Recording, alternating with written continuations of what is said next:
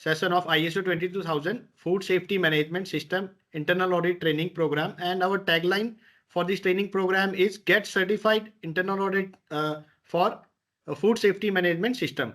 And this training session is powered by Quality Asia Certification Private Limited. So, Sagar, I request you to share your PPT slide, please. So, talking about the structure of this course, first we will be learning about the introduction of food safety management system, then followed by the revision and history, then followed by important concept. We will be learning about the concept as well, and then followed by clause 1 to 4. In this, we will be learning structure, scope, definitions, context of the organization. Then followed by clause number 5, that is leadership. Then followed by the clause number 6, that is planning. Then next followed by clause number 7, we will be having support. Then clause number 8, operations. Then we will be followed by clause number 9, performance evaluation. Then followed by the clause number 10, that is improvement. And next we will be following by the impact on the organization according to the food management system, right, standard and its compliances. Then we will be following the internal auditing, how internal auditing will be conducted, and what are the procedure to conduct the internal audit. Sagar, can we move on to next slide, please? Yes. Thank you, Sagar. So objective of this course will be get a comprehensive understanding of the requirement of ISO 2018, that is food safety management system, and learn how to plan, conduct and report internal audit effectively, and also to understand how to verify compliances with ISO 22000 requirements, standard requirements, and also to foster a cultural of food safety responsibility within the organization through its effective communication and auditing practices. Sagar, please move on to next slide. Then we are having outcomes for this training program. The outcome will be first is gain a solid understanding of ISO 22018 standard requirement and its practical application. Developing ability to plan, conduct and report effective internal audits for food safety management system, that is ISO 22000, and to identify the opportunities for the food safety performance improvement and ensure compliances and regulatory and organization requirements. Also to enhance skills to support the organization's continuous improvement in food safety management. Also next, contribute to the organization readiness for external audits and ISO 22018 certification. Sagar, please move on to next slide, please. Yeah, so I am very delightful to introduce our today's trainer. He is Mr. Atul Suri, BE in Electrical and MBA. He is a certified lead auditor for different ISO standard like ISO 9001, Food Safety Management System, ISO 14001, ISO 45001, ISO 50001, ISO 22001. Today we are having training program for this standard, right? ISO 27000 as well, 27001 as well, ISO 13485 and ISO 26000. He is a BEE certified energy auditor, Bureau of Energy Efficiency. He is a professional experience of 30 years plus in the industry and with a strong foundation in energy engineering and management. 20 plus years of seasoned management system auditor and trainer as well, delivering expertise across multiple sectors. Without the various working with various top-notch certification bodies as a lead auditor and reviewer like Quality Asia, Intratech, Apave, Moody International, IRQS, etc. Sagar, please move on to next, please. Yeah, so about Quality Asia, our mission is to empower the organization with world-class quality standards and sustainable practices. Our vision is to be the leading provider of quality assurance and certification solutions in India. NABC, we are NABCB accredited. Quality Asia is accredited by National Accreditation Board of Certification Bodies, that is NABCB, which means that their certifications are recognized internationally. We are providing ethical certification, that is we are committed to providing 100% audit and compliance services, ensuring transparency and integrity of every certification we issue. We are having comprehensive expertise. We specialize in ISO 9001, ISO 14001, ISO 45001, and more, offering a full spectrum of certification services tailored to your organization needs. We are providing ISO free internal auditor training programs. We empower your team with free training and helping you to build internal expertise and maintain compliances with international standards. So we are having a global reach with local touch, serving the clients across multiple Indian cities and international locations. We contribute. We combine global expertise with professional local service. And then our commitment to excellence. Our mission is to support business in achieving and maintaining their certifications and unlocking new opportunities and improving operational efficiencies. Sagar, please next. So about our free live training, internal auditor training programs. So we are conducting monthly training programs. We are having a one training session in a single month. We offer a focused training session on a different ISO standard each month, ensuring continuous learning and up-to-date knowledge for your team. Also, for flexible learning options, we have, like if anybody misses the training session by any chance, or in between the training session he has to left for some urgent work, so no problem at all for that. Our training programs are also available for the later viewing through the Quality Asia schools on our website. Allow you to learn at your own pace. Log on to your Quality Asia website and you can access the training videos. Also, our mission, we are dedicated to increasing awareness about the ISO standards and enhancing internal auditor competence. Our goal is to uplift. Kindly, I request dear trainees to mute yourself so that no disturbance during the training program. Thank you. We are dedicated to the training awareness about the ISO standards and enhancing internal auditor competence. Our goal is to uplift industry operational standards by powering professionals with the knowledge and skills they need to drive excellence in their organization. Sagar, please move on to next. Okay, so good morning to all of you, and we have already conducted internal auditor training programs on ISO 9001, that is Quality Management System Standard, ISO 14001, that is Environmental Management System Standard, ISO 45001, that is Occupational Health and Safety Management System Standard, and ISO 50000, which is Energy Management System. So continuing further, now today we are focusing on a very interesting topic and very interesting subject, that is Food Safety Management System, and the standard is ISO 22000 2018. Yeah, next. So food safety from farm to fork. So basic objective of this certification is assuring that food will not cause any adverse health effect on the consumer, that is human being, and or even animal foods are also there, when it is prepared and consumed according to its intended use. So the primarily aspect of this food safety management system is to ensure food hygiene and safety.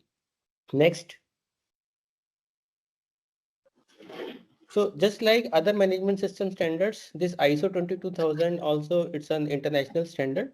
So this was first published in the year ISO 22000 was first published in 2005, and thereafter latest version came, that is 22000 2018, and which is based on the high level structure, and high level structure has already been explained in previous training sessions, basically to align all the management systems into an integrated approach, so that the organizations who are implementing multiple standards, they can have a common set of documentation, common set of internal auditing, reviewing, SOPs, etc. So ISO 22000 2018 is also aligned and based on high level structure. This is basically food safety management system and requirement for any organization in the food supply chain. So basic objective is control and reduce any food/feed related safety hazards identified for the end products delivered to the next step in the chain to acceptable levels.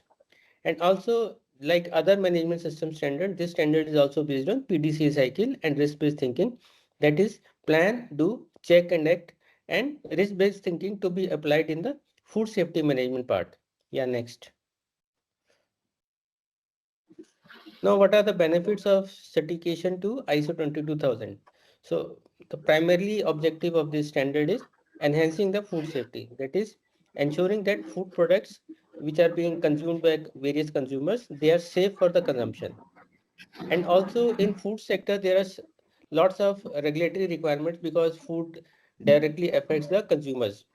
So once you are certified to ISO 22000, you automatically take care of the regulatory compliances because regulatory compliances are mandatory. Can you just mute all others? There is a lot of disturbance coming. Yeah. So once you are certified to ISO 22000, so that means you're taking care of the regulatory compliances. In India, the regulatory body which is controlling the food safety related aspect is FSSAI, Food Safety Standards Authority of India. Can you just mute everybody? Can you just mute everybody?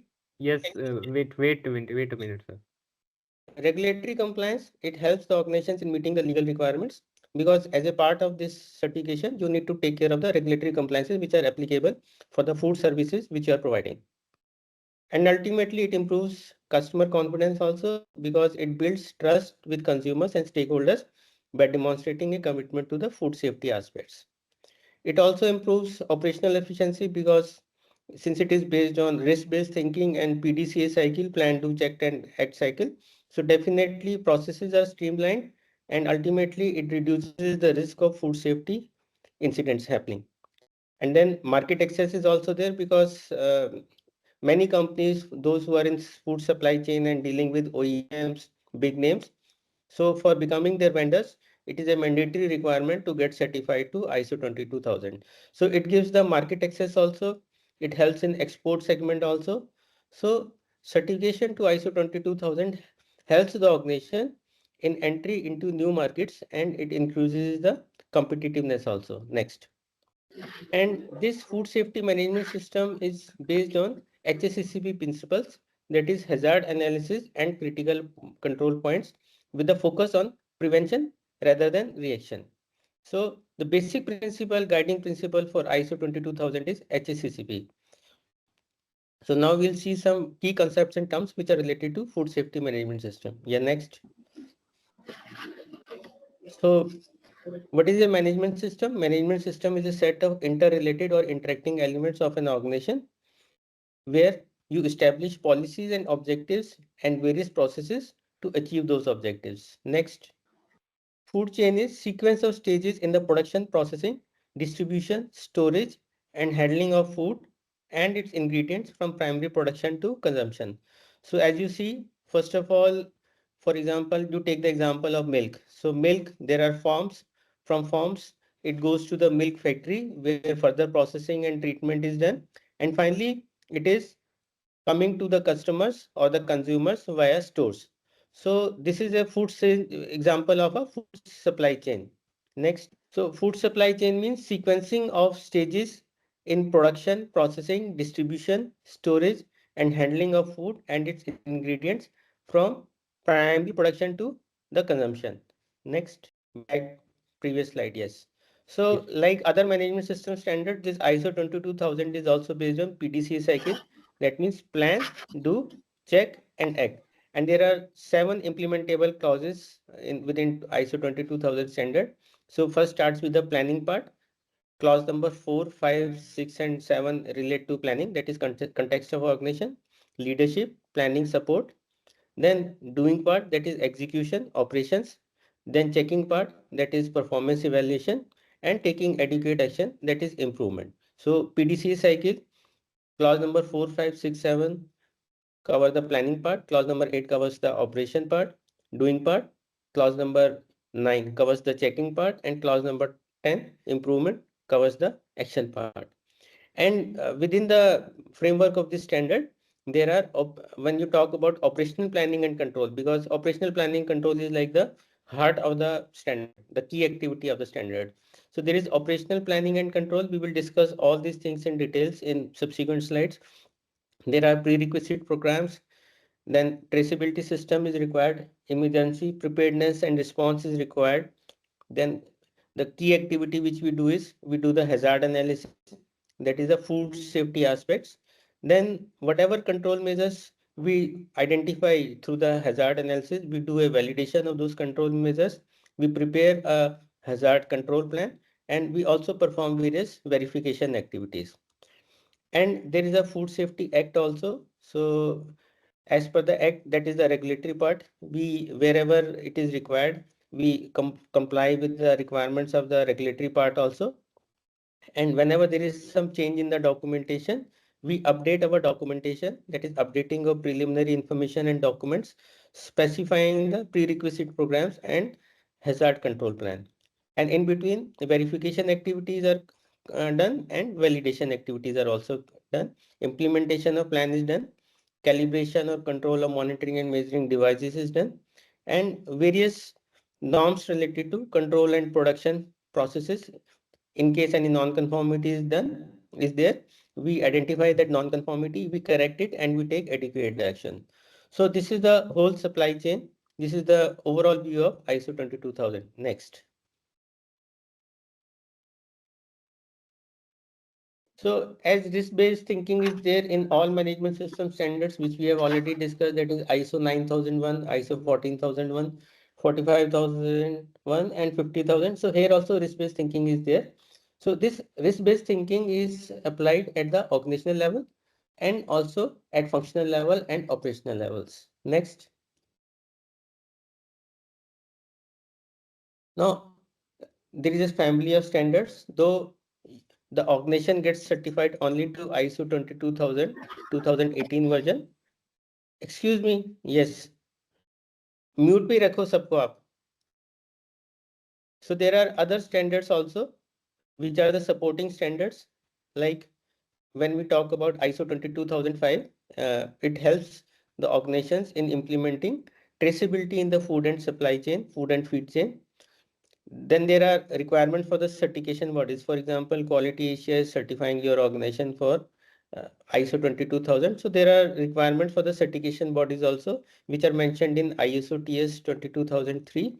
And there is a guideline on prerequisite programs, because prerequisite programs are very important requirement with respect to implementing the requirements of the standard. So there is a standard ISO TS 22002, which talks about prerequisite programs on food safety and basically covers 6 parts, that is food manufacturing, catering, farming, food packaging, manufacturing, transportation and storage, feed and animal food production. So this is the overview about ISO 22000 family. Though certificate is awarded only for ISO 22000 2018. So others are supporting standards, guidance standards, or a standard which is applicable for the certification body, which is certifying your organization to ISO 22000. Next. So this is the overview of the structure. Like other management system standards, this standard also has got 10 total number of clauses 10, but implementable clauses are clause number 4 to 10. But if you see the details, because it is related to the food safety, so there are certain more details with respect to other basic standards like ISO 9001. So clause number 1 covers the scope part. Clause number 2 gives some references, normative references. Clause number 3 talks about terms and definitions. Clause number 4, just like other management system standards, talks about context of the organization and its context to be understood. Then need and expectations of interested parties to be understood. We need to define a specific scope for food safety management system, and we need to identify the various processes for food safety management system. Like other management system standards, clause number 5 addresses leadership with respect to FSMS. So here also leadership and commitment is required. Then we need to have a food safety policy, and organizations roles and responsibilities authorities with respect to food safety management system needs to be defined and communicated. Then like other management system standards, clause number 6 talks about planning, where we identify actions to address the risk and opportunities related to FSMS. Then like other management system standards, we also formulate food safety management system objectives, and also we make plans how to achieve those objectives. And in case any changes happens over a period of time, then we identify the methodology for planning of changes also. Then clause number 7, just like other management system standards, talks about support. So we need to identify the resources. We need to identify the competence of personnel who are working within the FSMS. And then there are certain mandates related to awareness also, like policy, objectives, etc. Then communication also, communication within the organization, that is internal communication, and communication outside, that is with various stakeholders, including the regulatory bodies, because food management system will have your correspondence with the regulatory body, that is FSSAI in India, Food Safety Standards Authority of India. And there is an act, Food FSSAI Act 2006, based on which various requirements or various regulatory framework has been prepared for the FSMS or the organizations in the food safety supply chain. Then there is documented information. Just like other management system standards, you need to have manual procedures, SOPs, formats, specifications, etc. And how to control that information, that is covered under documented information. Then will come the main clause, that is operations. Operations has operational planning and control, just like your production planning and control. But yes, it is more detailed and it is with respect to the requirements of SFMS. Then there are prerequisite programs. What are these? We will discuss in detail. Traceability system is there. Emergency preparedness plan is there. And in case some emergency happens with respect to food safety, then you need to respond also. Maybe some mock also can be conducted. And hazard control, that is the key activity that is based on HACCP principles. Then you need to periodically update your information related to prerequisite programs and hazard control plan. That means you have to periodically review your documentation and the controls. Then you need to control your monitoring and measuring equipment, that is a calibration requirement. Then whatever prerequisite programs and hazard control plan you have prepared, you need to periodically verify it also and validate it. We will discuss all these things in detail. And finally, anything goes wrong with respect to incoming materials, raw materials, or during the processing or serving or customer complaint. So you need to have mechanism for control of product and process non-conformities. And then it will be performance evaluation, the same principles which are applied in other management system standards.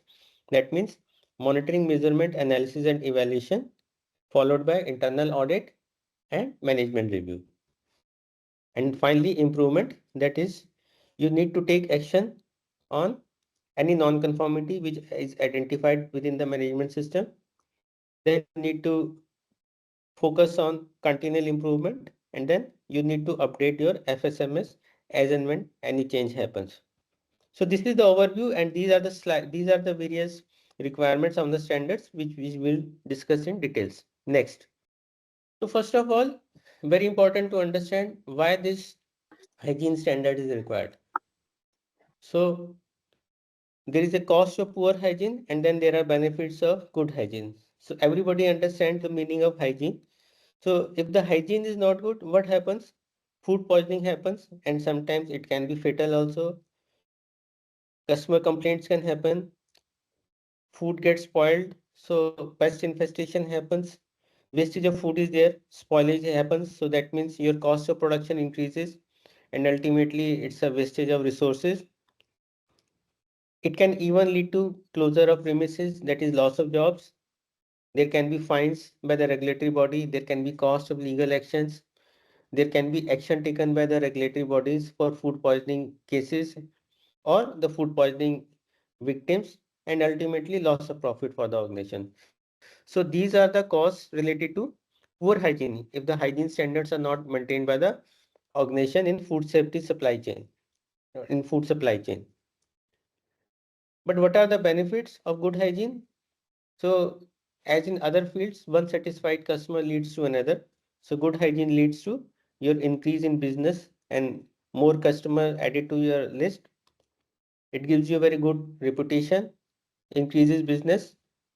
Of course, if you are following good hygiene, so there is compliance with the law also, that is regulatory requirements. It creates better working environment, better staff morale, and ultimately increases the profit for the organization. So there is a cost of poor hygiene and there are benefits of good hygiene. So when you implement food safety management system, ultimately you will be implementing good hygiene parameters in various aspects of your functioning, organization's functioning. Benefits of serving safe food products. When you are serving safe food products to your employees and to your customers, so ultimately it protects employees and customers. It enhances the reputation and you get repeat business. Better service results in higher profits and the instances of health code violations go down. Next.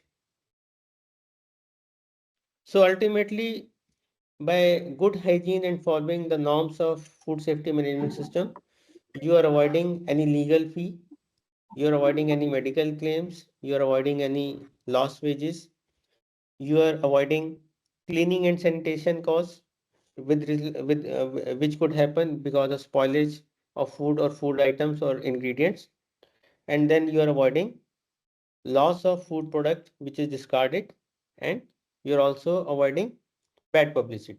So you can access this workshop from this barcode from your mobile phones and also in the chat box. Link is already shared. Please submit. I request all trainees to submit responses so that we can have maximum responses for this workshop. Basically these workshops are provided to make this training session more interactive. Jyoti Lakhde, it is done. Great. Sanjay Rajput, he has submitted. Shailesh Wahaneji, he's okay. Kakshi Bhardwaj, 59 people who have joined this training session and we received 17 responses as of now. We will wait for a few responses to come because people are submitting their responses. Yeah, so now we start. You can start. Yeah. Yes. So question is, what is the primary objective of ISO 22018 in a food safety management system? And the correct answer for this question, to ensure the safety of food product at every stage of the food chain. So we have got 85 responses correct out of 27. So again, congratulations to all of the trainees who have submitted their responses very actively. Sagar, please move on to next. Thank you. Next question. How is the Plan, Do, Check, Act PDCA cycle applied in ISO 22018? And the correct answer for this question, it applies at two levels, the organizational level and the operational level. And we have got 53% the correct answer out of 29 responses. So again, congratulations to all who have submitted their responses. Sagar, next, please. Third question, which of the following is not a key component of ISO 22018? And the correct answer in this question, I think the trainees get a little bit confused. The wrong answer, prerequisite programs, PRPFs, that is 29%, and also 32% we got the wrong answer. That is management system. 37% answers are the correct, and the correct answer for this question, continuous improvement of equipment efficiency. So congratulations who has submitted the correct answer. So again, I request all participants to get more, you can say, active during or aware during the training session, as Mr. Atul Suri sir is giving us a lot of learning during this training session. So I request them to actively hear and learn the things. The next question, which of the following is a food safety hazard as defined under ISO 2018? And the correct answer for this question, physical contaminants such as glass in the food, right? 82% are the correct answer. And again, congratulations to the participants who have submitted correct responses. Next question is, what is the primary role of an internal auditor in ISO 22018 implementation? And the correct answer for this question, to identify and report non-conformities within the FSMS, that is Food Safety Management System. And correct answer percentage is 57, and we have received 43 responses submitted. So again, congratulations, kudos to all. Okay, so workshop is over. And now I am handing over to Atul Suri sir to resume the training session. Clause number 4 is context of the organization. So it has got 4 subclauses: 4.1, 4.2, 4.3, and 4.4. 4.1 is understanding the organization and its context. 4.2 is understanding the need and expectation of interested parties. 4.3 is determining the scope of the food safety management system, and 4.4 is food safety management system. That means identification of the processes. Yeah, next.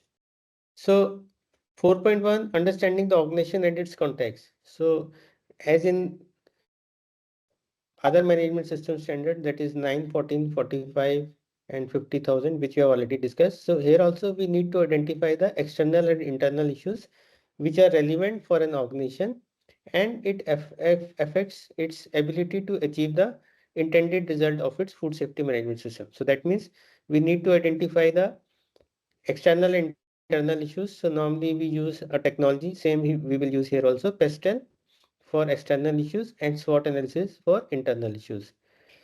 And this information needs to be timely reviewed and updated.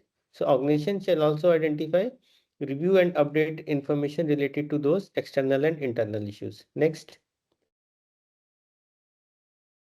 So context of the organization, we talk about external issues and we also talk about internal issues. So external issues are those issues which are applicable for an organization but which are beyond the control of the organization. That means you cannot control those conditions, but you have to be aware of those conditions or issues, and you have to prepare and update yourself or your organization as per those issues. For example, what kind of issues can be? They can be some natural conditions, the legislation, for example, FSSAI requirements. It can be competition, market competition, the technology which you are using, the cultural, religious aspects, and especially related to food, there are certain food preferences also, localized issues also, generalized issues also, consumption patterns. So there are lot many external issues which can be identified under context of the organization and external issues. And then there are internal issues also, which are with respect to the position of the organization in the food supply chain, organization's own infrastructure, competence of personnel who are working in organization, the working conditions, the access to resources, numbers, the variety of customers which the organization is handling, etc., etc. Yeah, next.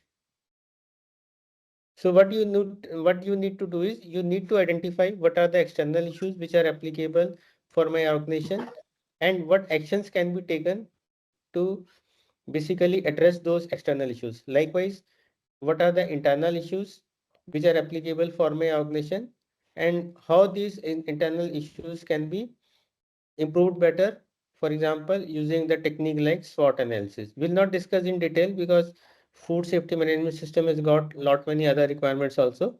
And in the previous training sessions, we have already covered in details 4.1, 4.2, because these are basically required by each and every management system standard. So we'll just touch these, but not go into more details because food safety has got lot more things to understand and the technical aspects of food safety also. So clause number 4.2 is understanding the needs and expectations of interested parties. Basic objective is to ensure that organization has the ability to consistently provide products and services which meet applicable statutory regulatory requirement, because food sector is there, so FSSAI requirements are there, FSSAI licensing is there. So you have to address those also. And then there are customer requirements also, customers requirements with respect to food safety. So what organization need to do is, first of all, you need to identify who these interested parties are, which are relevant to your food safety management system, and what are the need and expectations of those interested parties. So you need to identify, review, and update information related to these interested parties and their requirements. Next. So as I said, there are Indian laws And FSSAI, Food Safety Standards Authority of India, is the regulatory body. So Food Safety and Standards Act 2006 is the regulatory standard which organizations have to comply the provisions of the act. And this FSSAI is the apex body for food safety and regulations in India. And it was set up with the objective of ensuring safe and wholesome food for human consumption. So under this act, there are further regulations. Please mute. So under this legal framework of FSSAI, there are different regulations like food safety and standards, licensing and registration of food businesses regulations 2011. So that means those industries or those organizations who are in food safety, who are in food supply chain, they need to have a, depending upon the turnovers. For example, bigger organizations, they need to have a license, and smaller organizations, even small shops like hawkers, etc., with a turnover of less than 10 lakh per year, they need to have the registration. Without registration from FSSAI, they cannot do the business. So that is a regulatory requirement. And bigger organizations, that means having turnover, annual turnover more than 10 lakhs, they need to have a license. So the regulatory framework is Food Safety and Standards Licensing and Registration of Food Businesses Regulations 2011. Then there are regulations related to packaging and labeling also, Food Safety and Standards, Packaging and Labeling Regulations 2011. Then there are other food safety related standards also, which talk about various contaminants, toxins, residues, their permissible limits, etc. So food safety and standards, contaminants, toxins and residues, regulation 2011.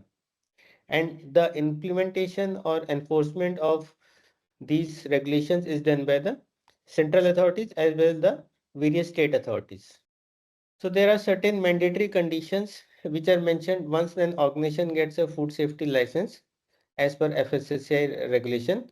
So there are certain conditions which they have to follow. It is not like they have obtained a license and license is valid for a certain duration, let us say 2 years, 3 years, whatever it is, and then they can do whatever they wish to do. No. So there are regulations and there are terms and conditions for each and every license. Not only food safety license, other regulations also, which organizations get various licenses. Each license has got certain terms and conditions. So there are terms and conditions related to FSSAI license also. So what are these? So the licensees, the organization, they need to display a copy of the license, which is in the format at the prominent locations in the organization. So periodically licensing authorities do come for audits and visits also. So they need to give necessary access to licensing authorities or their authorized personnel to their premises. And any change in the processes, methodologies, or modification in activities, some new food item is added, then they need to inform the authorities about the changes. Then the technical requirement is they should employ at least one technical person to supervise the production process. The person supervising the production process should have a degree, at least a degree in science with chemistry, biochemistry, food and nutrition, microbiology, or a degree or diploma in food technology, dairy technology, dairy microbiology, dairy chemistry, dairy engineering, oil technology, veterinary science, hotel management and catering, or any degree or diploma in any other discipline related to the specific requirement of the business from a recognized university or institute or equivalent. So you need to have a technical person also in your organization, and technical person qualification depends upon what type of food items you are handling. For example, if you are in, let us say, restaurant, so restaurant, they must have somebody with a hotel management and catering technology degree or diploma. Or if it is some dairy, then dairy chemistry, dairy engineering, etc. If it is some oil, food oil, then oil technology degree diploma. So basically, having a technical person to supervise the production processes is a must. Okay. Then as per that Act's requirement, as per that license requirement, your organization has to furnish periodic annual return. Just like your income tax return, there is a return for food items also. So you need to furnish periodic annual return from 1st April to 30th March within 31st May of each year. Please mute. And for collection, handling, manufacturing of milk and milk products, because milk and milk products are considered under high risk food. So for these items, the return is to be filled half yearly. Ensure that no product other than the food indicated in the license is produced in the unit, because just like your ISO standard has got the scope which defines your core activities, for food license also there are permitted food items which are approved under that particular license. So you need to ensure that no other item is produced which is not there in that particular license or registration. Then you need to maintain hygiene standards also. Maintain factories sanitary and hygiene standards and workers' hygienes as specified in Schedule 4 according to the category of food business. So there are mandates for hygiene standards also, workers' hygienes also. So all those have to be maintained adequately. Then just like any unit, production unit, you need to maintain daily record of production, raw material utilization, sales, etc.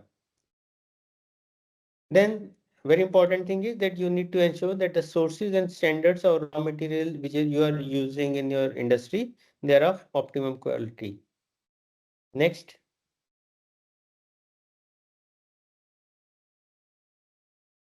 Food business operators shall not manufacture, store or expose for sale or permit the sale of any article of food in any premises not effectively separated to the satisfaction of licensing authority from any privy, urine, sullage, drain or place of storage of foul and waste matter. Ensure clean in place system, whatever necessary for regular cleaning of machine and equipment. Then very important requirement is that ensure testing of relevant chemical and or macrobiological contaminants in the food products in accordance with these regulations as frequently as required on the basis of historical data and risk assessment to ensure production and delivery of safe food through own or NABL accredited FSSCI recognized labs at least once in 6 months. So one very important requirement of this licensing is कि at least once in 6 months, whatever food items you are producing in-house, either you have a NABL accredited lab, because labs are also, industry's own labs are also NABL accredited. So either you have your own lab where you have all the test infrastructure, or you use the services of some NABL accredited lab, or if you see FSSAI website, so they have identified state-wise and place-wise various labs also. So you can get your food items periodically tested for relevant chemical and or microbiological contaminants at least once in 6 months. So it is a mandatory requirement that you have to get these food items tested from recognized labs which are approved by FSSAI or NABL accredited, or your own lab having the required infrastructure to test all these items. For example, certain big hotels, they have their own microbiological lab where they periodically test the food items which they are producing in their kitchen for relevant chemical and or microbiological contaminants. But for that, a big infrastructure is required. So it is not mandatory to have that lab in-house. Depending upon the turnover, depending upon the size of the business, either you have or your set up your own lab, or better if it is NABL accredited, but it is mandatory. If you are outsourcing, then it has to be an FSSCI recognized lab. Ensure that as much as possible, the required temperature shall be maintained throughout the supply chain from the place of procurement or sourcing till it reaches the end consumer, including chilling, transportation and storage, etc. And when you are ensuring this, then you need to maintain the relevant records also, because it is a requirement that whatever temperature you are maintaining, you need to demonstrate that it is being maintained throughout the chilling, transportation, and storage process.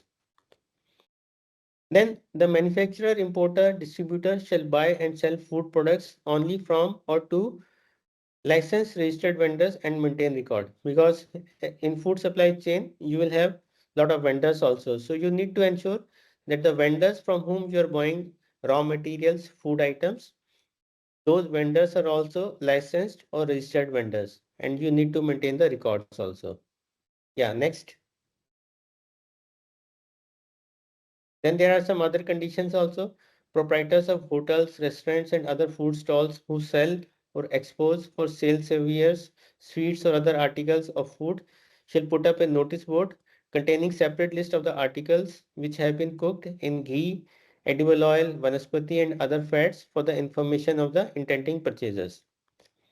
Food business operators selling cooked or prepared food shall display a notice board containing the nature of articles being exposed for sale. Every manufacturer, including honey operator or wholesale dealer in butter, ghee, vanaspati, edible oils, solvent extracted oil, de-oiled meal, edible flour, and any other fats shall maintain a register showing the quantity of manufactured, received or sold, nature of oil seed used.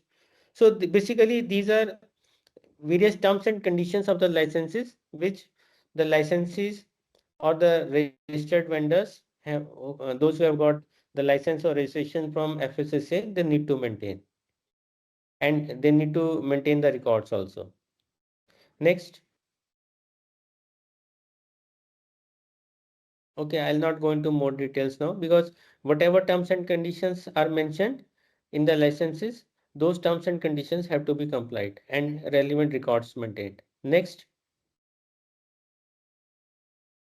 So this is an example, as it was mentioned, that some external lab, you have to get your food items periodically tested from some external lab. So what kind of food report can be? So this is an example of a food item.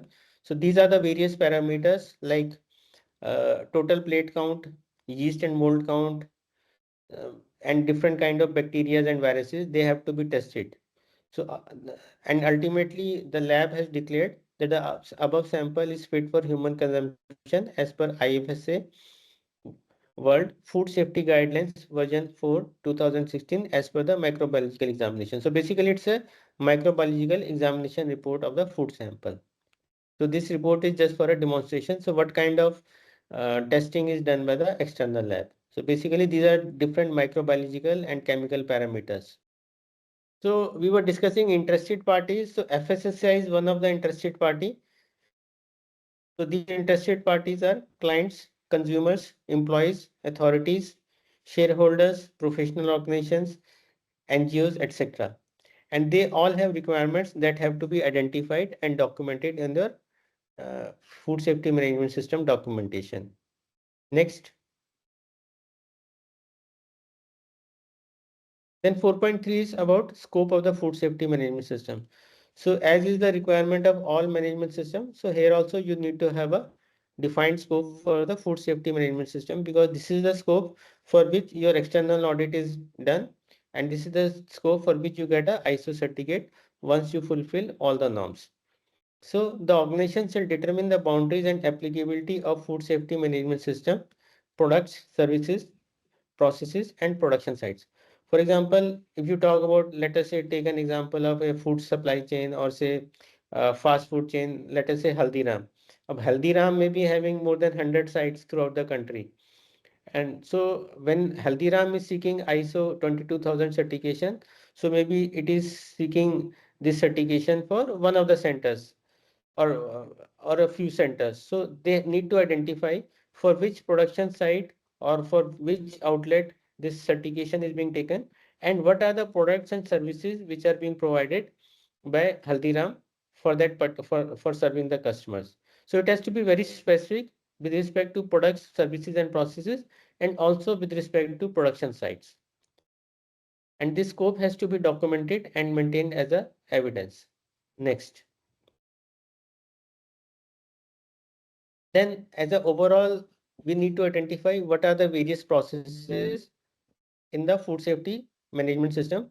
So the requirement is organization shall establish, implement, maintain, update and continually improve a food safety management system, including the processes which are required and how these processes interact with each other in accordance with the requirements of the document. That is ISO 22000 standard. Yeah, next slide. Yeah. So there was one amendment dated February 2024. So as per that, you also need to address climate change in your food safety management system, which is applicable for clauses 4.1 and 4.2.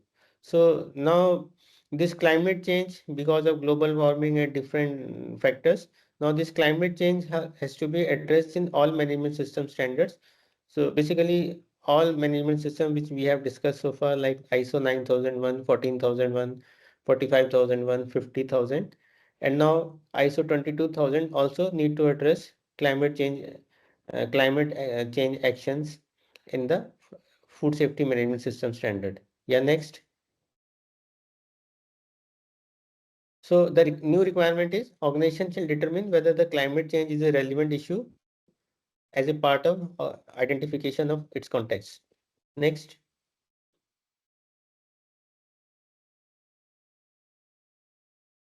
So various interested parties can have requirements related to climate change. Next.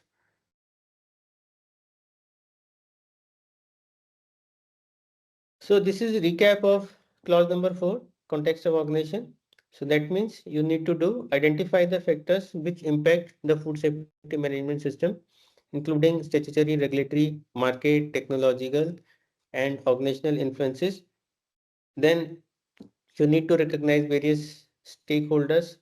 For example, your suppliers, customers, regulatory bodies, employees, stakeholders, suppliers, shareholders, etc., and their food safety related needs and expectations.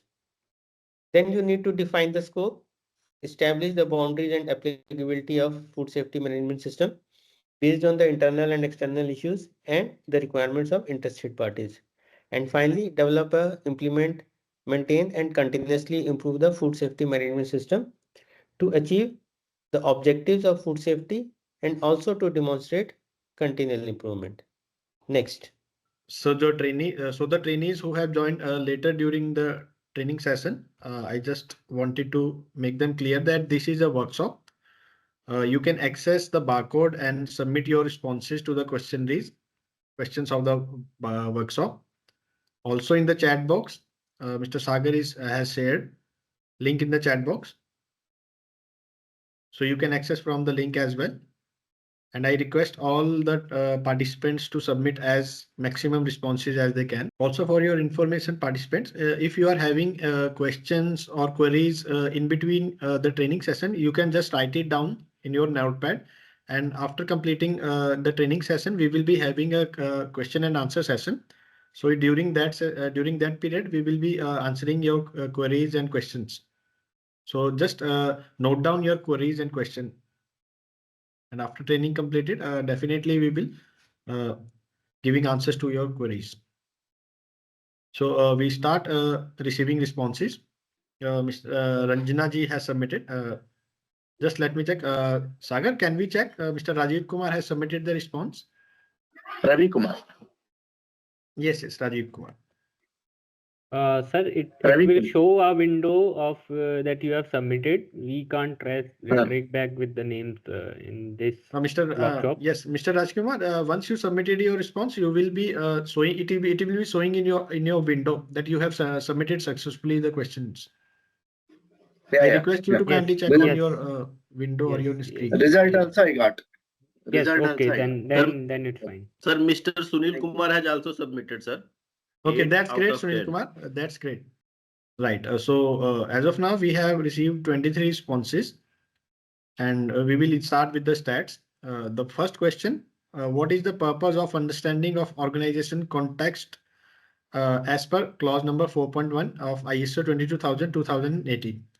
And the correct answer for this question: to determine the internal and external factors that affect food safety management system. And for this question, we have received 79% correct answers. So congratulations to all. Sagar, please move on to next question. The second question for the workshop, who can be considered as interested parties as per clause 4.2 in ISO 22000 and 2018? And the correct answer for this question, any stakeholder that can affect or be affected by the food safety management system, such as customer. Sagar, I am unable to see in the suppliers. complete. Okay, customer, suppliers, etc. So, okay, so this is the correct answer, and we have received 87% correct answer. Again, congratulations who have submitted correct answers. Yes, third question, which of the following must be included when defining the scope of the food safety management system? Clause 4.3. And correct answer for this question is the specific food products and services provided by the organization. And we have received 72% correct answers and out of 33 responses. So again, congratulations and kudos to all who have submitted correct answer for this question. The question number 4, as per clause 4.4, what is the organization required to do when establishing its food safety management processes? And the correct answer for this question, identify, document and control all processes to meet food safety requirements.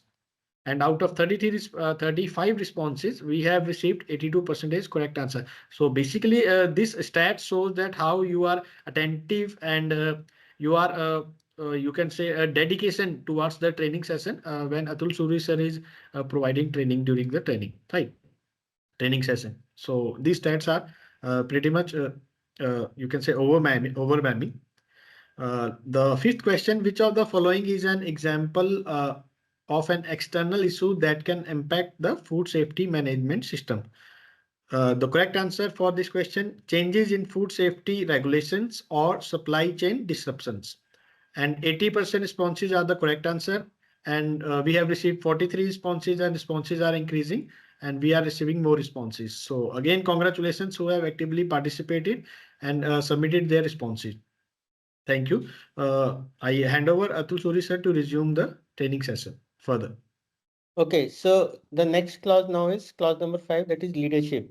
So there are 3 sub clauses: 5.1 leadership and commitment, 5.2 policy, and 5.3 organizational roles, responsibilities, and authorities. Next. So like for any other management system, leadership and commitment is required in case of FSMS also. So the top management shall demonstrate leadership and commitment with respect to the food safety management system. Next.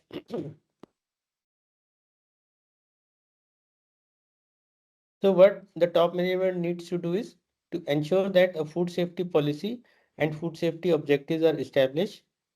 Then top management need to provide the resources, integrate food safety, communicate within the organization the importance of compliance with the requirements of food safety,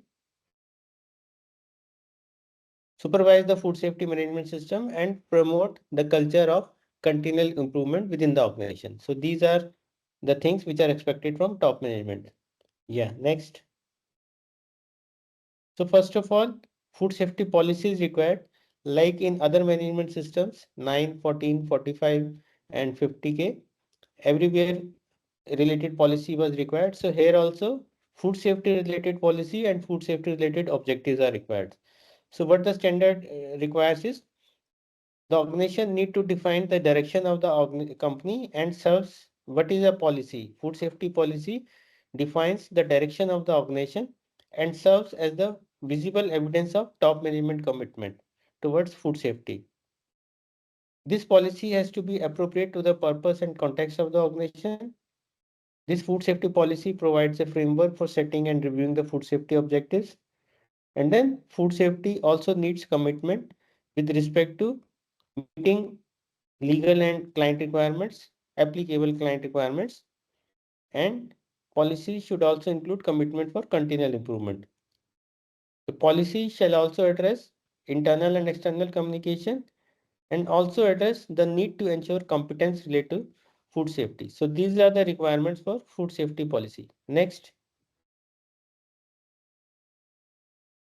This food safety policy has to be documented. This policy has to be communicated, understood, and also more importantly applied within the organization. And this policy has to be made available to the interested parties as appropriate. Next. Then top management also has responsibility related to defining the roles and responsibilities and authorities. So top management shall assign and communicate responsibilities and authorities for the relevant roles. There should be clarity about the responsibilities and interfaces, and these responsibilities and authorities have to be understood adequately within the organization. Next.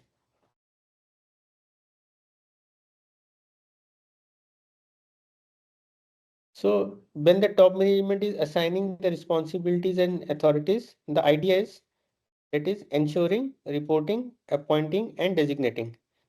First is ensuring that your food safety management system complies and conforms to the requirements of the documented system and the requirements of ISO 22000 standard.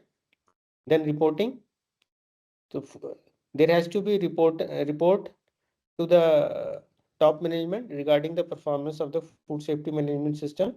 So organization shall assign responsibility and authority for who will report to the management regarding the food safety management system. So like in other standards, we appoint a management representative. Here we call the food safety coordinator as the food safety team leader. So basically the food safety team leader is entrusted the responsibility of reporting the performance of the food safety management system to the top management. So the top management is also appointing the food safety team leader. So basically when you are doing HACCP study, then you need to have a proper food safety team, and this food safety team is cross-functional. But the nomination or the appointment of this food safety team and the food safety team leader is done by the top management. And then top management has to designate persons with defined responsibilities and authorities to initiate the documentary evidences actions. So top management is responsible for defining, for assigning responsibilities and authorities, for ensuring, reporting, appointing, and designating. Yeah, next.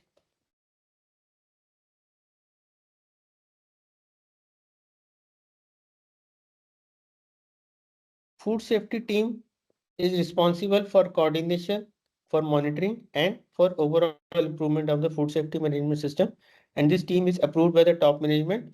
And as I said, this food safety team is multidisciplinary.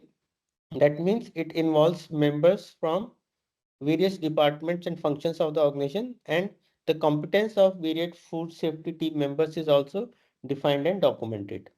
Next.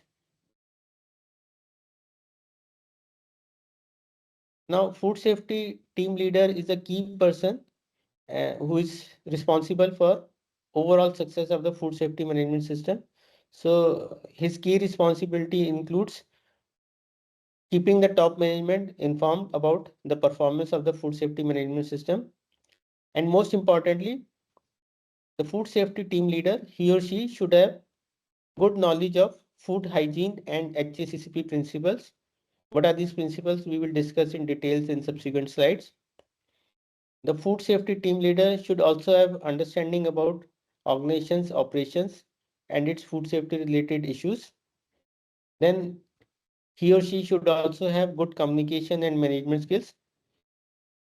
And basically, he is responsible for overall coordinating various activities related to food safety management system within the organization. Yeah, next. So this is a recap for clause number 5. So first is top management shall ensure integration of food safety management system into the organization's business processes. Top management drives continual improvement and aligns the objectives, food safety objectives, with the strategic objectives of the organization. Top management ensures that there is a food safety policy which supports organization goals, commitment for compliance with regulatory requirements and customer requirements, and promotes safe practices, and assigns roles and communicates responsibilities across the organization to ensure effective implementation, maintenance, and improvement of the food safety management system. The new participant who has joined later during the training session, these workshops are provided to make that training session for more interactive. I request kindly new trainees as well to submit their responses so that we can have maximum responses for the workshop. We have received 6-7 responses as of now. We will wait for few more responses to receive. Then we will initiate with the stats. Ranjana ji already submitted the response. Great, Ranjana ji. The responses are increasing. 70 responses submitted already.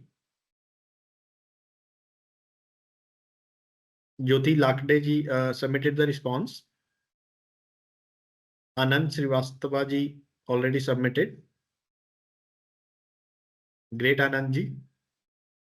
So Lakshmi Narayan Sharma ji already submitted. That's great.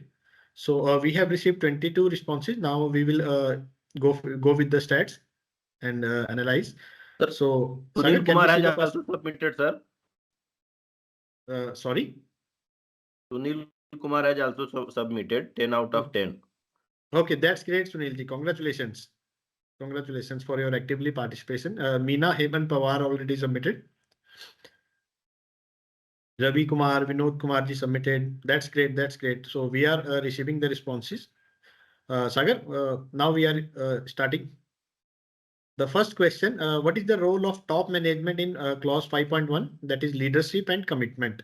And the correct answer for this question, to demonstrate leadership by actively supporting the food safety management system implementation. And out of the 30 responses, we have received 83% responses are correct. So congratulations to all participants who actively participated in this workshop. Sagar, move on to next question, please. So second question, what is the key requirement of food safety policy as per clause 5.2? And the correct answer, the policy must include a commitment to continual improvement and legal compliance. And 84% responses are correct answers out of 32 responses. Again, congratulations to all. Sagar, move on to third question, please. Third question is, what is the primary responsibility of top management under clause 5.3 organizational roles? And the correct answer, assigning and communicating food safety responsibilities and authorities. And percentage is 91% correct answer. Congratulations to again all who actively participated. The fourth question, what must leadership ensure regarding communication within the food safety management system? And correct answer for this question, communication includes relevant internal and external parties. And 84% are the correct answers out of 39 responses. Again, congratulations. Mr. Sanjay Rathput had submitted the response. Fifth question is, who is responsible for establishment of food safety objectives? So I think the trainees get a little bit confused. Food safety team leader, that is wrong answer, and 40% submitted the wrong. It is top management. 59% percentage submitted the correct answer, and out of 42 responses. So basically, top management is responsible for establishment of food safety objectives. Right. Sagar, move on to next. Yes, we have finished all 5 questions. Okay, thank you. Thank you, Sagar. So now again, I am handing over to Atul Suri sir to resume the training session. Over to you, Atul Suri sir. So clause 6 is about planning. There are 3 subclauses, 6.1, 6.2, 6.3. 6.1 is action to address risk and opportunities. 6.2 is objectives of the food safety management system and planning to achieve them. And 6.3 is planning of changes. Next.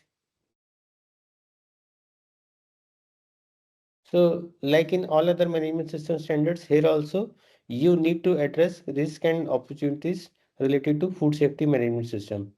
So you need to identify what are the risks and what are the opportunities which you need to address to give assurance that your food safety management system can achieve its intended results and enhance desirable effects prevent or reduce undesirable effects, and achieve continual improvement. So you need to prepare a document where you identify the risk and opportunities and what are the action plans to mitigate those risks or to prevent or reduce undesired effects and improve the performance of your food safety management system. Next.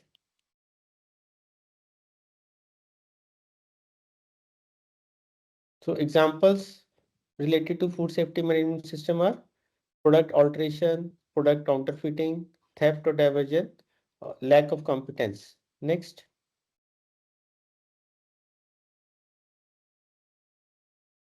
And opportunities can be using new technology, change in your processes, some participation in industry, group associations, etc. Next.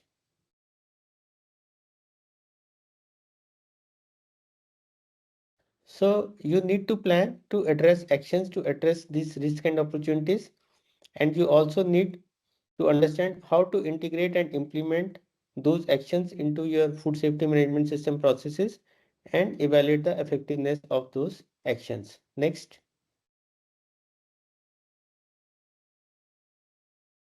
So various ways of addressing risk and opportunities are avoidance, mitigation, accepting the risk, that is taking on the risk and accepting it. Next. Action taken by the organization to address risk and opportunities shall be proportionate to the impact on food safety requirements, the conformity of food products and services to customers, and the requirements of interested parties in the food supply chain. Next.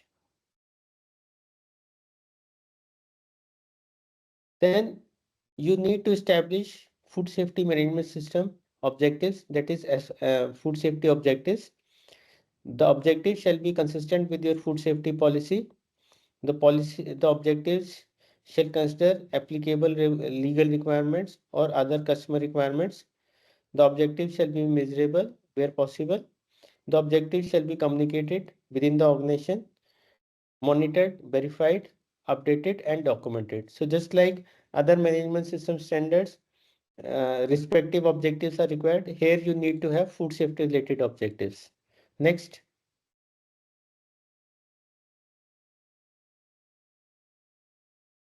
So when you have made these food safety objectives, then you need to have an action plan also for achieving those objectives. So these objectives, when you're preparing an action plan, so you need to identify what will be done, what resources are required,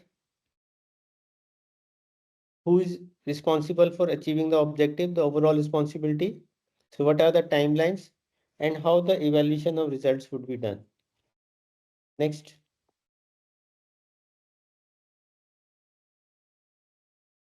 And then you need to plan for the changes also, because for example, if you are implementing some new technology, some new products have been developed, and let us say there are change in some regulatory requirements. So of course changes would be required. There can be even change within the organization with respect to your core team. Some processes, new processes have been identified, some new checkpoints have been identified, some new products have been developed. Of course, we are talking about food products here.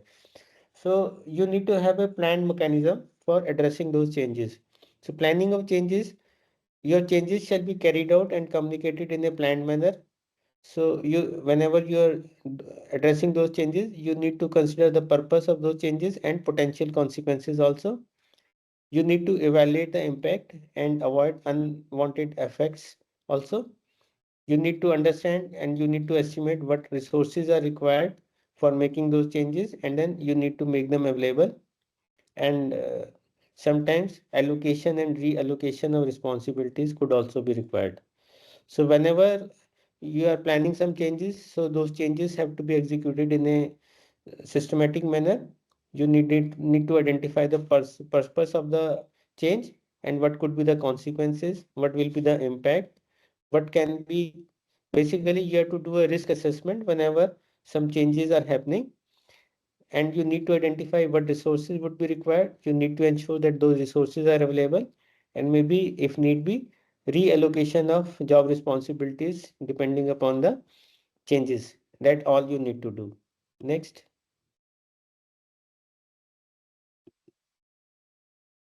So the organization should have a change management procedure which identifies the type of changes controlled by the change management, the responsibilities and authorities for managing, reviewing and approving those changes, how a request for a change is generated. Then before implementing a change, you need to verify it and test it properly. That means validation for change is also required. And there must be a mechanism to deal with unsuccessful changes. And you need to prepare related reports also. That is, documentation has to be prepared. Next. So the recap of clause number 6 is identify and address risk and opportunities with respect to food safety management system to ensure food safety. Then establish food safety objectives which are derived from your food safety policy and prepare action plan to achieve those food safety objectives. And also ensure that whatever changes you are conducting, they are carried out systematically following a proper procedure so that there is no compromise on food safety. Yes, next. So there is an exercise now. Thank you, Atul sir. Sagar, please share the link in the chat box as well. Barcode has already shared in the screen. And dear all participants, kindly access the barcode as well, link in the chat box and submit your responses for this workshop. 19 responses we have received. Meena Hemant Pawar already submitted. Mr. Lakshmi Narayanji submitted. Great. Mr. Prem Kumar submitted. Okay, Sagar, can we move on to first question? All right. Anand Srivastava, Mr. Prabhe Raj Yadav ji submitted. Great all dear participants who are actively participating. So we are starting with the static. The first question, what is the main purpose of clause 6.1? Action to address risks and opportunities. And the correct answer for this question, to identify and plan actions for food safety, risk and opportunities. And we have received 90% correct answers out of 31 responses. So it is very overwhelming stats. Congratulations to all. The second question, what are the food safety objectives as per clause 6.2? And correct answer for this question, measurable objective aligned with food safety policy. And 96% are the correct answers. The stats are very much overwhelming. And again, I am congratulating to all participants. Sagar, please move on to next question. What should an organization consider when planning changes to the food safety management system? Clause 6.3. And the correct answer for this question, the impact of changes on food safety and performance. And the correct answer is 91% out of 34 responses. So again, it is overwhelming responses submitted, and we have received good stats as well. The next question, what is the mandatory step when addressing risk under clause 6.2? And the correct answer is documenting actions taken to address risks and opportunities. And we have received 76% is the correct answer. Again, congratulations to all. Sagar, move on to next, please. What type of objective must be included as per clause 6.2? And the correct answer, it is measurable and monitor objectives. And 77% is the correct answer out of 36 responses we have received as of now. Sagar, do we have next question more, or it is completed? It is completed, sir. Yes. Okay. Yes. So let us start with clause number 7. Thank you, sir. So clause number 7 has got subclauses 7.1, 7.2, 7.3, 7.4, 7.5. So basically, we will be addressing resources, people, infrastructure, work environment, externally developed elements of food safety management system, control of externally provided processes, products or services, competence, awareness, communication, and documented information. So 7.1 to 7.5 comes under clause 7 support. Next. So resources. So like all management system standard, resources are required for implementation of FSMS also. So organization need to determine and provide the resources which are required for establishment, implementation, maintenance, updation, and continual improvement of food safety management system. And for identifying the resources, providing the resources, organization need to consider its capability as well as any constraints on the existing internal resources, and also consider the need for any external resources required. Next. Yeah. So people, so you need to have the team for implementation. So organization shall ensure that persons which are required to operate and maintain an effective FSMS are competent. For example, you need to have a food safety team. So those food safety team members need to be competent, and that competence has to be defined and documented. So wherever you are seeking the expert of external experts for development of and implementation, operation or assessment of the food safety management system, evidence of agreement or contracts defining the competence, responsibility and authority of external experts shall be retained as documented information. So here you are finding, because see, many organizations use the services of external advisors or consultants. So food safety management system, because this is concerning the food safety and food hygiene aspects. So it is clearly mentioned that if you are outsourcing any services, that means you are using that external experts, then you need to have a contract with that external expert who is helping you in implementation of FSMS, and what are the roles and responsibilities, competence of that external experts, that shall be maintained as a documented information, that is record.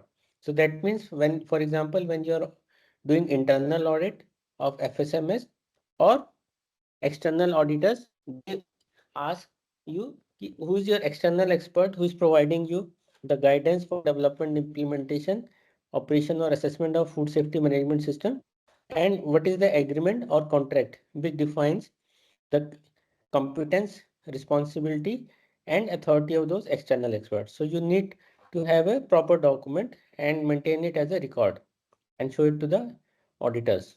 Next. Like any management system, you need to have an infrastructure also. And for food safety management system, you also need to have the infrastructure which is required for various processes. So organization shall provide the resources which are required for determination, establishment, and maintenance of infrastructure which is necessary to achieve conformity with the requirements of food safety management system. So food safety management system infrastructure includes all aspects like your land, building, utilities, vessels, equipment, software, hardware, transportation, ITC, etc. So whatever equipments are required, that infrastructure should be provided and that should be maintained. So that is what clause 7.1.3 talks about, infrastructure. Next. And then work environment is also required because this is concerning hygiene.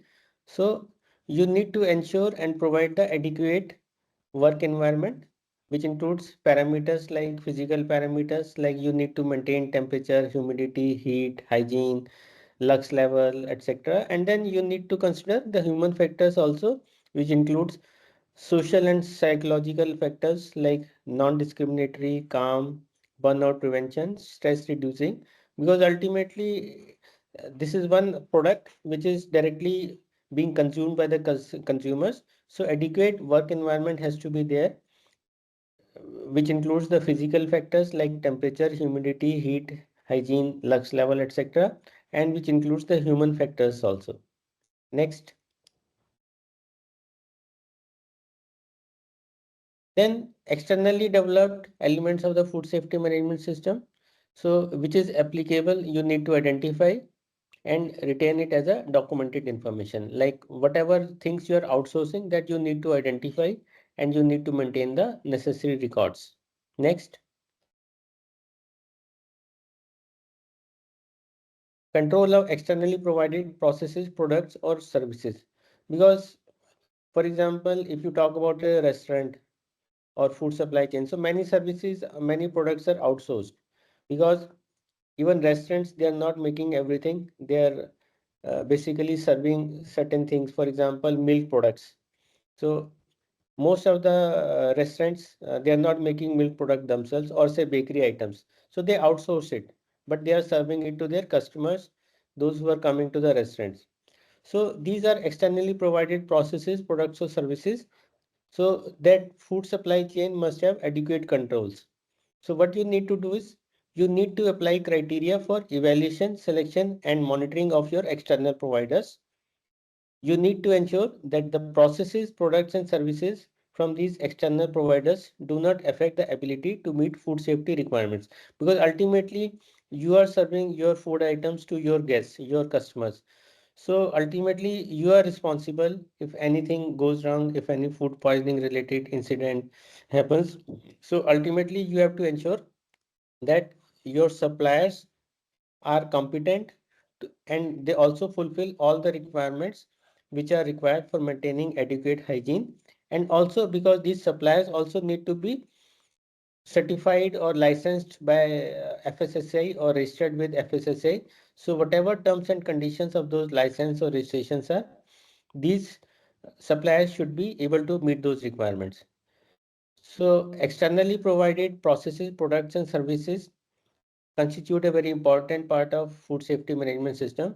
The organization should have defined criteria and apply that criteria for evaluation, selection, and monitoring of these service providers, and ensure that these processes, products, and services from these external providers do not affect your organization's ability to meet the food safety requirements. Your food safety requirements also have to be communicated to external providers in a suitable manner. For example, most of the organizations, they give some purchase order or work order to the service providers. So that service provider's work order or purchase order should also include some annexure or like terms and conditions which are related to the hygiene aspects or food safety aspects, or compliance to the regulatory requirements with respect to that particular food safety act, with respect to that particular food item. And you need to retain that record as a evidence. Next. That means for suppliers evaluation as well as re-evaluation. Re-evaluation means periodic evaluation. Whenever there is some change in some processes or systems, let us say your supplier has relocated to some new premises, then you need to revalidate the infrastructure and all the processes of that supplier. So you need to have a defined frequency and defined criteria for suppliers performance evaluation as well as re-evaluation wherever required, and it has to be an ongoing activity, that is a regular activity, and you need to maintain the records also. Next.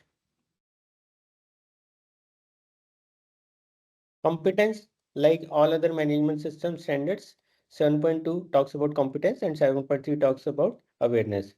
So you need to define the competence, determine the necessary competence.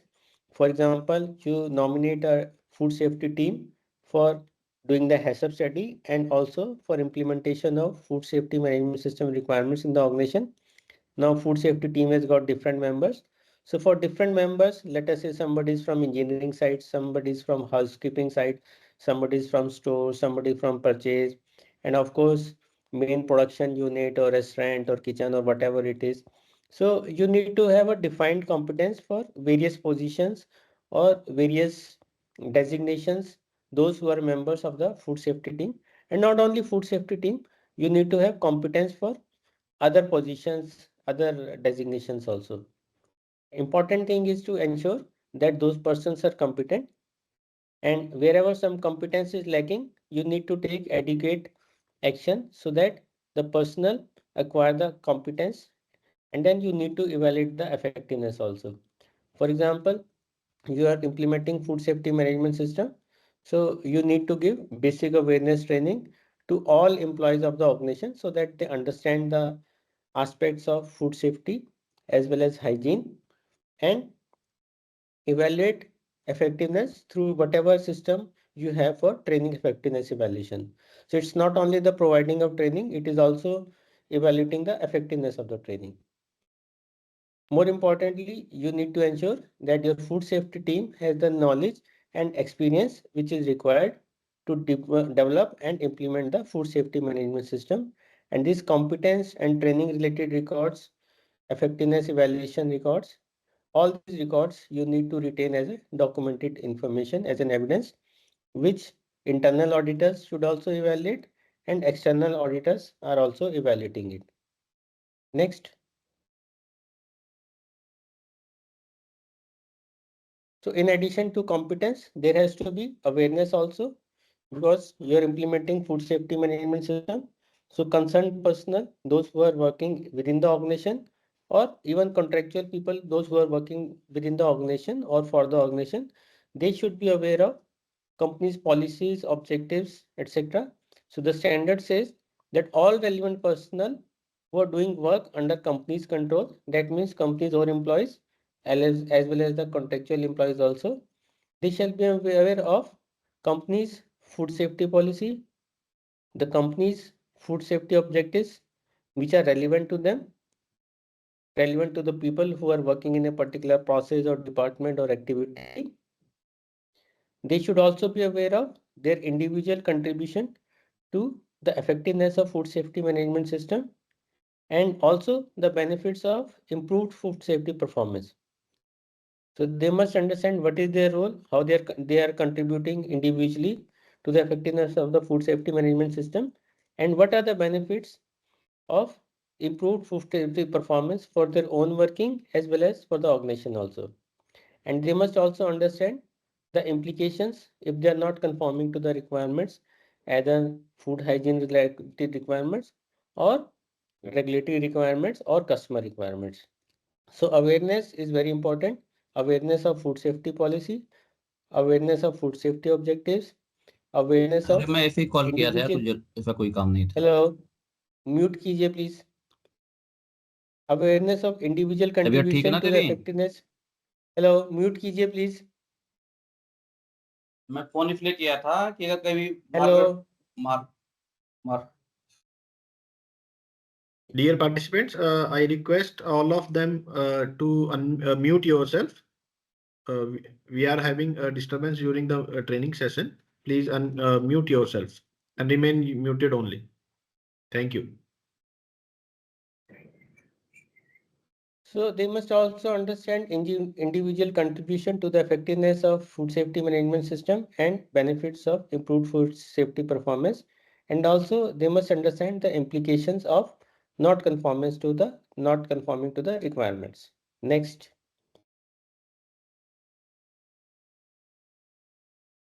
So like all other management system standards, communication here is also applicable. Both type of communication, internal communication as well as external communication. So you need to identify, you need to determine what all internal and external communication relevant to the food safety management system will be done, including on what it will communicate. For example, good practices of hygiene or HACCP principles or awareness of prerequisite programs or critical control points. We will discuss about all these things in the later sessions. When to communicate, with whom to communicate, how to communicate, how this communication will be done, the medium of communication, inter-office memos or emails, or bigger organization, they have got their internet also. So a lot of information is posted there, different channels and means of communication. And then you're also communicating with the regulatory bodies. So who will communicate, what will be communicated, when it will be communicated. Like there is a regulatory requirement of terms and conditions, you have to submit some annual return. So what kind of information will be presented, who will submit that information. So all this is part of communication. So organization need to determine internal and external communication which is relevant to the food safety management system. And organization should also ensure that the requirements for effective communication are understood by all persons whose activities have an impact of food safety management system. So that means employees of the organization as well as contractual employees those who are working for the organization. So communication is also an important requirement of ISO 22000. Next,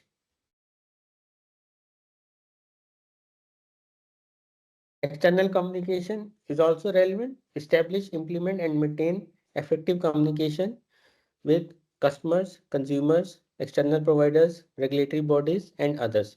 So as per your interested parties, you have identified interested parties. There are internal interested parties, there are external interested parties. So you need to adequately communicate with both internal interested parties as well as external interested parties. And you need to assign the responsibilities who will communicate with the respective regulatory body or the interested parties, who will communicate with the customer, who will communicate with your suppliers or service providers, who will communicate with the regulatory body related to various aspects of food safety. And then you need to maintain a record as a documented information. Next, like external communication, you need to have an effective internal communication system also, because through internal communication only you will spread the awareness about your food safety policy, your food safety objectives, and then roles and responsibilities of different members, your food safety hygiene principles, HACCP principles, critical control points, their monitoring, or all relevant information related to food safety aspects. So you need to have an effective system of internal communication to communicate within the organization the various aspects related to food safety. And the primarily responsibility for internal communication is entrusted to the food safety team. So the food safety team shall be informed in a timely manner about the changes that may have an impact on food safety. Like for example, some regulatory changes are there. Those regulatory changes or even some customer requirements where the organization is in the supply chain and basically it is a service provided to some OEM, like some big giant. So some changes are there from the regulatory side, some changes can be there from customer side also. So those changes have to be adequately communicated to internal team through proper channel of internal communication, effective internal communication. Next.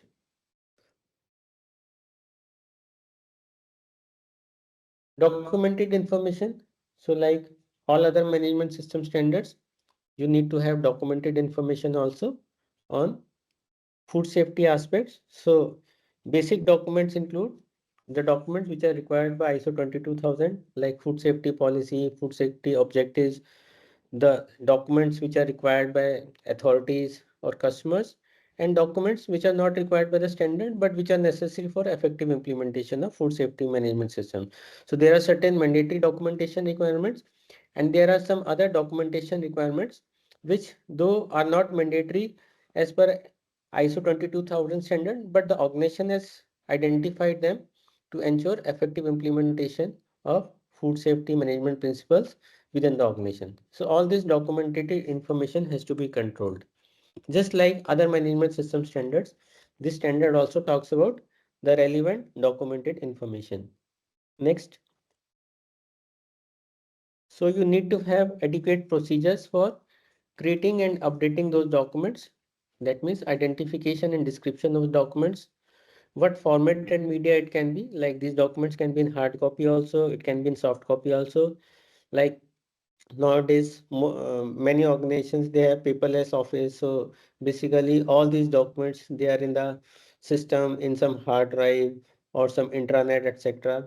So any medium which organization identifies, this is okay, but you need to identify how these documents will be created, who will be the approving authority, who will be the reviewing authority, how the documentation changes would be controlled.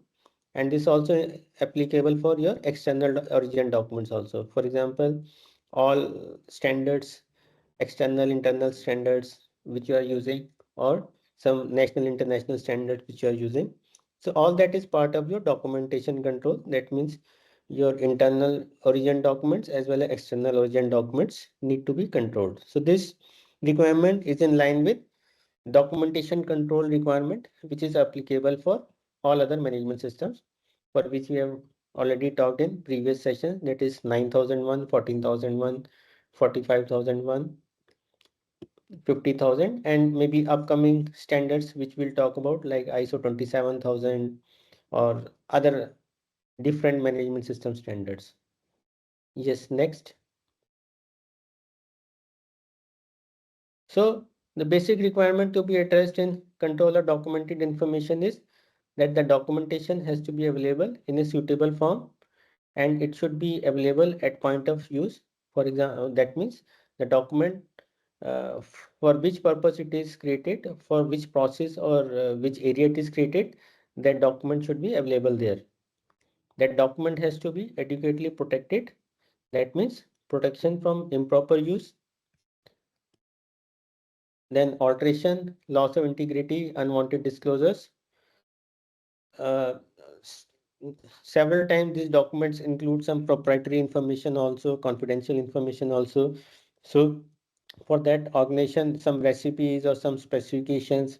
So for that purpose, many organizations are implementing good practices like ISO 27000 information security. So whatever is applicable for your organization, that you also need to ensure. Basic idea is adequate protection of the documentation from improper use, alteration, loss of integrity, as well as unwanted disclosure. So I think there's some question, maybe all the questions we will address in the last part of our session. You may just note down whatever your question or query is. Then we also need to control the changes. That means document version, issue number, revision number, change of some procedures, change of some documentation, change of some internal, external, origin document. So all whatever control methodologies addressed in the system that you need to identify and implement it. These documents also need to have a proper retention and disposition policy as per the defined practices of the organization.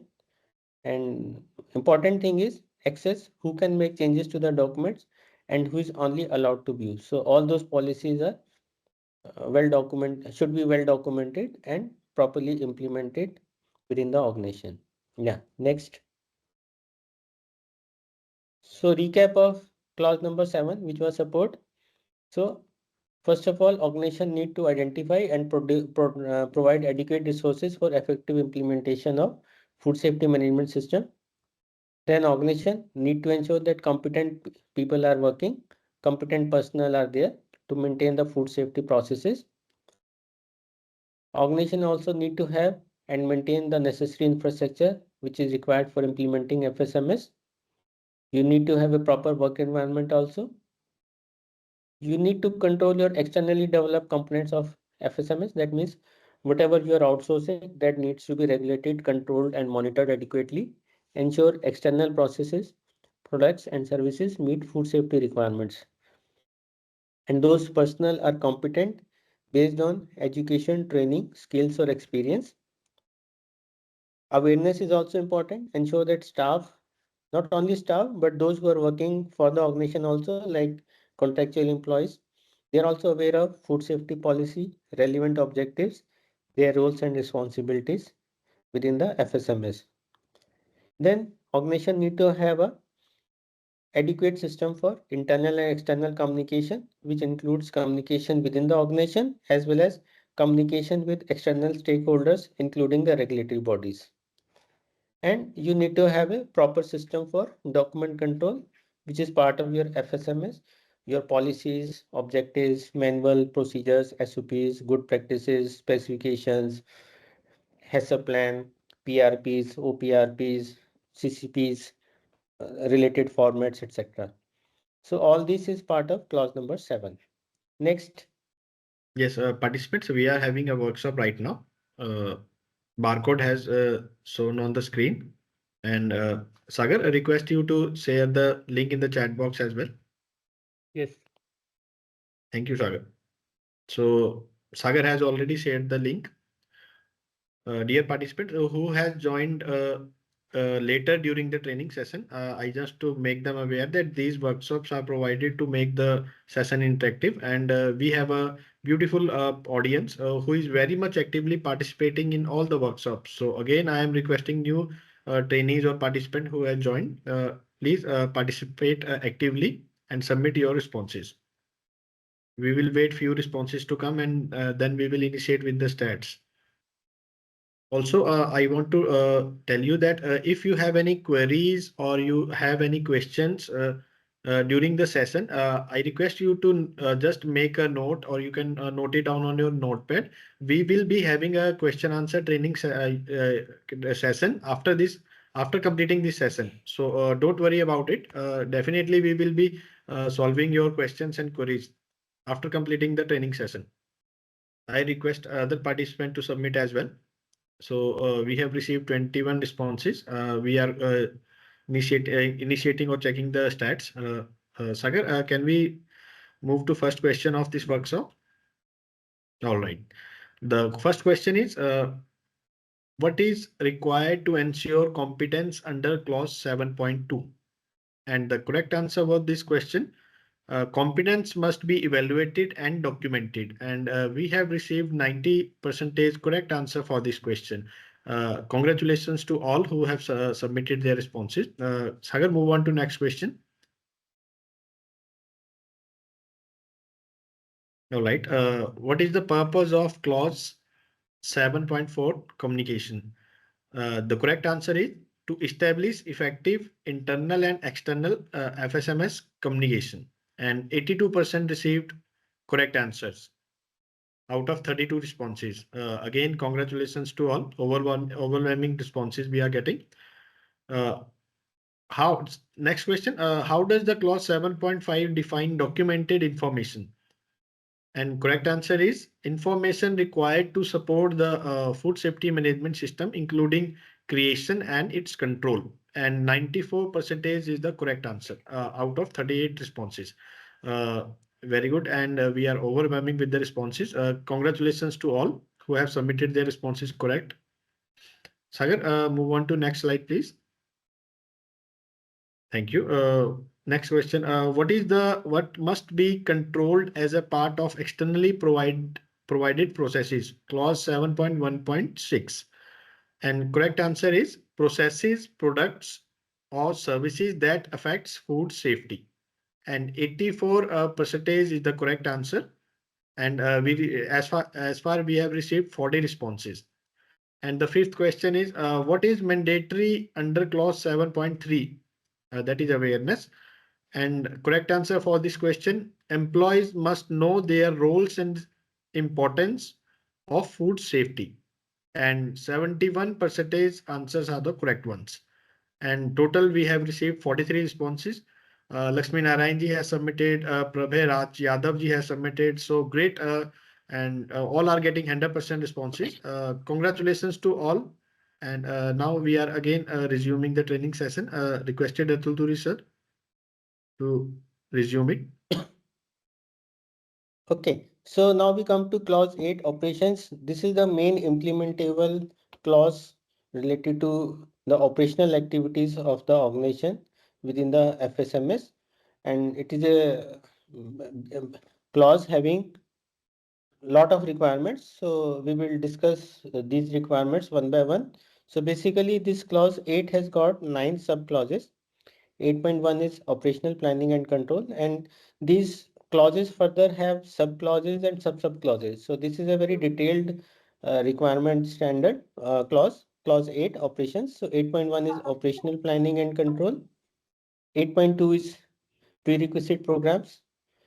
8.3 talks about the traceability system. 8.4 talks about emergency preparedness and response. 8.5 talks about hazard control. 8.6 talks about updating the information specifying the prerequisite programs and the hazard control plan. 8.7 talks about control of monitoring and measuring equipment and resources.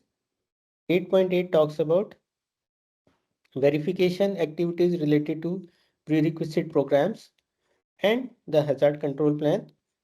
And 8.9 talks about control of product and process non-conformity. So we will take up these sub clauses one by one. Yeah. Next.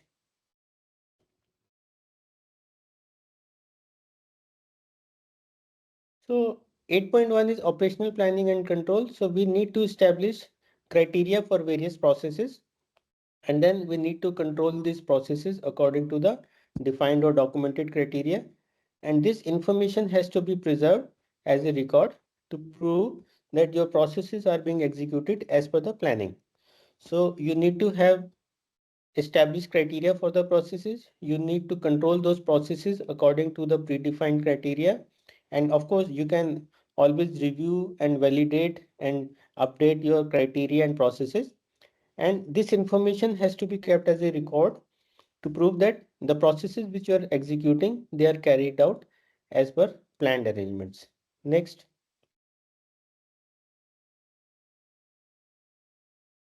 And in case any processes is having some change, so this has to be addressed as per the change management procedures or norms. So control the planned changes, review the unintended changes, and take adequate actions to mitigate any adverse effects. Next. Control also is applied on the outsourced processes. So as I earlier also mentioned that certain processes can be outsourced also.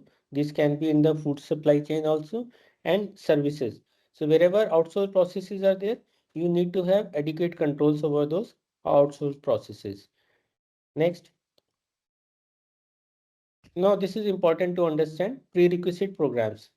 What are these prerequisite programs? Basic conditions and activities which are necessary within the organization and throughout the food supply chain to maintain food safety aspects.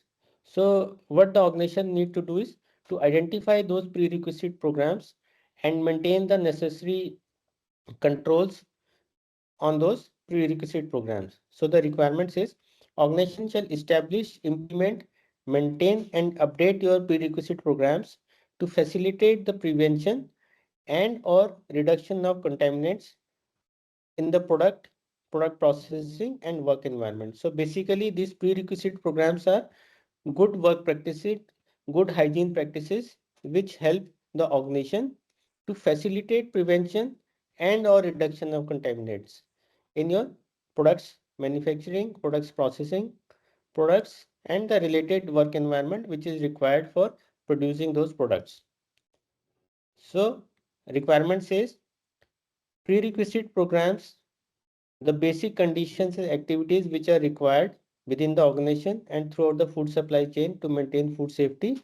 Organization need to identify those prerequisite programs, establish, implement, maintain, and update these prerequisite programs with the objective of prevention and or reduction of the contaminants within the food supply chain, processing activities, as well as the related work environment.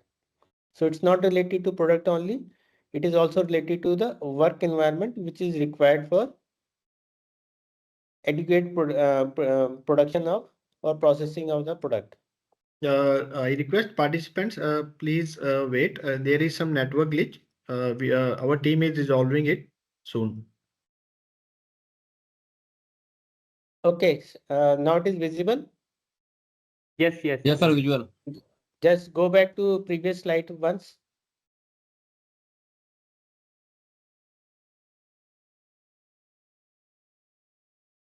Yeah, so we were talking about prerequisite programs. So organization shall establish, implement, maintain and update prerequisite programs to facilitate prevention and or reduction of contaminants in the products processing and the related work environment. Next.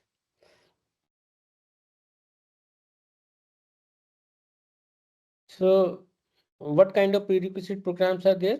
So these prerequisite programs, they have to be appropriate for the organization. These prerequisite programs have to be approved by the food safety team because this food safety team plays a very crucial role in implementation of food safety related norms. And these prerequisite programs have to be applicable to the whole production system as well as to any specific process and product. So these prerequisite programs are required in totality also, and these prerequisite programs are required for various processes or sub processes of the main process or products or the family of products. Next. So the criteria, there is a guideline also which helps you to identify and establish those prerequisite programs. So you can always refer to the standard ISO TS 22002 and applicable standards, code of practices and guidelines.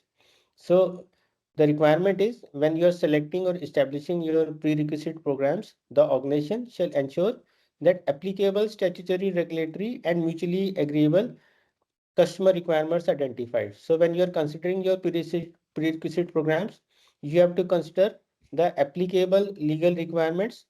That means which are mandatory for you as far that FSSAI license is there, or these are mutually agreed requirements as imposed by customer. If you are a vendor or subcontractor in your food safety, in your food supply chain. So then when you're defining those prerequisite programs, you must consider ISO TS 22002 series, which is a guidance document for prerequisite programs. And you must also consider the applicable standards, codes of practice and guidelines, because like FSSAI is there are several food safety related standards which are applicable for different kind of products, which are made by Bureau of Indian Standards. So different national standards, international standards, codes of practices and guidelines are there, that and the applicable regulatory requirements and the requirements which are agreed with your customers. Everything needs to be considered when you are finalizing your prerequisite programs. Next.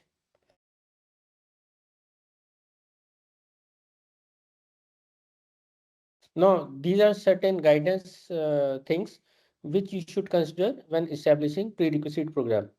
Because when you're talking about hygiene in particular, related to food safety aspects, so you need to consider each and every aspect related to food production. That means your buildings, construction, utilities, your premises, workspace, your employee facilities, air which you are consuming, water, energy, associated utilities, pest control, wastage disposal, sewage treatment, your equipment, infrastructure, your suppliers approval methodology, your methodology for reception, storage, dispatch, transportation, and handling of products, your good practices for prevention of cross-contamination, your good practices for cleaning and disinfection, your good practices for personal hygiene maintenance, your documented information related to product information as well as consumer awareness, and others like food defense, bioterrorism, etc.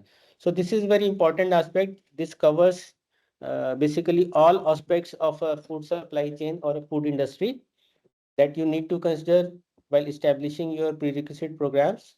So once again, I repeat, construction, building and utilities, the premises, workplace and employee facilities, air, water, energy and other associated utilities, pest control, wastage disposal, sewage treatment, your equipment and the maintenance of equipment, your suppliers approval methodologies, suppliers performance monitoring, your receiving of goods, storage, dispatch, transportation, handling of products, procedures and policies, prevention of cross-contamination, cleaning and disinfection, personal hygiene, product information for consumer information and consumer awareness, and others like food defense and bioterrorism, etc.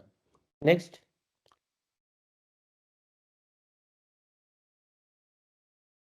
Now, each PRP has got a very detailed requirement which you need to consider.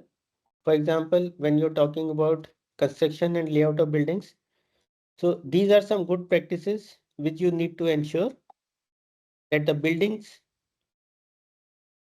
shall be designed, constructed and maintained for food processing operations. That means considering the hazards and the potential sources of contamination. Building shall be of durable construction. Location close to waste dumps, floodplains and heavily vegetated areas should be avoided. There has to be clear identification of boundaries. Roads, parking spaces, yards shall be maintained. So when we are talking about construction and layout of building, so your building has to be appropriately designed, constructed and maintained for your food safety, food processing operations, considering what kind of hazards can be there and what kind of potential sources of contamination can be there. The construction has to be of a durable quality, and as far as possible, it should be avoided that the location proximity to waste dumps or floodplains where often flooding happens, or some heavily vegetated areas, because those heavily vegetated areas can have some pest infiltration also, which can come to your premises. There has to be clear identification of boundaries, and your supporting areas, surrounding areas like park, road, parking spaces, yards, etc., they have to be properly maintained. Okay, next.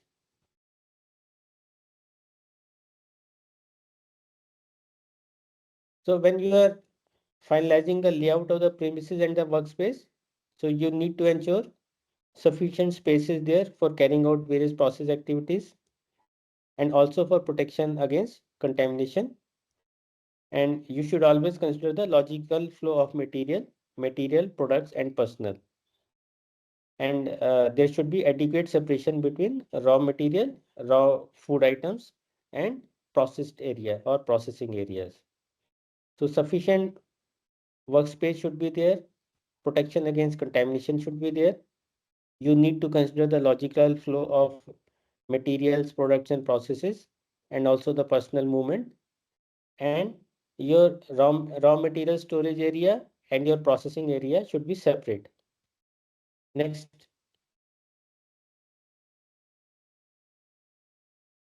Then when you're considering the layout of the premises and workspace, you need to ensure proper washable and cleanable walls and floors, because adequate hygiene cleanliness is required.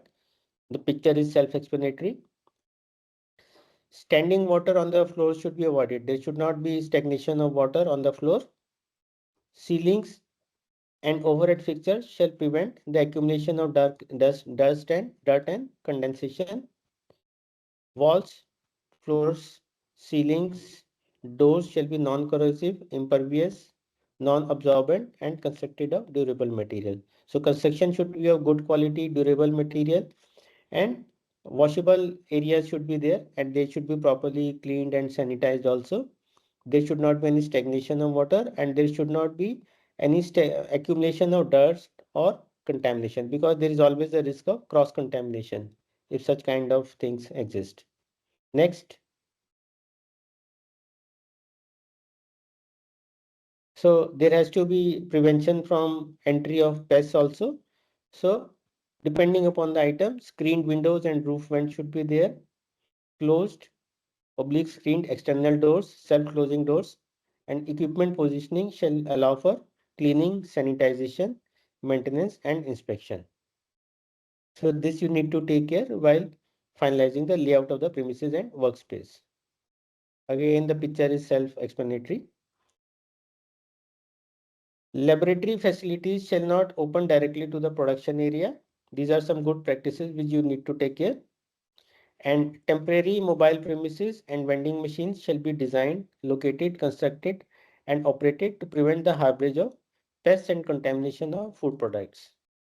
Then your storage areas shall be dry and well protected, ventilated, protected from dust, condensation, and waste. Segregation has to be there between raw material, your work in progress, and finished products. And storage areas shall allow for proper cleaning and maintenance activities. And all those chemicals, cleaning products, and hazardous substances which are required for cleaning purpose, they shall be stored separately and away from your main production floor. Next. Then you also require water supply and boiler chemicals. So water supply is required for food processing also, and water supply is also required for, let us say, if you're using steam in your any process, so boiler chemicals are also required. So you should have proper quantity of potable water supply for food production processes. This water quality has to be adequately tested also. There are norms for that. There is a ISO standard, IS standard, BIS standard also, IS 10500, and other related standard. This standard is also recently updated.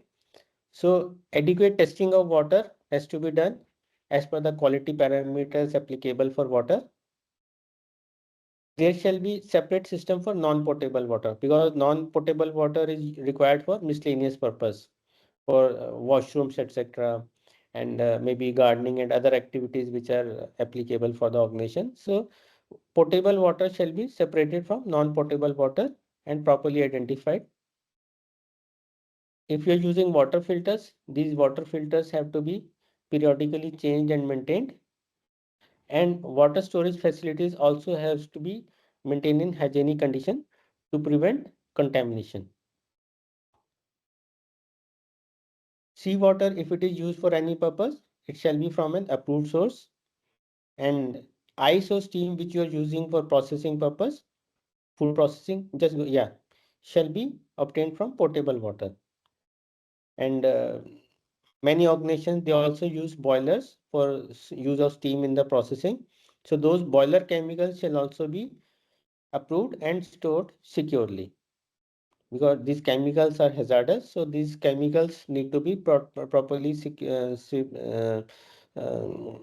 stored in separate places, and you need to take all precautions which are required as from occupational health safety and material safety point of view. So those boiler chemicals shall be approved and stored securely. Next.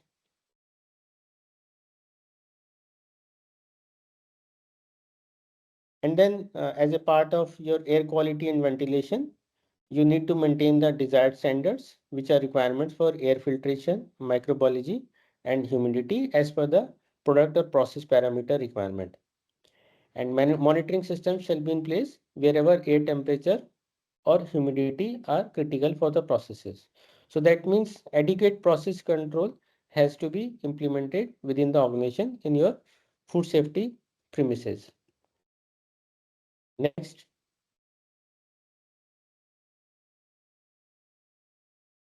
Air circulation, proper air quality monitoring and ventilation should be there. So sufficient air exchange should be there as per the parameters. And design shall not allow the flow of air from contaminated areas to clean areas. So air pressure differential has to be maintained so that there is no flow of air from a contaminated area. For example, contaminated area could be where you are storing your chemicals, etc., to clean areas where your food production processing is happening. So there should not be any flow of air from contaminated areas or hazardous areas to clean areas where food production is happening. So there are standards for air quality monitoring also, workplace air monitoring also. So those quality monitoring for air supply standards should be maintained adequately. Next. Then you are using compressed air and other gases also for the food production processes. So those also have to be designed, constructed, and maintained to prevent contamination. See, these compressed air and gases you are using for other industrial purposes also, in non-food production areas also, manufacturing processes also. But when you are using these equipment for food production areas, then you need to take additional precaution to prevent contamination. And whenever you're using food contact gases are also used for some manufacturing processes of food items. So these have to be from approved sources and these have to be food grade. Important thing to take care is that whatever gases or whatever material which is coming in contact with food materials, it has to be from approved source and it has to be a food grade material. So there are standards for everything. So you need to identify your requirements for filtration, humidity, and microbiology. So these requirements can come from national or international standards, codes, practices, or these standards can come from the regulatory requirements, guidelines, or licensing requirements, registration requirements. So important thing is to identify, first of all, identify those requirements, document those requirements, and then ensure compliance with those particular requirements. So wherever you are using utilities for food production processes, you need to take extra care to prevent contamination and make sure that there is no chances or likelihood of cross contamination, and whatever gaseous or other material which is coming in contact with ongoing food production items, that should be food grade, and it should also be from an approved source.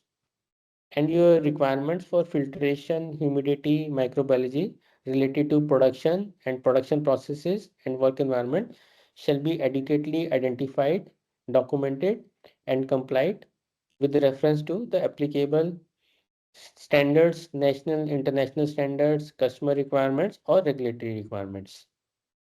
Next, likewise, light also.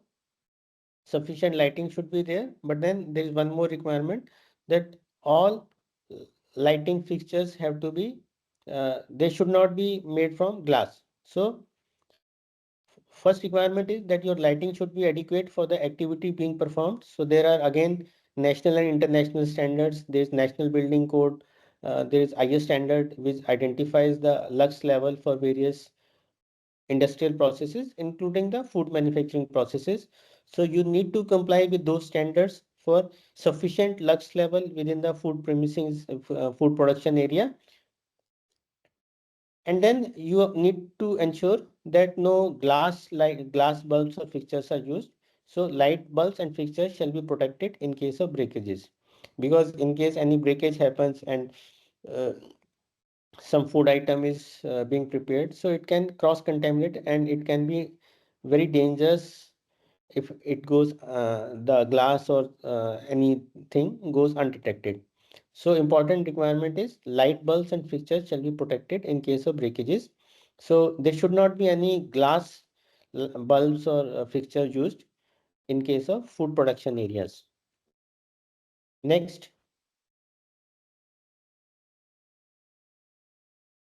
then adequate waste disposal also arrangements have to be there, because waste disposal, waste is a source of cross contamination.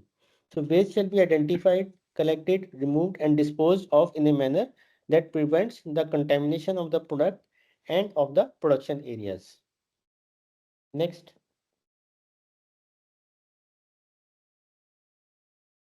So waste management, you need to have a designated area for waste containers.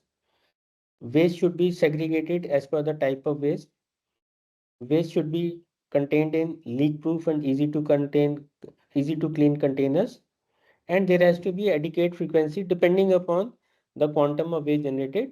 It can be daily, it can be several times in a day, or depending upon the volume of waste happening. So there has to be, idea is that waste should not get accumulated. And you need to take care of printed packages, labeling or trademark materials also that are to be disposed, because in food supply chain also you're using a lot of raw materials, and these raw materials come in different packagings also.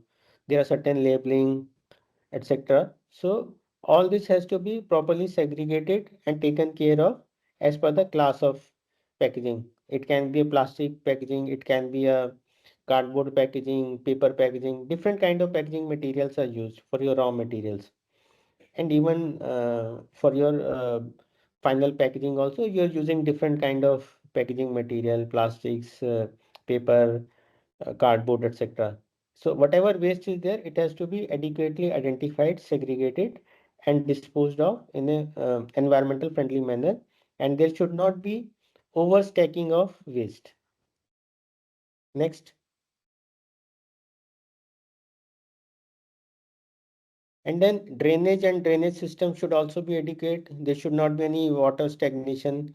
As you can see, this drainage jali, basically it is a stainless steel jali. So it should not be iron, means fabricated. It should basically stainless steel. Stainless steel is a good material which is normally used in food production areas. So Drainage system, maintaining drainage system is also very important. So you should have adequate capacity of drainage, sufficient capacity. Otherwise, what will happen? There will be stagnation and there will be overflow from the drainage if capacity is not adequate. That should be, drainage system should be adequately cleaned also. It should be accessible for cleaning, and direction shall not be from a contaminated area to a clean area. So that means the direction of flow of drainage should also be important. So drainage should not move from a contaminated area to a clean area. So these are the things which need to be taken care while designing the layout of the premises. So important thing is for drainage system, just go back.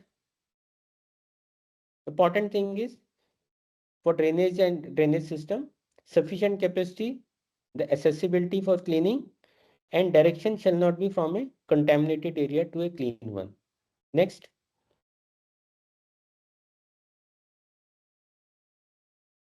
Then your food production area, manufacturing area. Now we are talking about the equipment. Now this equipment also needs to be, first of all, it should be adequate for the processes, that is from the operational efficiency point of view. But from hygiene point of view also, it is very important, the proper cleaning, disinfection and maintenance of the food production equipment.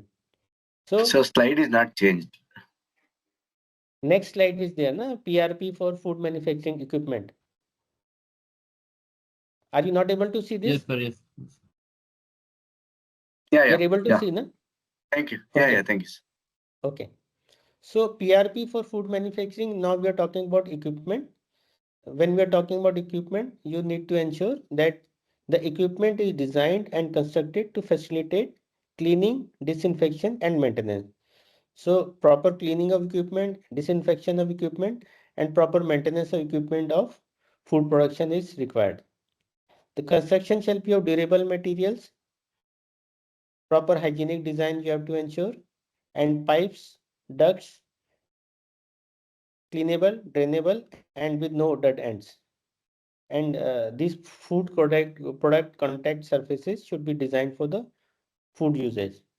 And there has to be adequate cleaning program for the plant equipment and utensils. So that means cleaning and sanitization, disinfection and maintenance of your food handling equipment shall be carried out as per the desired frequency. So that is also a prerequisite program. Maintenance of equipment which is used for food manufacturing is a prerequisite program. Next.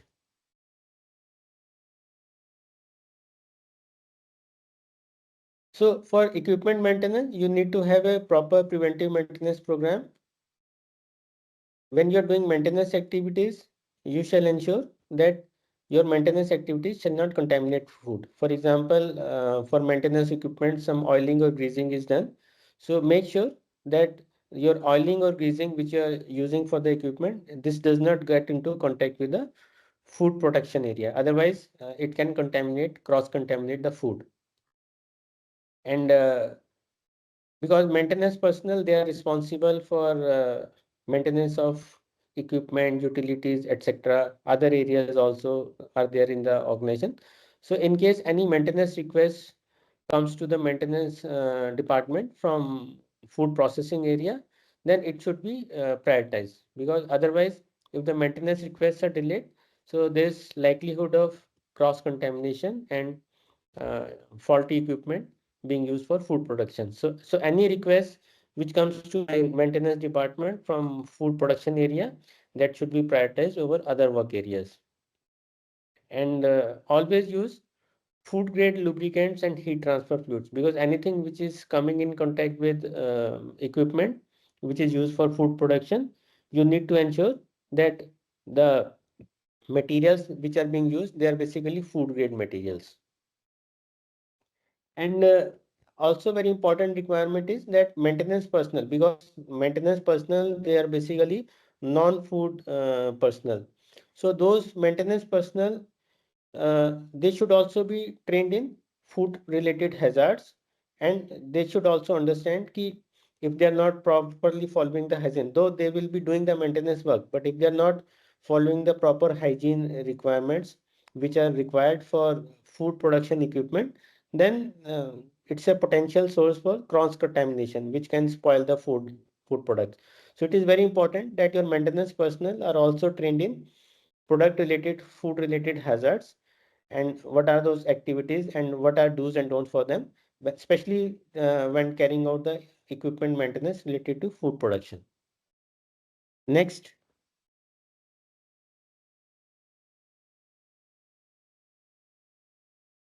So likewise, purchasing is also a prerequisite program, because as I said, lot many raw materials in a food supply chain are basically bought out items, or certain food products in totality they are outsourced.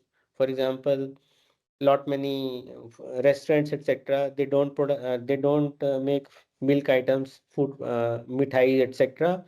They, or ice creams or different kind of things, they are not making themselves. So they are basically buying it, outsourcing it. But ultimately they have to be handled properly, they have to be checked properly for quality and other food safety hygiene aspects. So there has to be adequate controls on purchasing also. So PRP for manufacturing, food manufacturing, purchasing is also an important requirement. So you need to control the process of purchasing materials with an impact on food safety. So normally a specification manual is prepared, just like your, it is like a quality assurance plan for your incoming materials. So normally in food industry, we call it as a specification manual. So your specification manual should detail all items which you are purchasing, which can have an impact on food safety, and what kind of checkpoints, control mechanism is there. The important thing is that your suppliers are capable to meet those requirements, and you need to verify the conformance of incoming materials as per the food safety plan or specification manual. Next. So selection and management of suppliers is also a prerequisite program for food manufacturing. So you need to have a robust process for selection, approval, and monitoring of suppliers. Then periodically these suppliers audit shall be carried out, and even when you are when you're finalizing your suppliers or monitoring performance of your suppliers, so you must ask your suppliers to submit you the required certifications and documentation. For example, as a bare minimum, FSSAI license, registration, as well as any other statutory license which the organization is having.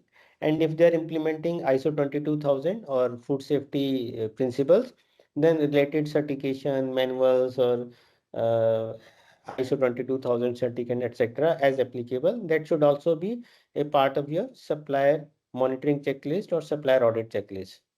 So selection and management of suppliers is also a prerequisite program for food manufacturing.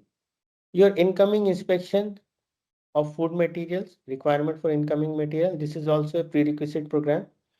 So certain kind of checks are carried out. In addition to the checks on the raw material which has come, it is also important to check the vehicle which is bringing those raw materials. For example, let us say some containers are coming raw material of food items, but the truck, the delivery vehicle in which it is coming, that is not hygienically. For example, let us say the truck had used some construction material or some say steel or some cement. I'm just giving a bad example just for your information. Such kind of vehicles should not be used for carrying food items. So normally there are designated food item vehicles, so they carry those food items. And certain food items, they also require preservation of temperature. For example, non-veg items or milk products or paneer, etc. Basically, they require temperature to be maintained, delivery temperature. So you must have noticed food items carrying either the raw material of food or finished food product. They are basically temperature controlled. So these vehicles, you need to check what kind of vehicles have been used by the supplier for delivery of food items. So in addition to inspection of food items, raw materials, you also need to check the delivery vehicles, the condition of those vehicles from the hygiene point of view. Of course, from environmental point of view, from occupational health safety point of view, you have some other checkpoints also with respect to fitment of vehicle, with respect to the driver's driver's license and with respect to pollution certificate of vehicle. But most important from food safety point of view is the hygiene condition of the vehicle, and wherever temperature monitoring is required, like data logger, etc. So those temperature monitoring should be adequately done. So the condition of vehicle also has to be checked when the raw material is coming via those vehicles, in addition to the quality checks on your raw material as per the specifications. Okay. So important thing is check delivery vehicles before and during unloading. Inspect, test, verify the products prior to acceptance or use. And then you need to have a documented procedure for maintaining non-conforming material. Again, as a part of your control of non-conformity or non-conforming products or services, what action need to be taken if either the material is not meeting the requirement, or prior to that, if the incoming vehicle in which the delivery is coming, the condition of vehicle with respect to the hygiene aspects is not good. So access point to bulk material receiving lines must be identified, capped and locked. So these are the things which you need to take care as a part of your requirement for incoming material, which is also a prerequisite program for food manufacturing. So you need to ensure cross contamination. So there should be management programs to prevent, control cross contamination and detection of contamination in terms of microbiological or allergen or physical cross contamination. So prevention of cross contamination is a very important requirement for food manufacturing. Next.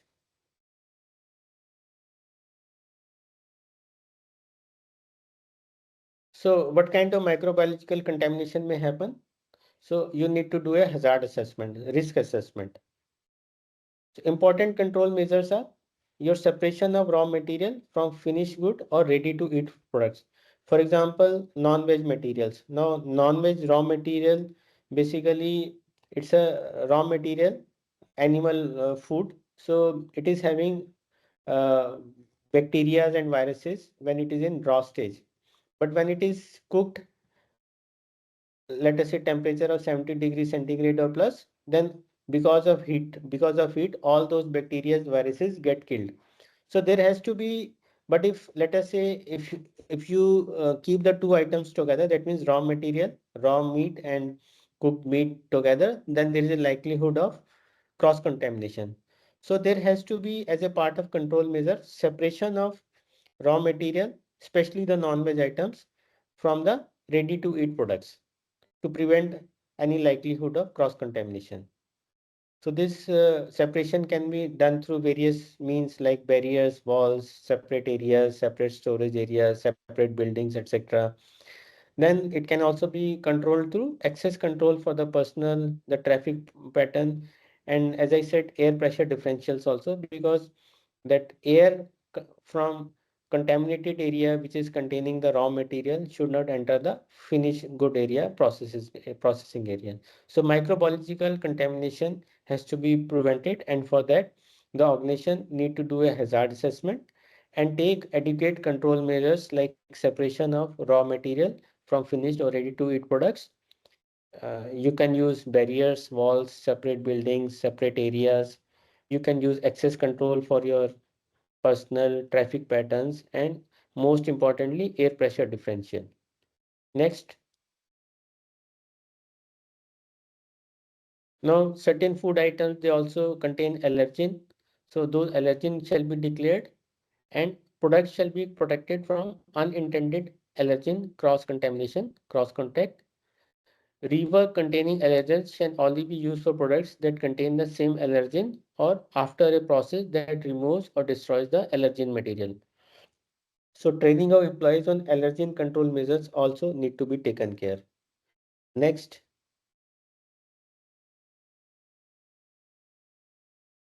And physical contamination should also be avoided. So avoid brittle materials like glass or hard plastic which can get broken. So keep record of glass blockages. So in case of food processing areas, those who are following this FSSC norms and ISO 22000, normally even glasses, let us say some window pane is there or some separation glass is there, those glasses are also identified and numbered, serial numbered. So you need to maintain record of glass breakage also, and you need to take possible control measures like covers over equipment or containers. Important thing is that you must use shatterproof light bulbs. So no glass bulbs are permitted. If you are having a glass bulb in a food processing area, that will be raised as a non-conformity by the external body, or maybe in internal audit also you should identify this as a non-conformity, and it should be adequately replaced with non-glass. Now, most of the organization they are using LEDs. So LEDs don't use glass, so and that particular problem of using glass bulbs etc is eliminated by use of LEDs. Then you can have screens, sieves, filters, magnets etc, and metal detectors or X-ray. So you might have read sometimes in newspaper or news items also, like somebody was having meals in Air India flight and he got some plastic contaminant.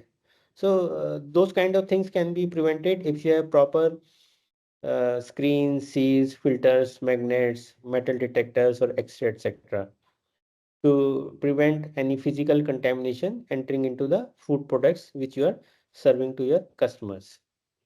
Next. Then cleaning and sanitization of food processing area is also a prerequisite program for food manufacturing. So you need to have a proper cleaning and sanitization program. Just like your preventive maintenance program, you need to have a cleaning and sanitization program also, where you identify the frequency and the methodology for proper cleaning and sanitization of your food processing equipment. And idea is that those food processing equipment and the environment are kept in a proper hygienic condition. So cleaning and sanitization program and compliance to that program to ensure your food processing equipment and environment are in hygienic condition is also a very important prerequisite program. Next.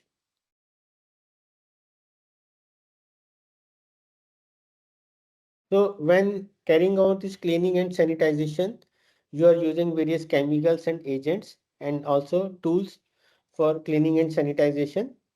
So what you need to ensure is the agents and chemicals which you are using for cleaning and sanitization. These chemicals are basically appropriate for that particular purpose for which you are using them. They have to be food grade. They have to be properly identified. Since these are hazardous materials, so they have to be stored separately, kept separately, and they have to be used as per the specifications. For example, the ratio in which the mixing is to be done for their usage. And the supporting tools and equipment which you are using, or like cleaners etc, which you are using for cleaning and sanitization purpose, they have to be properly maintained and they have to be hygienically designed also. So adequate use of cleaning and sanitizing tools and agents is also a prerequisite program for food manufacturing industry. Next.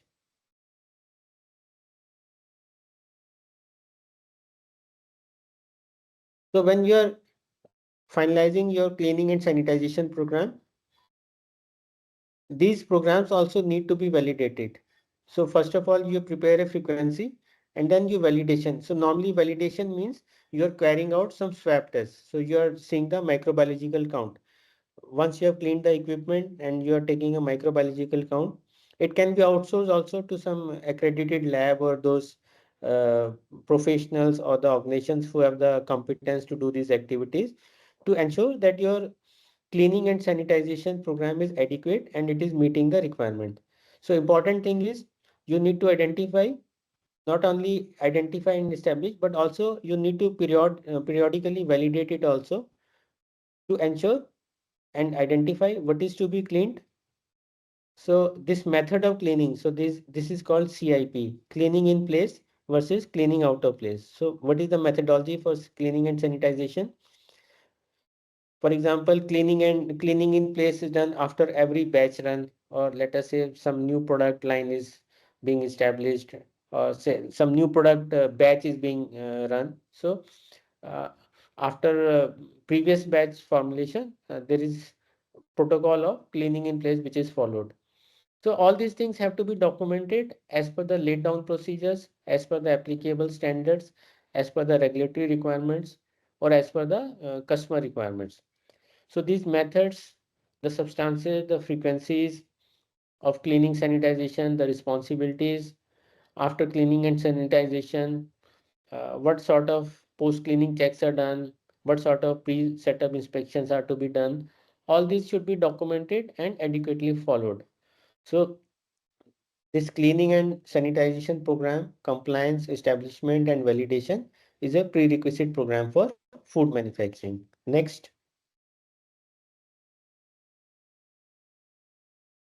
Now we are talking about two activities. One is verification and another is validation. So both verification and validation activities have to be carried out when implementing food safety norms. So what is verification? Verification is to confirm. Of course, both require an evidence. Verification is done to confirm that the requirements have been fulfilled, and validation is done to confirm that control measure has achieved the intended result. So one thing is you have made a norm, you comply to it. So basically it is a, like for example, your specification manual. So, or your critical control point, you have set up a temperature limit. So against that setup limit, you are doing monitoring and measurement. That is basically verification. But validation is to confirm that your control measure, that is you have set up the temperature limit of 75 degrees centigrade, that is giving the intended result. Intended result means no food safety related hazards are passing on to the next stage. So that is validation. So that means your control limit which you have set is, and you are validating it at defined frequency. That frequency can be 6 months also. At the most, the frequencies can be once in a year, but it cannot be more than that. So that means you need to define your verification activities as well as the validation activities. Verification activities are done to confirm that your requirements have been fulfilled, but validation is done to confirm that those requirements are meeting the intended result. And what is that intended result? That no food safety related hazards should pass on to the next stage, or they should be within the acceptable limits. So both verification activities and validation activities are required in food safety management system. Verification activities you are doing always, like on daily basis or as per the sampling plan.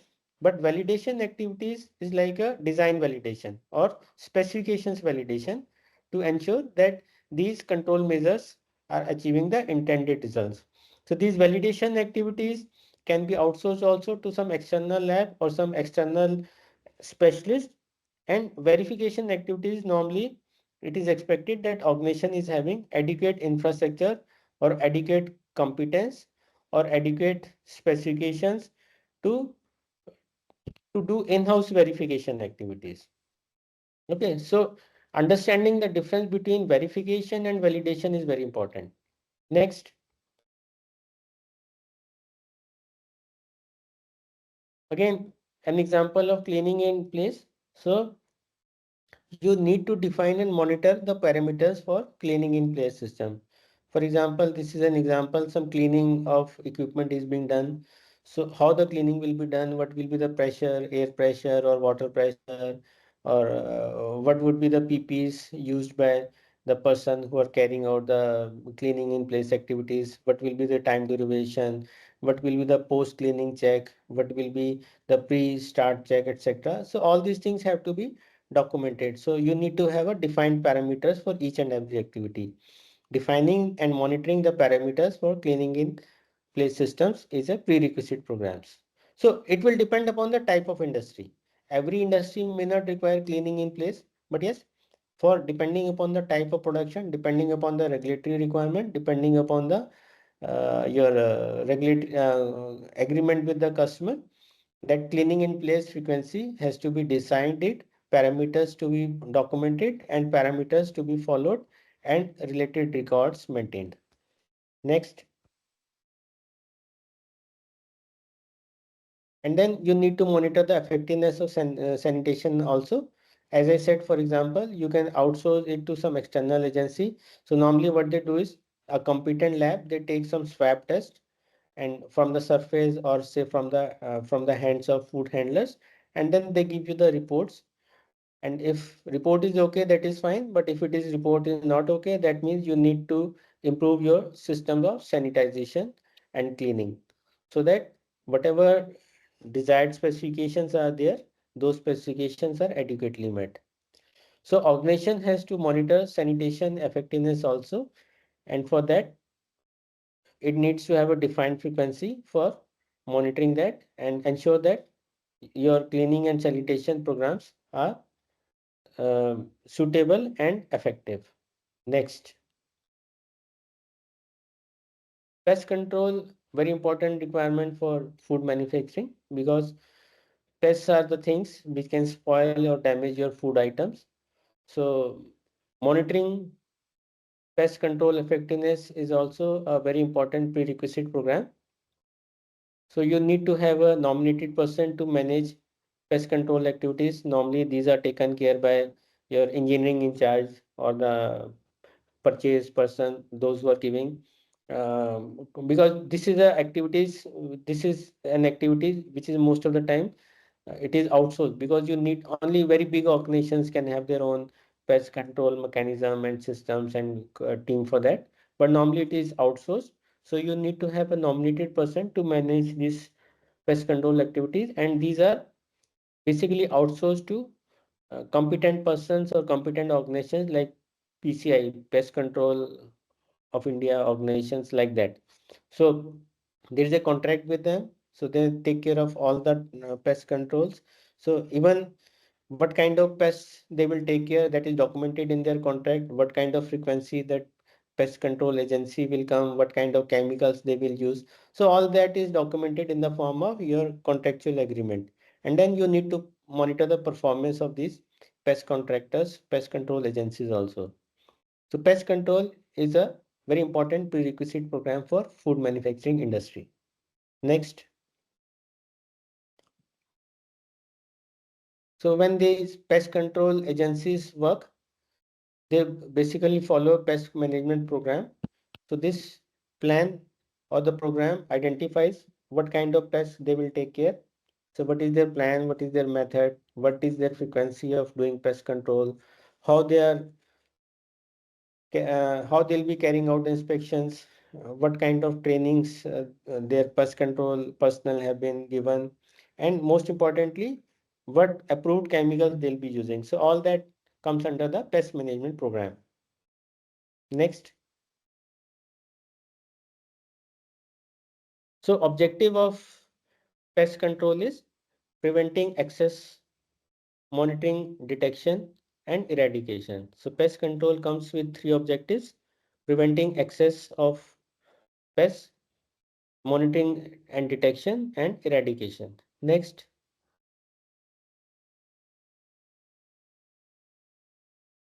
So another very important requirement in food supply chain or prerequisite program for food manufacturing is personal hygiene of employees, not only employees as well as the contractual personnel who are working, and the employee facilities, that means the restrooms, etc. So you need to have a defined policy for that personal hygiene, define, document, and enforce the rules for personal hygiene and behaviors proportional to the hazards.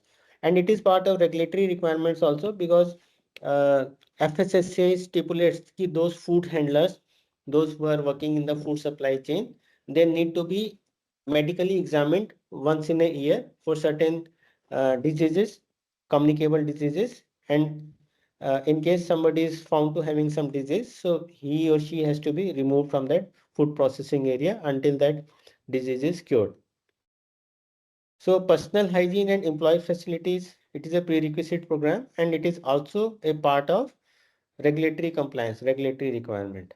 So the organization need to have a procedure, process, document for personal hygiene and employee facilities monitoring, and enforce these rules and behaviors proportional to the kind of hazards which exist for the food supply item, food supply chain. Next.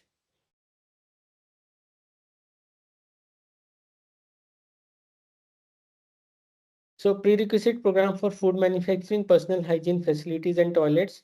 So the basic requirement is suitable, sufficient and accessible hand washing facilities. So hand washing is very important requirement if you are in food supply chain, if you are a food handler. So sufficient and accessible hand washing facilities. The sinks which you are using should be made of stainless steel and no other corrosive, non-corrosive material. Or it should be basically a non-corrosive material. And then they shall not be hand operated. So either sensor operated or foot operated. Hand washing sinks should be separated from those which are used for food use and equipment cleaning station. So your hand washing station should be separate and different from your equipment cleaning station or any sink which are used for food use and cleaning of like washing of food items, etc., raw materials, vegetables, etc. So your hand washing sink should be separate. It should be made of stainless steel or other non-corrosive material, and it should not be hand operated, maybe foot operated or sensor operated, and there should be sufficient and accessible hand washing facilities. Likewise, there should be sufficient toilets, and these toilets shall be cleaned and properly maintained. And important thing is that your employee hygiene facilities, for example, washrooms, etc., they shall not open directly into the production, packaging or storage areas. So your washroom facilities, employee hygiene facilities have to be a little bit away from your production, packaging or storage areas.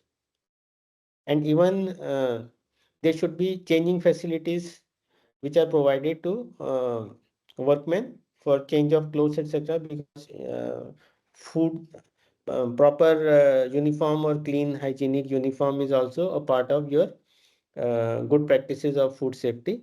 So changing facilities should be located to minimize the risk of contaminating work wear. So again, your change room should be a little bit away from your work area. Yeah, next.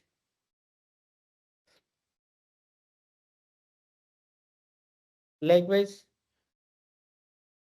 very big organization, they have got staff canteens and designated eating areas also. So they should also be a little bit away from your food processing area in order to ensure minimization of risk of cross contamination.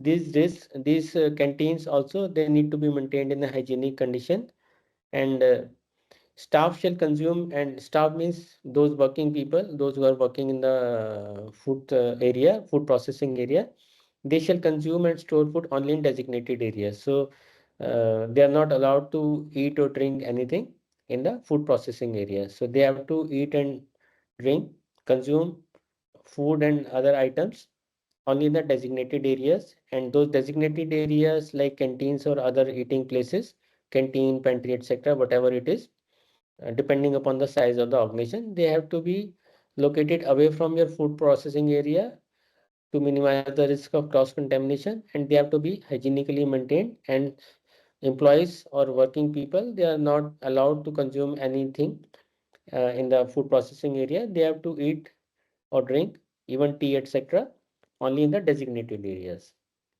Next. Protective clothing is also important. Work wear, because cross contamination can happen through dirty clothes also. So work wear and protective clothing is also a prerequisite program for food manufacturing. So this work wear and protective clothing has to be designed so that it is suitable to the work and it can prevent contamination.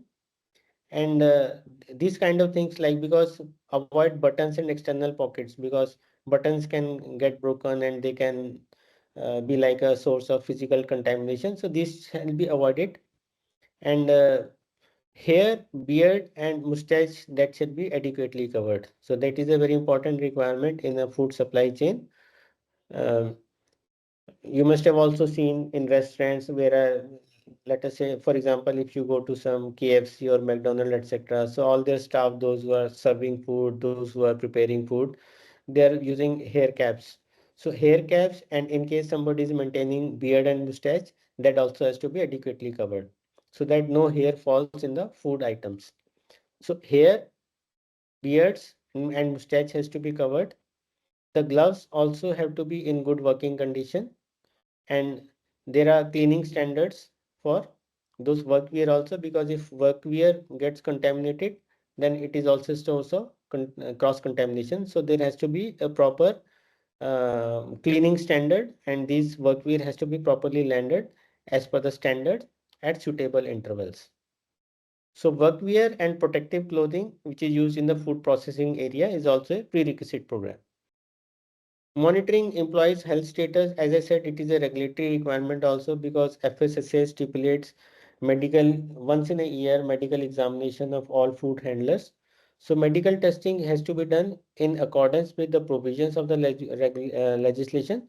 So it has to be done as a part of pre-employment check as well as periodically testing.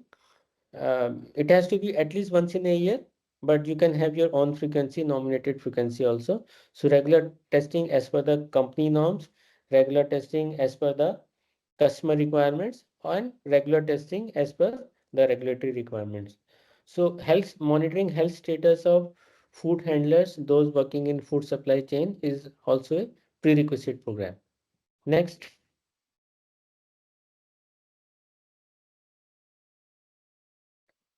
And any illness and injuries of food handlers, that also should be reported. So conditions shall be reported. If somebody is having some wound and burns, they must be properly covered with dressings, and lost dressings shall be reported. So basically illness and injuries have to be reported, so that if it is a serious thing, the person should be removed from the food processing handling area till that illness or disease is cured. And if some wound or burn etc. should be there, they should be properly dressed, and you have to take care of the lost dressing also immediately, so that lost dressing shall not become a piece of physical contamination. Next. So for maintaining personal hygiene, it is very important to wash or sanitize your hands periodically. These are some good practices. Refrain from sneezing or coughing over material or products, and very important, your fingernails shall be clean and trimmed. So these are part of your maintaining personal cleanliness. So normally organization makes certain checklists for personal hygiene, personal cleanliness, etc. And these are being monitored periodically or daily or as per the desired frequency, and then related records are maintained. Next. Personal behavior is also very important. So like for example, tobacco products or any use of drugs, etc., or alcohol, etc., it is totally prohibited in food manufacturing, though it is prohibited in other industry also, but specifically in food manufacturing industry, it is strictly prohibited. So for that, organizations need to have certain policies and procedures for personal behavior monitoring also. Important thing is, the aspects to consider are smoking, chewing, and eating in designated areas is not permitted. Nail polish, false nails, false eyelashes, all those kind of things are not allowed. Pencils are not carried behind the ears. Certain people, they have the habit of keeping some pencil or pen over their ear, so it is also not allowed. Consideration to the risk posed by jewelry and personal effects. So even those personnel who are working in food handling area, they are not allowed to wear rings also. So these things need to be taken care. So normally food manufacturing industries, they have a jewelry policy also, where what is allowed, what is not allowed, that is clearly mentioned in that policy. So you need to provide personal lockers to personnel, so that if they are carrying some jewelry or something, some personal things which they don't want to, they are in the habit of using them, then they can adequately store it. Okay, next.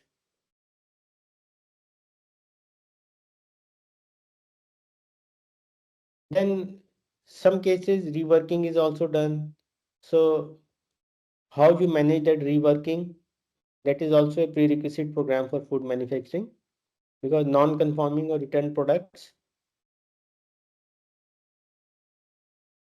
that are suitable for reprocessing, they are covered under rework. So for reworking also, you need to follow the same standards of product quality, hygiene, quality, traceability, and all other regulatory compliances. So rework is also a prerequisite program as applicable for that particular food industry.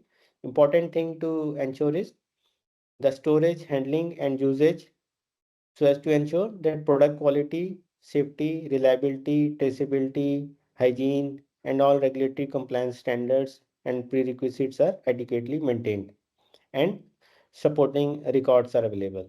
Next.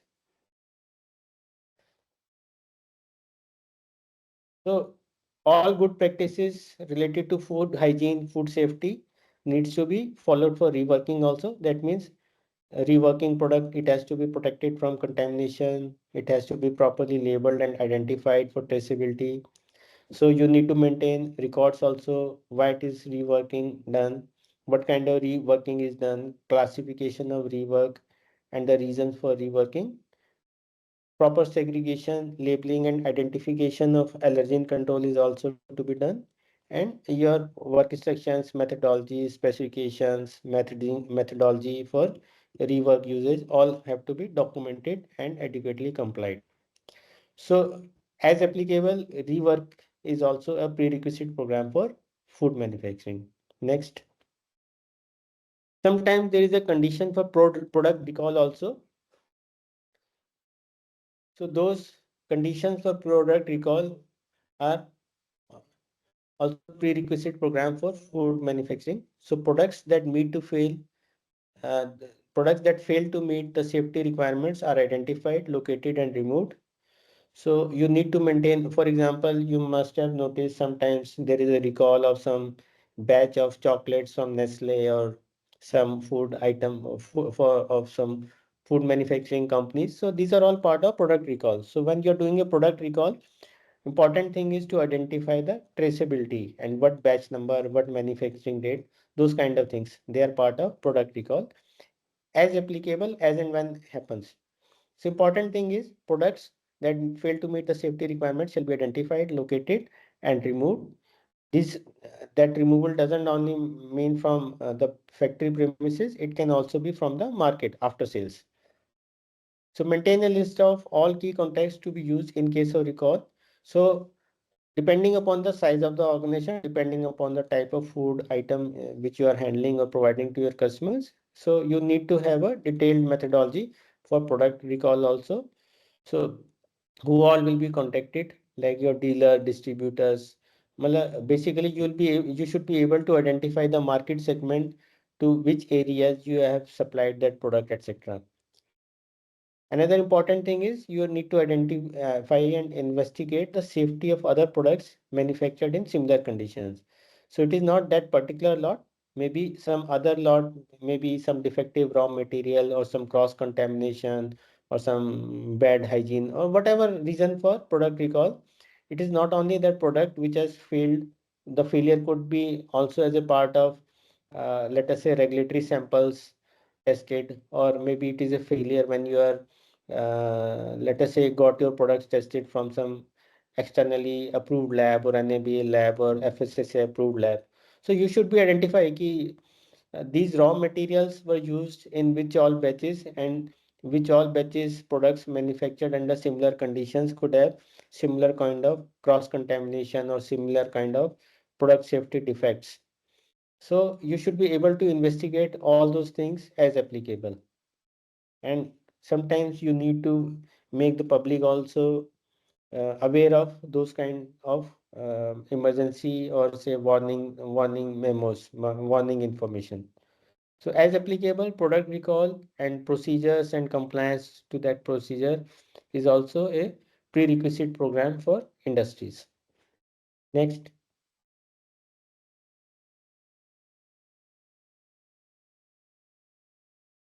Warehousing and storage is also a prerequisite program.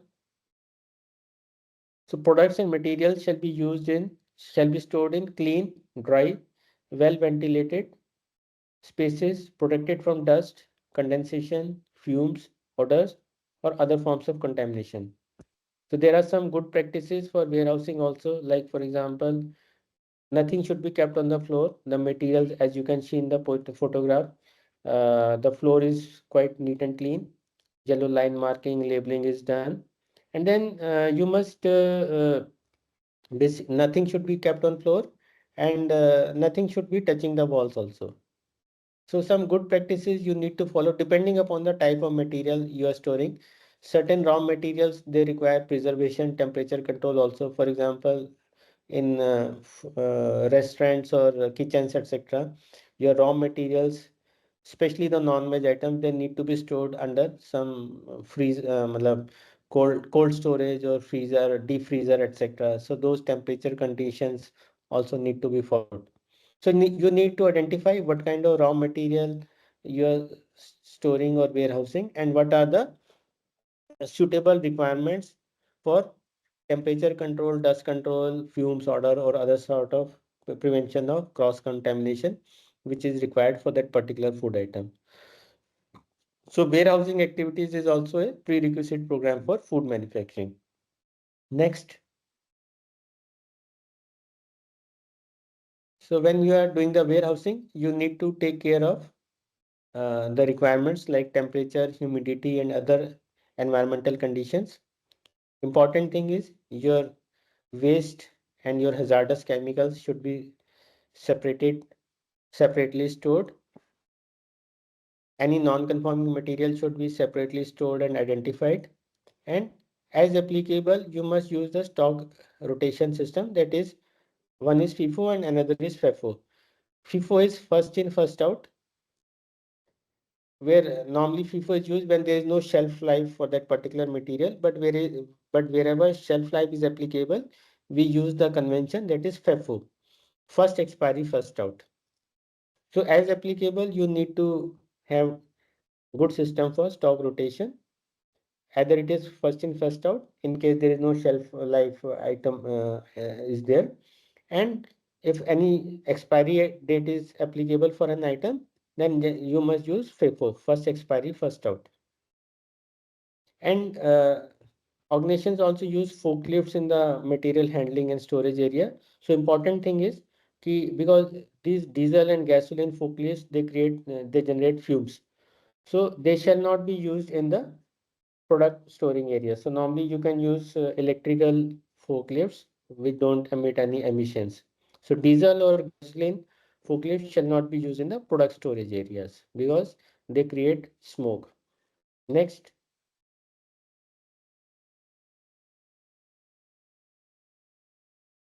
Then your material handling, vehicles, conveyance and containers, also important requirement for food manufacturing. So that is also prerequisite. As I said, it's not only the raw material which you have to inspect, you also need to inspect the kind of vehicle which has been used by the supplier for the incoming material, or the kind of vehicle which you are using for sending your supplies to your customers or warehouses or say distributors, dealers, etc. So that is also important because hygiene requirements are applicable there also. So vehicles, conveyance and containers which you are using for material handling, raw material or finished products. बंद कर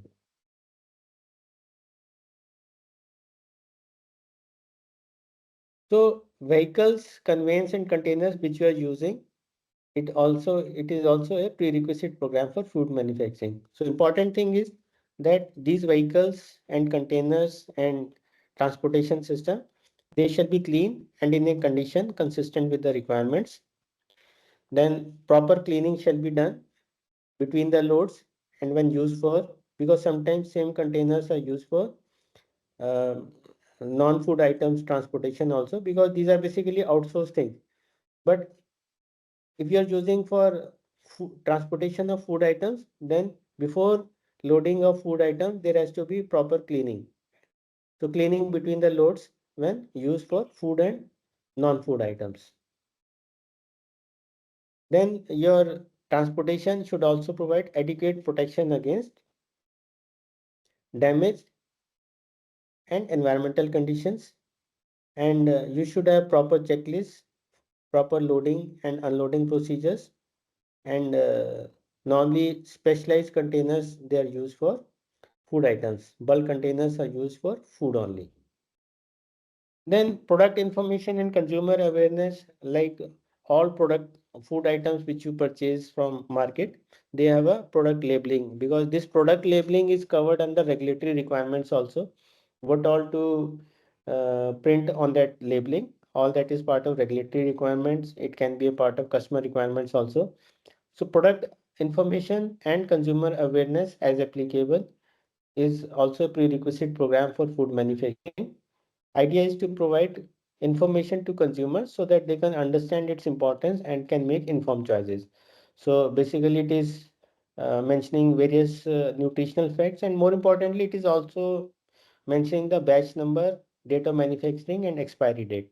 So all relevant information as per the regulatory requirements or as per customer requirements, it has to be published or printed on the packaging material. So this monitoring product information and consumer awareness is also a prerequisite program for food manufacturing. Next.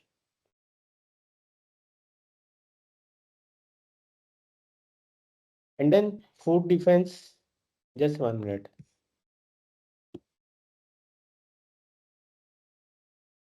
बंद तो कर दे भाई, बंद तो कर उसे, अरे बज जाएगी दोबारा भाई। Sagar, please mute yourself.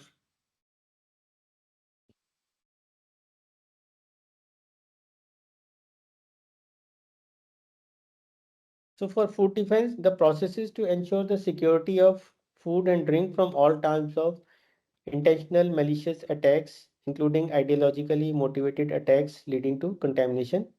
So you need to assess what kind of hazards can happen, or what kind of potential act of sabotage, vandalism or terrorism can happen. It will depend upon the type of food item and the type of food manufacturer also. So you also need to consider food defense activities and implement adequate control measures. Next.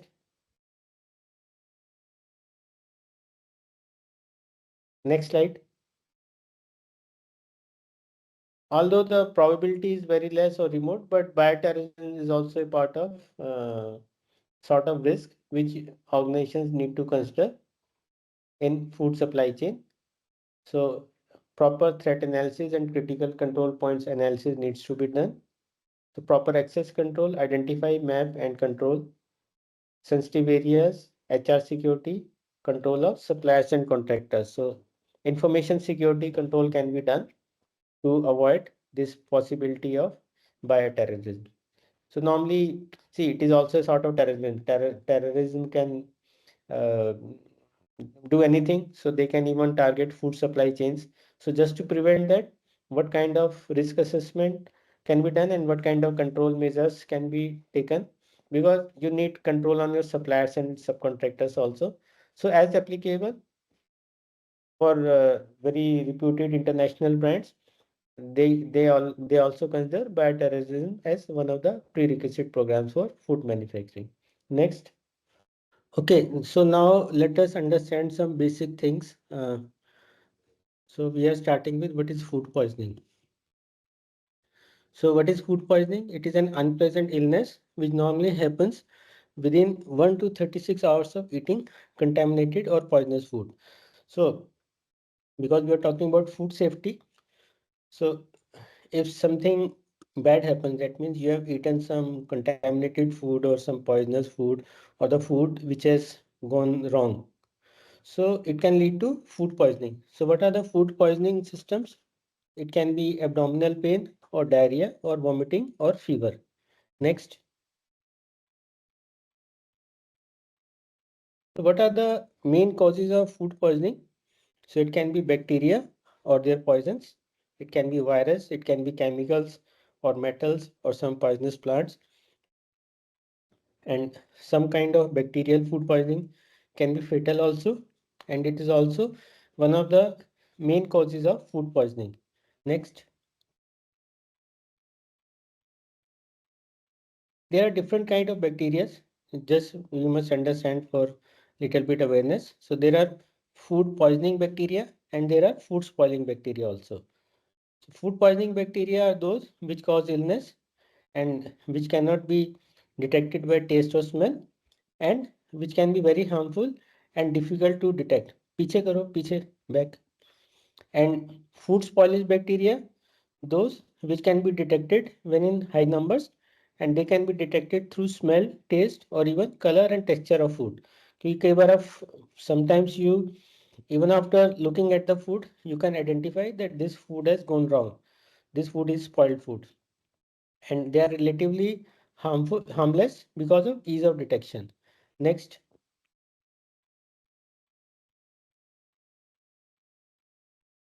So there is a formula by which bacteria grows. So normally bacteria reproduce by splitting in two. So under ideal conditions, bacteria can divide in every 2 minutes. So that means after 10 minutes, one bacteria will become 2, another 10 minutes, 2 will become 4, another 10 minutes, 4 will become 8, and so on. So if you calculate in next 3 hours and 20 minutes, so one bacteria can multiply into 1 lakh bacteria, 1 lakh numbers. This is 10 lakh. Next number, next. So this is how the growth of bacteria happens. So single bacteria can, in 3 hours and 20 minutes, from one single bacteria, it can multiply into 10 lakh numbers, which can spoil the food. So bacteria also require certain condition for growth. So it can be a food, it can be warmth, it can be temperature or water. So bacteria requires certain growth triggers for growth numbers. So that is the food, the warmth, the time, and the water. Next. So normally this is considered as the danger zone for food. So this value, it is given in Fahrenheit, but actually if you, because in India we are using degree centigrade, so 5 degrees centigrade to 60 degrees centigrade is considered danger zone for food, because less than 5 you are doing the refrigeration or defreezing, and more than 60 degrees centigrade you are cooking the food at high temperature. So high temperature also high temperature kills the bacteria, and when it is refrigerated, so basically it slows the growth of bacteria. So if you can see the danger zone effects of temperature, this reading is in Fahrenheit, but let us consider as degree. So 5 degrees to 60 degrees centigrade is the danger zone. This is the zone in which the bacteria will multiply exponentially, and below that temperature, that is the cooling side, the growth of bacteria will go down. Some bacteria survive, but no growth occurs. And higher temperature destroys most of the bacteria. It takes less and less time to kill bacteria as temperatures rise. So danger zone is the 5 degree to 60 degree centigrade temperature. So we should try to minimize the keeping of food materials in this danger zone to the least possible. Okay, so this danger zone we should always remember, 5 to 60 degrees centigrade is danger zone for food items to spoil. Next. So these are the ways, heat, that is cooking, pasteurization, using rays, and chemicals means preservatives and salt, etc. Permitted chemicals, salt, mainly salt, etc. and other permitted preservatives. They can increase the shelf life of food items. Piche karo, back. So where do bacteria come from? So normally these are the sources from which these bacteria come: people, pest, air, water, animals and birds, the raw food, soil, and waste. So these are the conditions, these are the sources from where the bacteria come. So people are carriers of bacteria, pests are carrier of bacteria, air is carrier of bacteria, water, animals, birds, raw food, and soil and waste. Next. So there are certain food poisoning bacteria also which are very dangerous, like Salmonella is one of them. So normally when we are getting these food products periodically tested from external lab, that is NABL accredited lab or FSSAI approved labs, basically we are checking the food items, raw materials as well as cooked food for the presence or absence of these bacteria. Because if these bacteria are present, that means food hygiene standard is not up to date. And if these bacteria are not detected or within the permissible range, not detected, then food items are considered to be safe. So specifically talking about these two bacteria, Salmonella and Staphylococcus aureus. So normally if these bacteria are present in food items, then they lead to vomiting, diarrhea, abdominal pain, fever, and incubation period also varies from bacteria to bacteria. Some bacteria is called immediate sickness and some bacteria take some time, and duration of sickness also varies. So normally, for example, salmonella, the source is all raw foods of animal origin, poultry in particular, humans can be the carriers. And this Staphylococcus aureus bacteria source can be human nose, throat, skin, hair, boils, ties, septic cuts, etc. Next. So when we are talking about food hygiene, basically we have to protect the food from these contaminations and these bacteria and viruses.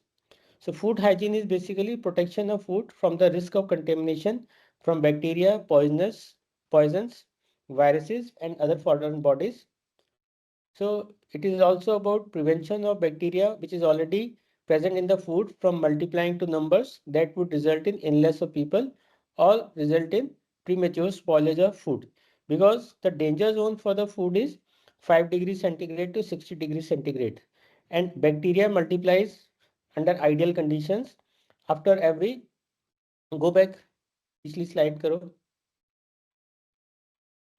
And bacteria multiplies after every 10 minutes under ideal conditions of growth. So we need to ensure that the food items are kept to minimum possible in the danger zone. Because normally you would have also seen in summer period when ambient temperature is high, your food items even at home, they spoil more picturely, they spoil more. And even if you eat outside food, then these food related illnesses are more in the summer period rather than in the winter period. So idea is we need to prevent the bacteria which is already present in the food from multiplying to numbers that would result in illness of people or result in premature spoilage of food. And food hygiene is also about destroying any harmful bacteria in the food by proper cooking or processing, because when you're doing cooking or processing at high temperature, so it kills the bacteria which are present in the food. And food hygiene is also prevention of contamination, that is any objectionable matter in the food. This can be bacterial or any physical materials also. Like sometimes you read in newspapers, etc., that some foreign bodies, you ordered some food from some restaurant and something was detected. And even some reported case of Air India flight meals carrying some plastic part or some sharp thing, etc. So these are basically physical contamination. Next. So food contamination can be physical. Examples can be some insects in the food. Sometimes they can be live also. Paper, cardboard, plastic, metals, plasters, cleaning materials, string, rodent hair, dropping, sweet papers, pen tops, grease, glass, cigarette. So many things can be examples of physical. Because if your hygiene related practices are not good or controls are not good, then these physical uh, contaminants can enter into the food items. Next. And then there are certain high risk foods also. Some foods are higher risk than others because they present a better growth opportunity for food poisoning bacteria and viruses than others. So examples are some cooked foods, that is foods which are already cooked and which will not be cooked again. So also free from competition. Food carrying raw ingredients or foods normally eaten raw or partly cooked. For example, mayonnaise, rare steak, and shellfish. So basically, we need to know what are these high-risk foods, and we need to take adequate care of these high-risk foods because they are more prone to food poisoning bacteria or other bacteria, food spoiling bacteria. Next.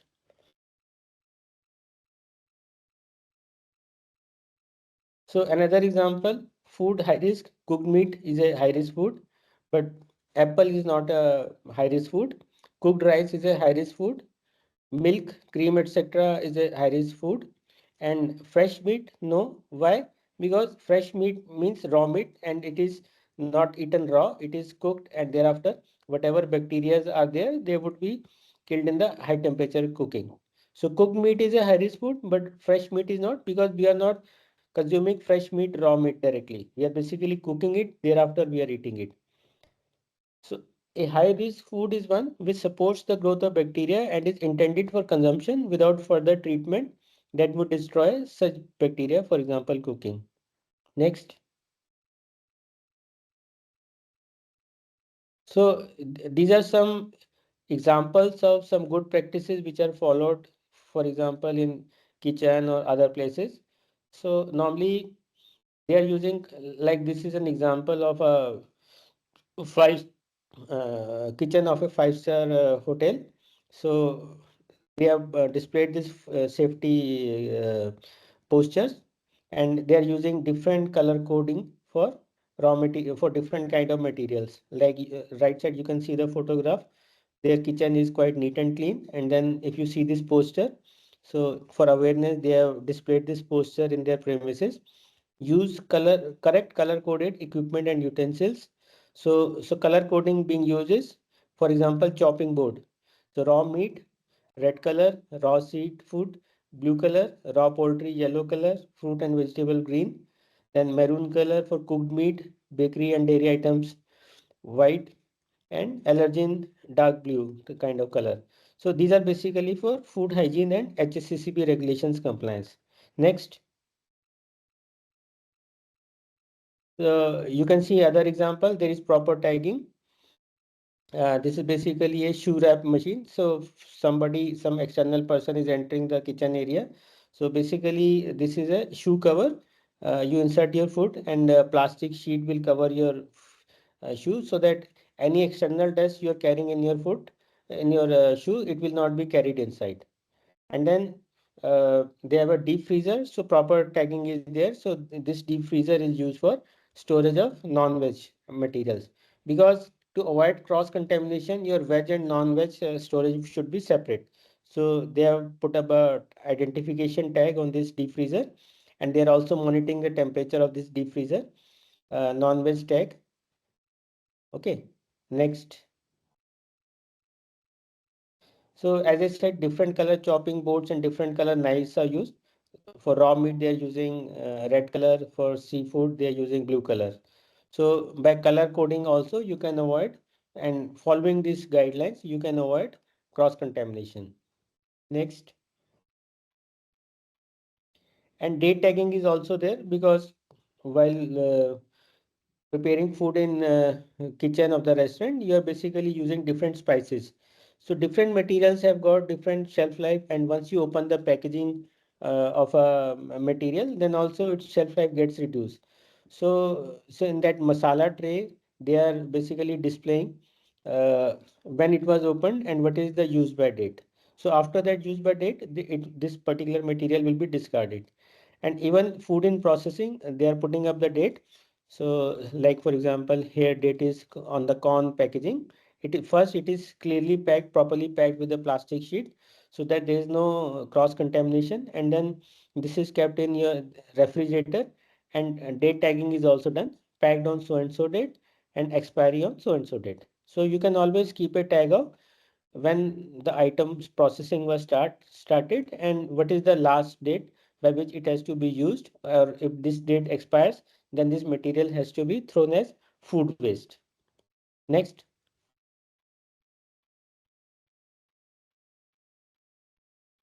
Next. So another example of good hygiene practices, for example, the kitchen staff, they should not have their nails should be properly trimmed. So this is also a checkpoint. So they are verifying that none of their employees, their nails are grown up. And you can also display safety, hygiene related posters like clean as you go, because normally in big kitchens, industrial kitchens, restaurant kitchens, basically there is shift people. So whenever there is a shift change, so as a good practice, they are advised that before leaving their workplace, they should clean it properly. So some cleaning instructions are displayed, clean as you go. Hygiene Rule Code FSSAI. Like as I said, FSSAI is a mandatory requirement, regulatory requirement for all restaurants and food joints. So each organization which applies for this registration, they get a unique license number. For example, this is one of the example. And in fact, if you see the FSSAI website, so similar kind of charts you can find there also. So these are some good practices. The restaurant is bound to display its FSSAI license number. Some license number is there. And then there is an FSSAI app also which can be downloaded and compliance can be monitored through that. Some toll-free number, SMS number, WhatsApp number is there. And the restaurant is also informing its customers that we are following these rules, these 12 golden rules. The rule number 1, hygiene rule codes. Rule number 1, keep premises clean and have regular pest control.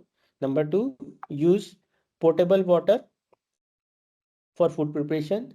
Number 3, cook food thoroughly. Keep hot food above 50 degrees centigrade and cold food below 5 degrees centigrade. Because I told the temperature zone, danger zone for food items is 5 degrees centigrade.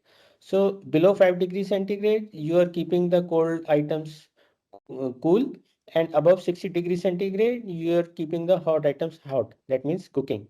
So you are avoiding your food items in the danger zone, that is 5 degrees centigrade to 60 degrees centigrade. The next hygiene rule code is store veg and non-veg food, raw and cooked food in separate containers. So there is no likelihood of cross contamination.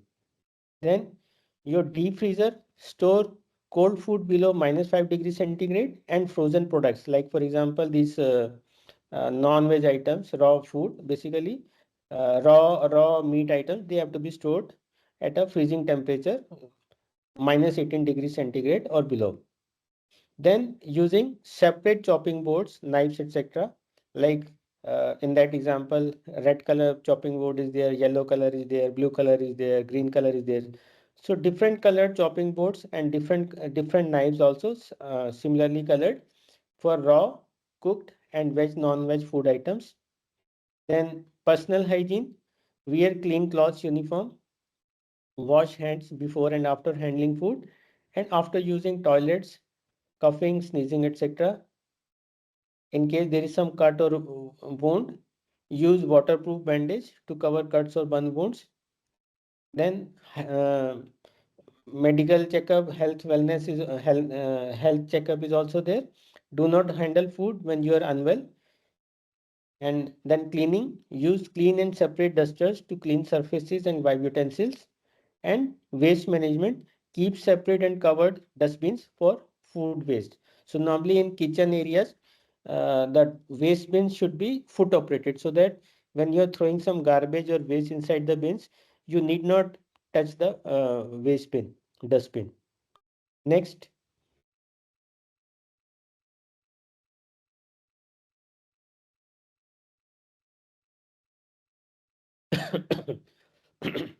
This is another example of hygiene rules which are followed by retail meat shop. So again, this shop is also having a unique FSSAI registration number. So what that meat retail shop is doing, so they are displaying that we are following these 10 golden rules. So that is, keep vending premises clean and pest free, receive and store, because receiving temperature is also important, especially for these non-veg items. So receive and store meat below 5 degrees centigrade and frozen products at below -18 degrees centigrade. So that is why you have a refrigerator and you have a deep freezer. Receive meat in clean containers. Keep refrigerators and freezers clean. So proper cleaning of these refrigerators and freezers is also important.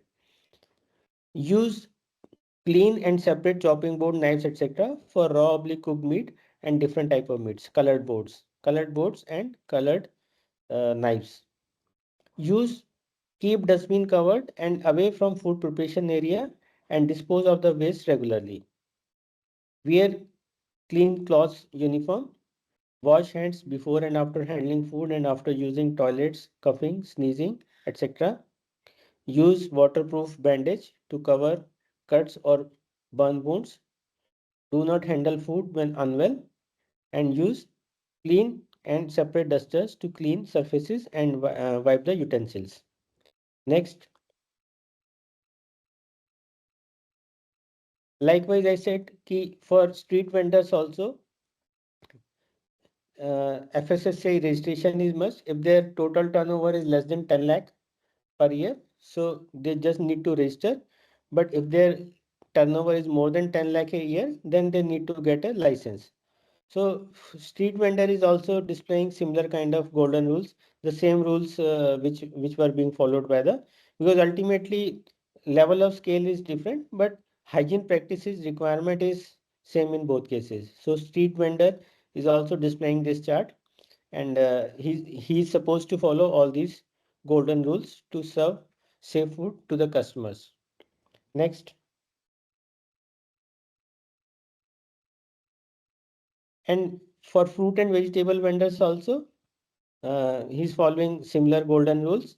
Keep vending premises oblique cart clean and pest-free. Use potable water for washing fruits and vegetables. Keep sliced fruits and vegetables covered and at cold temperature. Wash chopping board, knives, etc. with clean water before and after use. Keep dustbins covered. Wear clean cloths, uniform. Wash hands before and after handling food and after using toilets, coughing, sneezing, etc. Use waterproof bandage to cover cuts or burn wounds. Do not handle food when unwell and use clean and separate dusters to clean surfaces and wipe utensils.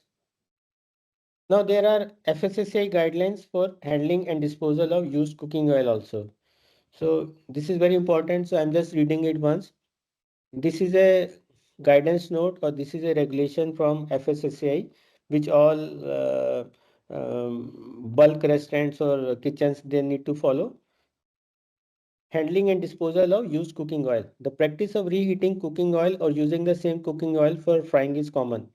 Cooking oil is often repeatedly used by topping it up with fresh oil.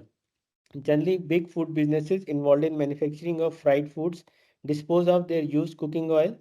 So they are calling it, short form is UCO, used cooking oil, UCO, for industrial purposes, soap manufacture, etc. But sometimes it finds ways to small food vendors at cheap prices. So responsible organizations, they are disposing of this used cooking oil as a hazardous waste. And this used cooking oil can be used for some other manufacturing purposes also. Like for example, it is a raw material for soap manufacture. But sometimes this, instead of disposing of in a responsible manner, some food process owners, they basically sell it to small food vendors at cheap prices. So even at household level or by roadside vendors, this used cooking oil is discarded in an environmentally hazardous manner, blocking the sewerage and drainage systems. So sometimes instead of disposing of it to the authorized vendors, they just put it up in as a waste and put up in sewerage or drainage system, which ultimately discards, basically chokes those sewerage and drainage. Therefore, in order to safeguard public health, FSSAI has notified the limit of total polar compounds to be not more than 25%, beyond which the oil is unsafe for human consumption. This guidance note outlines the standard operating procedure for safe handling and disposal of UCO for the benefit of consumers as well as small and big business operators. So what instructions are given? This is a detailed document, 4-page document. So I'm just reading the important things. So some important things are: avoid repeated use of cooking oil for frying, and household level oil once used for frying food should be filtered and may be used for curry preparation in order to make it economical. Used cooking oil should be consumed in a day or two. It should not be stored for longer period as the rate of deterioration is higher in used oil. Discard cooking oil when blue-gray smoke appears through foam is formed, or oil becomes dark and murky, or the consistency of oil changes. But more scientific method of measuring is discard cooking oil having developed total polar compounds of more than 25%. But for that, for measuring that, you need a proper equipment. That equipment costs around 30,000-40,000. So small businesses don't buy it or can't afford it. But if you are a responsible organization, then you must have a scientific way of measuring this total polar compound, which should not be more than 25%. Then do not dispose of this discarded oil in drains or sewage systems. And this used cooking oil should be discarded in an environmentally friendly way, preferably by providing it to the authorized UCO aggregators collection agencies. So there are authorized aggregators and collection agencies, because this particular used cooking oil, which is not fit for human consumption, is considered as a hazardous waste. Okay, next please.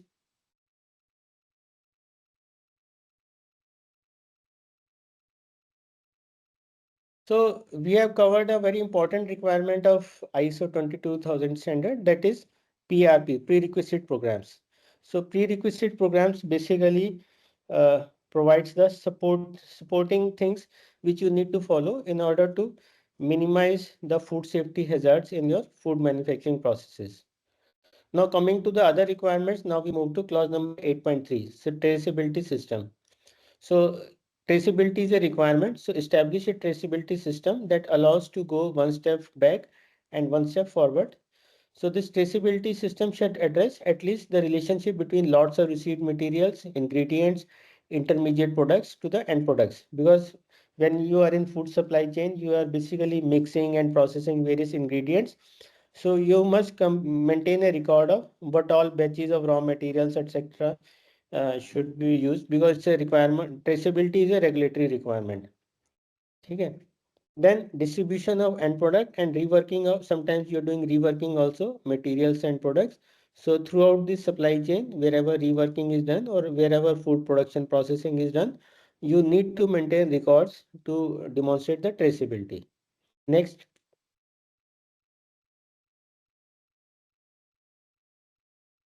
A traceability system should be verifiable, cost effective, practical to apply, results oriented. So there are different ways and means. In fact, very big organizations having advanced systems, they are even using some ERPs or SAP, etc. for monitoring traceability. But basic idea, depending upon the size of the organization, the traceability system should be practical to apply and it should be result oriented. And then you need to maintain records as evidence of traceability system for a period that covers at least the shelf life of the product. So as a regulatory requirement, you need to maintain records of traceability at least till the shelf life of the material. So maybe the shelf life of the material plus a few months more, that should be identified in your documented system for the traceability records. Verify and test the effectiveness of the traceability system. So periodically you need to verify and test your traceability system effectiveness also. Next. Then emergency preparedness and response is also a requirement of ISO 22000. But if you recollect in ISO 14001 and ISO 45001, also there was a requirement of emergency preparedness and response.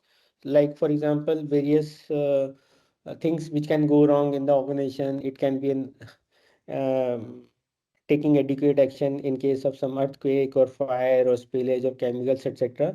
But here we are talking about emergency preparedness and response with respect to the food handling or food related activities. For example, let us say your uh, your restaurant or your food processing area is in a place where some flood happens. Now flood basically contaminates the premises and your equipment, etc. So now, what would be the response? Because maybe or say prolonged electricity outage, power outage is there. Though normally organization they do have power backup, at least even in case power shortage. So overall power condition has improved, power outages are less, and then organization they do have backup power supply also, generators, etc. So the instances of actual emergency scenario happening is quite less. But in case still if it happens, let us say for example in some areas uh, uh, uh, some natural calamity, some typhoon or some these things keep on happening, uh, cyclone, etc. So basically, you need to verify the effectiveness of the emergency preparedness, and you need to have certain protocols where what action to be taken immediately after the emergency scenario. So that idea is that proper hygiene and standards are maintained, your cleaning in place or whatever cleaning sanitization processes are there that are properly addressed, and more importantly the food which has got contaminated due to any reason because of that emergency like flood, etc., cyclone, or exposure to something, or power outage, where you are not able to maintain the desired temperature, refrigerator, defrigerator, etc. Those items are disposed of adequately, and those items are not basically passed on to your customers. So that is the whole idea about emergency preparedness and response. So this emergency preparedness and response, though it is a requirement of the standard ISO 22000, but it is a bit different from the emergency preparedness and response which is required in ISO 14001 and ISO 45001. So many a times people are not able to distinguish between the two. So the basic requirement is procedure to respond to emergency situations that can have an impact on food safety. So here we are talking about emergency preparedness with respect to the food safety aspects. Next.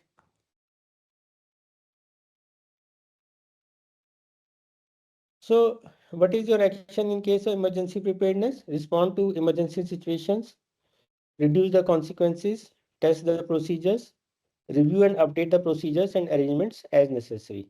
Next. Now we come to a very important requirement of this ISO 22000, that is hazard analysis, hazard control.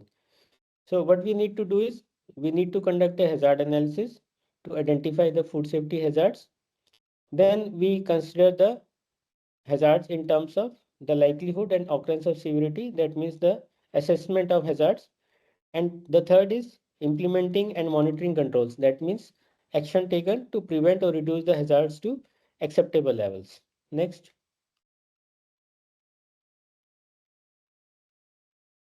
Yeah. Preliminary steps to enable the hazard analysis. So normally these are the requirements which are specified in the standard, which we need to do. First thing is you need to identify the raw materials, ingredients, and product contact materials. So for that, identify the statutory and regulatory requirements, and you need to have documented information on each raw material, ingredient, or product that comes into the contact with food. Okay, so basically it is like your identification of what all raw materials, ingredients, and product contact materials you are using for food manufacturing. So what are the applicable regulatory requirements for those raw materials, and uh, all information related to that raw material in the form of specification or literature has to be there as a documented information available in the organization. Then you have the characteristics of end products. You also make flow diagrams. This is establish, maintain, and update flow diagrams for the product or product categories. Confirm on-site the accuracy of the flow diagrams. Then you have the characteristics of end products. Identify statutory and regulatory requirements related to the end products. End product is the product which you are providing to your customer. And maintain documented information on the characteristics of end products. You also need to have a description of the processes which are being used. For example, layout of premises, equipment, lot many PRPs we had discussed, prerequisite programs, process parameters, controls, external requirements, customer requirements, any other variations which can happen due to seasonal changes or shift patterns, etc. And the intended use of your product. Consider and document the intended use and any reasonably expected mishandling or misuse which can happen, and who are the different uh, groups of consumers or users who are using your product, you need to identify. So all this is part of preliminary steps to enable the hazard analysis. Next. Just go back. Previous slide. Yes. So after this, what you need to do is, next slide. Next. Now you have to do the hazard identification and determination of acceptable levels. So you have to specify your control limits.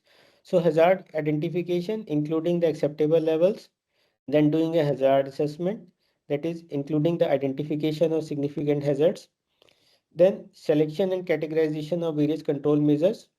Now these control measures, again there are two types of control measures. One, control measures which are applied for operational prerequisite programs. Now these operational prerequisite programs are derived from the overall prerequisite programs. And then we have control measures for critical control points. Critical control point is basically a point whereafter, if it is not controlled at this particular point, so there is no further check. So if that critical control point is not maintained, then food safety related hazard can pass on to the next stage or to the ultimate user. So those critical control points, again, as the word implies, critical. So they have to be very critically nominated, critically monitored, and critically measured and analyzed. And then finally, the validation of control measures. Next.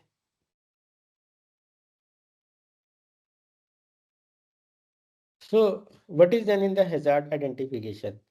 So in hazard identification, we identify and document all food safety hazards that are reasonably expected to occur depending on the type of product, the type of process, and the environment.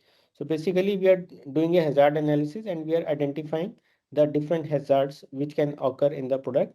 These hazards can be chemical hazard, microbiological hazard, physical hazard, or basically allergens. Allergen means when people are allergic to certain ingredients or certain characteristics. Next.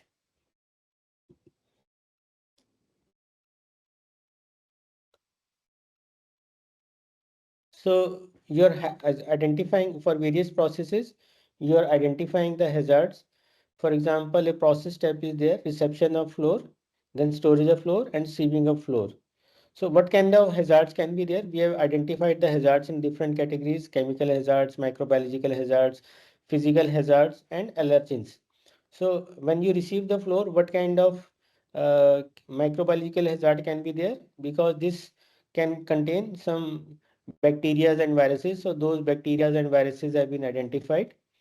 Then what can be chemical hazard? Some pesticide, cleaning chemical, leftover or residue of pesticides, more than the permitted level, cleaning chemicals, lubricant, fuels, etc. There can be some physical hazard like dead insect, metals, wood, stone, etc. And there can be cross contamination with allergens. So likewise, for different stages of your processing, you identify the hazards as applicable in category of chemical, microbiological, physical, or allergens. Next.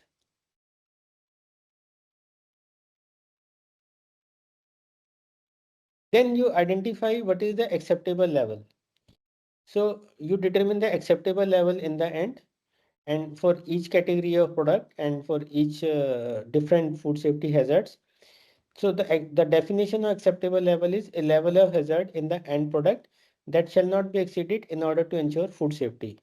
For example, reception of floor, physical hazard can be a material. So it can be a the acceptable level is 3 milligram per kg. So it should not exceed this category, this acceptable limit. And now most of these acceptable limits, if you refer to various guidelines, standards, or food product related standards, so you can find those acceptable limits which different regulations permit. So you can refer to FSSAI guidelines on various food items, food products. You must have read in newspapers some recently some spices which were being exported from India. They were rejected because they were carrying some pesticide than the more than the permitted level. So those kind of things. So some acceptable level is there, but what is that acceptable level? That may be based on the country-based regulations, or it can be based on some national or international standard, or it can be based on customer requirement also, if your customer is some big giant. Next.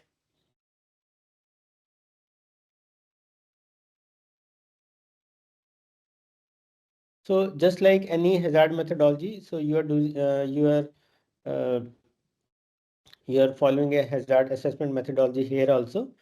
So purpose is to identify the significant hazards for which it is essential to act to prevent their occurrence or to reduce them to acceptable level. So basically hazard assessment you are doing. So hazards, they have got their impact also, and they have got their probability also. So this is one of the example which one of the methodology. You can use any methodology for that purpose. So there can be high impact, medium impact, low impact, and probability also can be probable, possible, or improbable. This is 3x3 matrix. You can use 4x4 matrix, or you can use 5x5 matrix also. But again, whatever methodology you use, that should be consistent throughout the organization. So accordingly, if you see this example, so 1 and 2 is a low impact score, low score. 3 and 4 is a medium level score, and 6 and 9 is a high level score, high score, high risk. Next.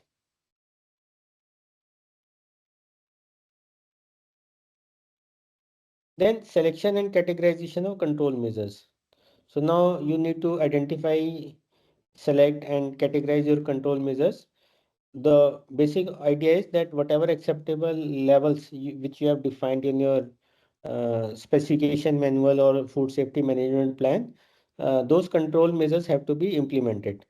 So select and apply appropriate control measures to prevent or to reduce to acceptable levels the significant food safety hazards. And these control measures, they have to be implemented and managed at two levels, that is critical control points and operational prerequisite programs. Next.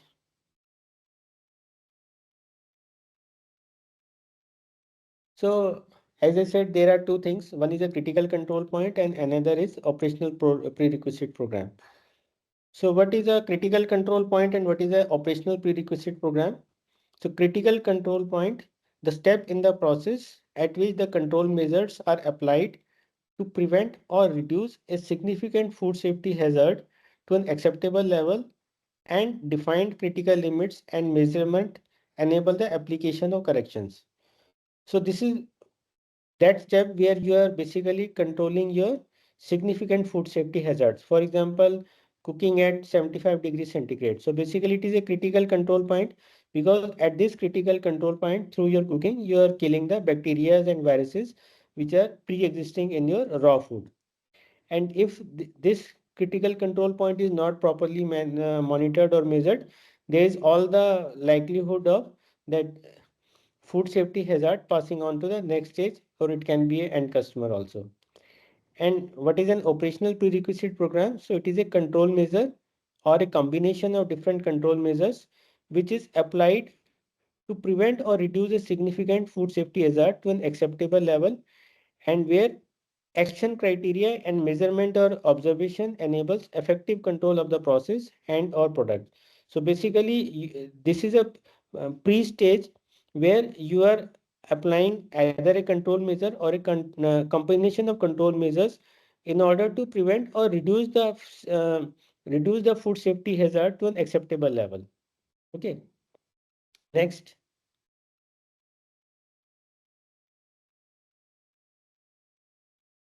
So CCP versus OPRP. CCP is a step in the process where control measures are applied. So it allows to establish critical limit, it allows measurements and corrections can be applied. And operational prerequisite program, so there are no critical limits, but these are good practices which you are following. Control measures or combination of different control measures, and your measurement and observation is less precise and more subjective. For example, maintaining personal hygiene or equipment maintenance. So it is an operational prerequisite program but you cannot make precise measurements. But in case of critical control point, that is cooking above temperature of 75, cooking at temperature of 75 degrees centigrade, so you are making a precise measurement. So there is limit also defined, 75 plus minus 5 degrees centigrade, and you are making monitoring and measurement also. But in case of operational prerequisite program, though it is a control measure or a combination of control measures, and it is being applied to prevent or reduce the significance of food safety hazard, but monitoring and measurement or observation, it is more subjective and less precision. Means you cannot make precise measurements like a temperature measurement. Okay, next. It is like more like a good practice, work practice. So how to decide whether an activity it is a critical control point or operational prerequisite program? So again, you make or use a flow chart. For example, this flow chart basically Coca-Cola uses it. It is known as Coca-Cola / Michigan State Decision Tree. So they have identified how to categorize a control measure as a critical control point or prerequisite program. So based on the likelihood of occurrence and severity of adverse health effect, is this hazard significant or not? If it is not significant, then it is a prerequisite program. But if it is a significant hazard, then it moves to the next stage.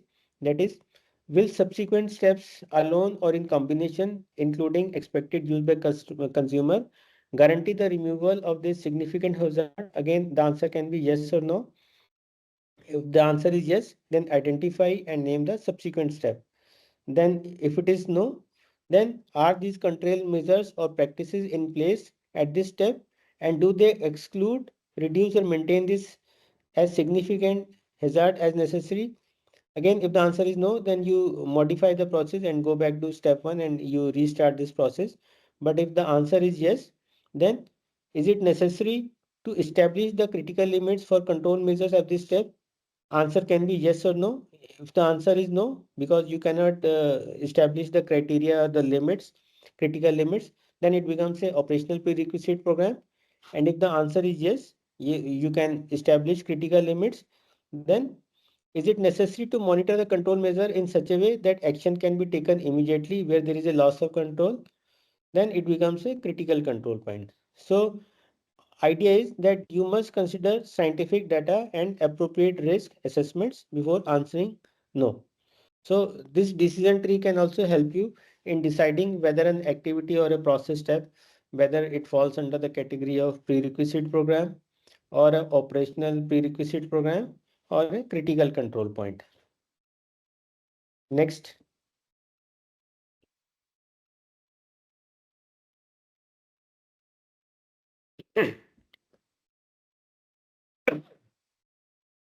Then validation also, as we discussed, difference between verification and validation. Validation of control measures is also required. Validation of control measures and combination of control measures. So validation is intended to ensure that the control measures and the combination of control measures are capable to achieve the results expected. So whatever limits you have specified, periodically you are basically validating it to ensure that your control measures are giving you the desired outcome, that is control of food safety related hazards. And to validate is to obtain evidence that a control measure or a combination of control measures will be capable to control effectively a food safety hazard. So validation is different from verification. So what are the different validation methods? So reference to some technical or scientific literature where some industry good practices are there, and these are validated over a period of time. So you can follow those technical literature or scientific literature as a means of validation of your methods, or you can use your own validation studies or historical knowledge of the performance of control measures, or you can use experimental data that is scientifically validated, or collection of data during the operation of the entire production process. You can use some mathematical modeling, surveys, and ideas that you need to maintain this information on validation methods and results. Yeah, next.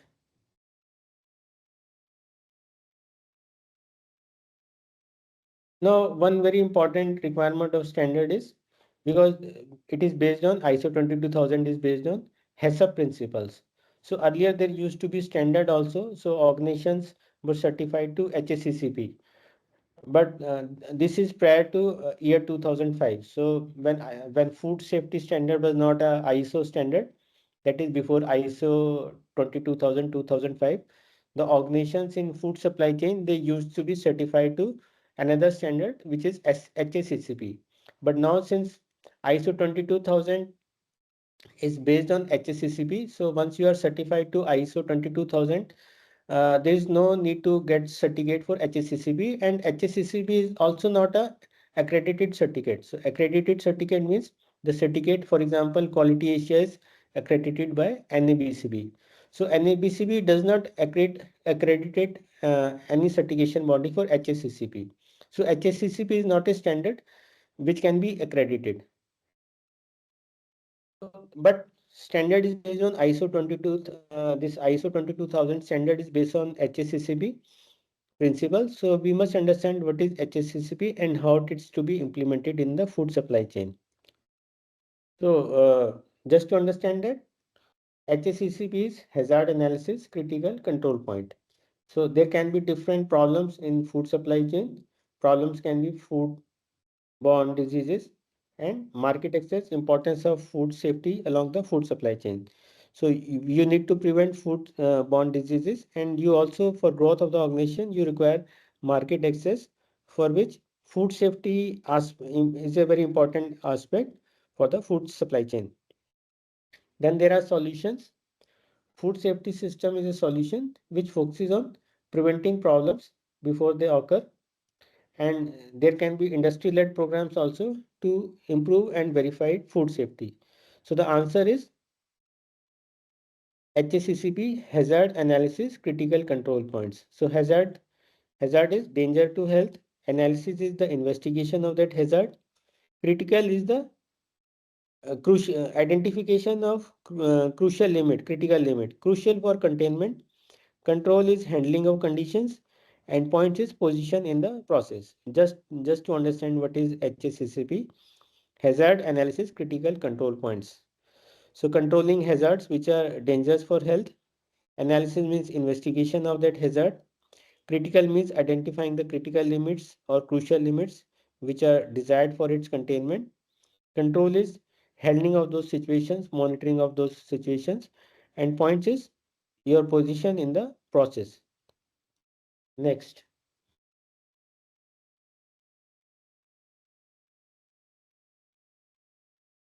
So what is HACCP? HACCP is science-based, internationally accepted food safety system, and it can be applied to all segments of the food chain, that is from farm to fork.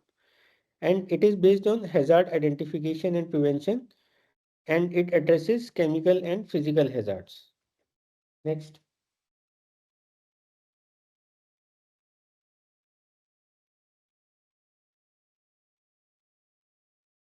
So why these principles of HACCP are adopted?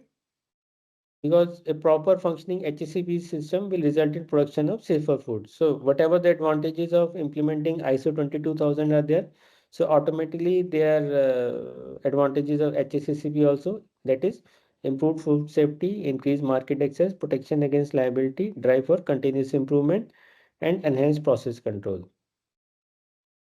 So HACCP basically it is a methodology which is a part of ISO 22000 implementation. Next.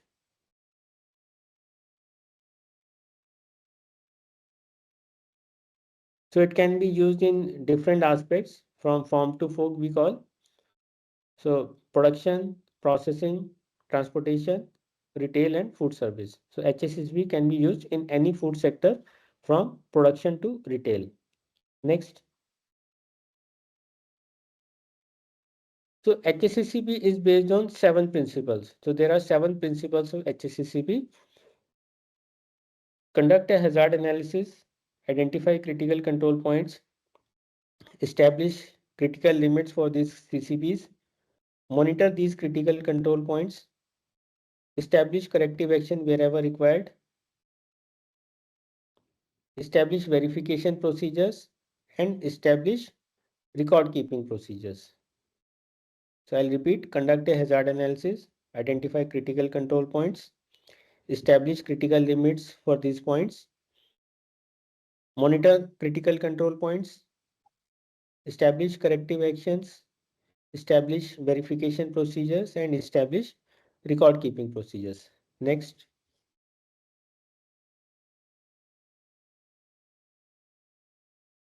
So same points are represented in another manner. Conduct a hazard analysis, identify critical points, establish critical limits, monitor critical control points, establish corrective actions, establish verification procedures, and establish record keeping procedures. So how do you implement these HACCP principles? So basically, you have to take adequate steps for all the 7 process steps identified. So these 7 principles of HACCP have to be put in action. Completion of all steps will result in proper functioning of HACCP plan. So you make a HACCP plan. Next. So how these steps are implemented? First of all, you assemble a HACCP team. So ISO 22000, you nominate a food safety team. So basically HACCP team is same team, food safety team only. So group of people that will oversee the implementation and maintenance of the HACCP program. And it is a multidisciplinary team that is comprising from people from different departments, production, sanitation, management, etc. And basically these persons should be trained on HACCP principles. Then next step is description of product and identification of intended use and consumers. So full description of the product being manufactured under this program. Product information helps you with the hazard analysis. So you identify the target group of customers also, consumers also, the group that will consume the food product. For example, some food products are basically baby foods, or some food products basically we categorize in as per different user categories, where these where these products will be sold and where these products will be prepared. So all this is part of basic description of product and identification of intended use and consumers. Next.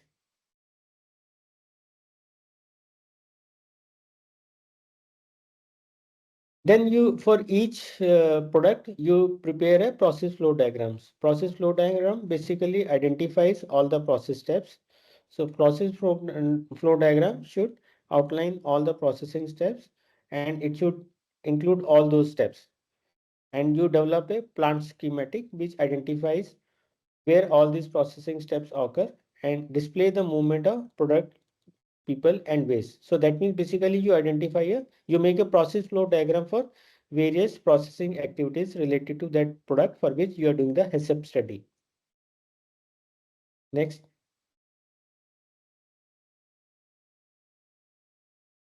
So you can also do the grouping of products. For example, if you are making hundreds of varieties of items, so there can be grouping of items also.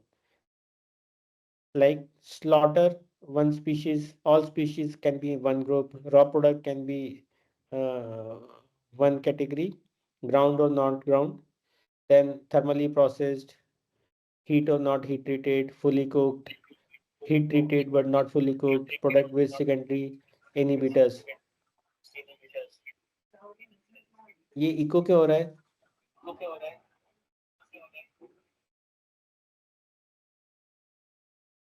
So you can do the grouping of products also when let us say the number of products is or the total number of products is big, because ultimately for each group of products then you can have one HACCP study which is applicable for that particular group. Further categories for grouping can be done based on commodity group, hazards, etc. Products in the same, important thing is products in the same process category may be covered by the same HACCP plan, because for each category of product you need to have a separate HACCP plan. Next.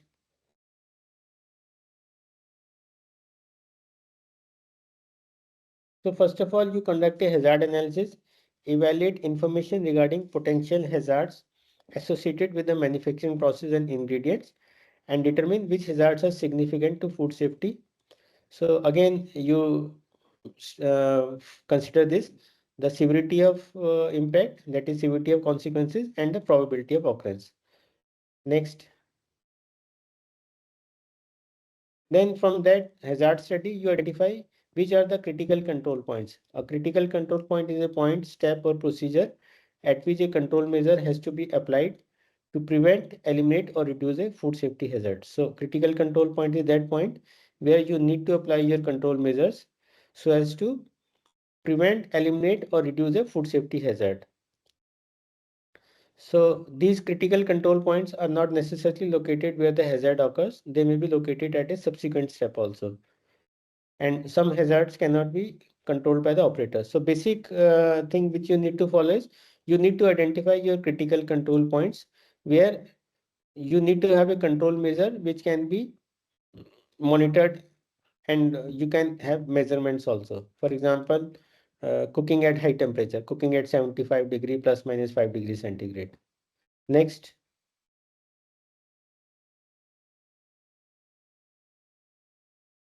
Then you establish the critical limits also. For example, for cooking, the established critical limit is 75 degrees centigrade plus minus 5 degrees centigrade. So what is the critical limit? The maximum and or minimum value to which a parameter must be controlled at a critical control point. So basically it separates acceptability from unacceptability. 75 plus minus 5 means up to 70 to 80 is the acceptable limit, and more than 80 is also not desired, and less than 70 is also not acceptable. So that critical limit must be clearly defined and measurable. Next.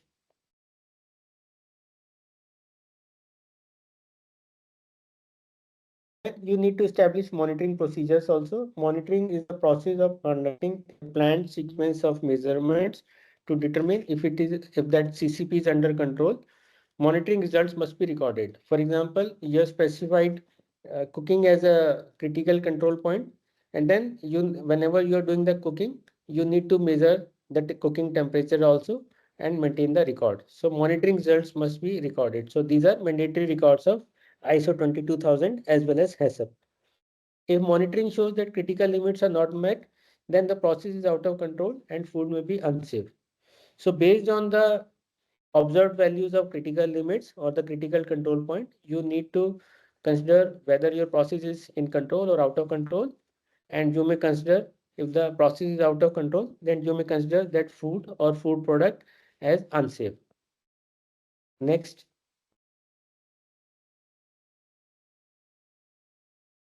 Then establish corrective actions. So whenever your critical limits are not being met, you need to have a corrective measures. Corrective actions are predetermined measures that have to be implemented when monitoring indicates that a deviation has occurred. And when you take corrective actions, these actions must regain control of the processes, because what is the meaning of corrective action? Action taken to prevent the reoccurrence of a problem. So your corrective action must be appropriate to regain the control of that process. So if your cooking temperature is not adequate, what is the reason why you are not able to achieve that temperature? And how do you ensure that you will maintain the desired temperature? So that is your corrective action. Locate and segregate affected product, determine the disposal of affected product, and prevent a reoccurrence. So basically you need to have established procedures or guidelines for corrective actions wherever your critical limits are not met. Next.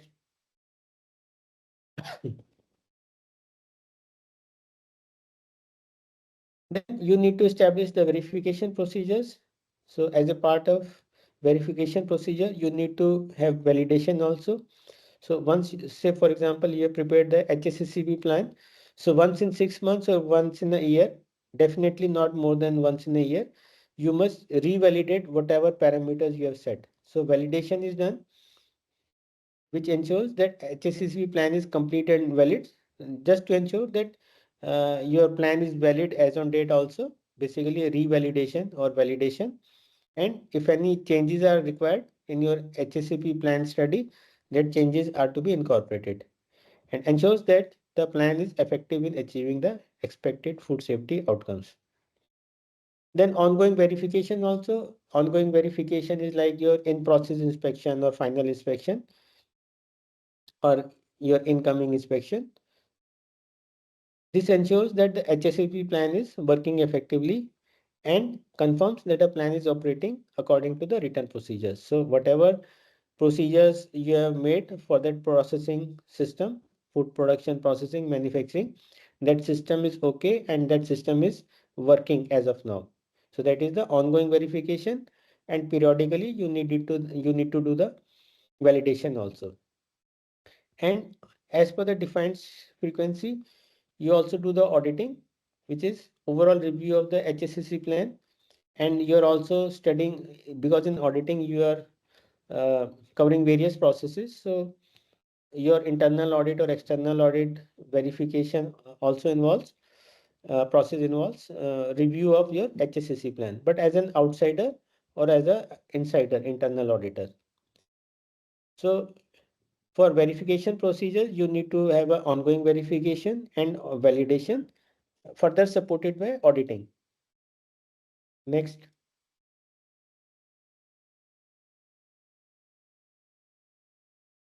And then since these are international standards which you are following, so you need to demand, and these are also verifiable by external agency, regulatory body, certification body like Quality Asia. So you need to maintain records also.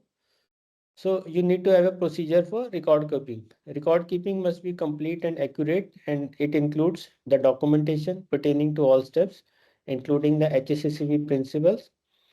You need to have appropriate record storage procedures, and you need to maintain the respective logbooks also. So this completes the HACCP study. Next.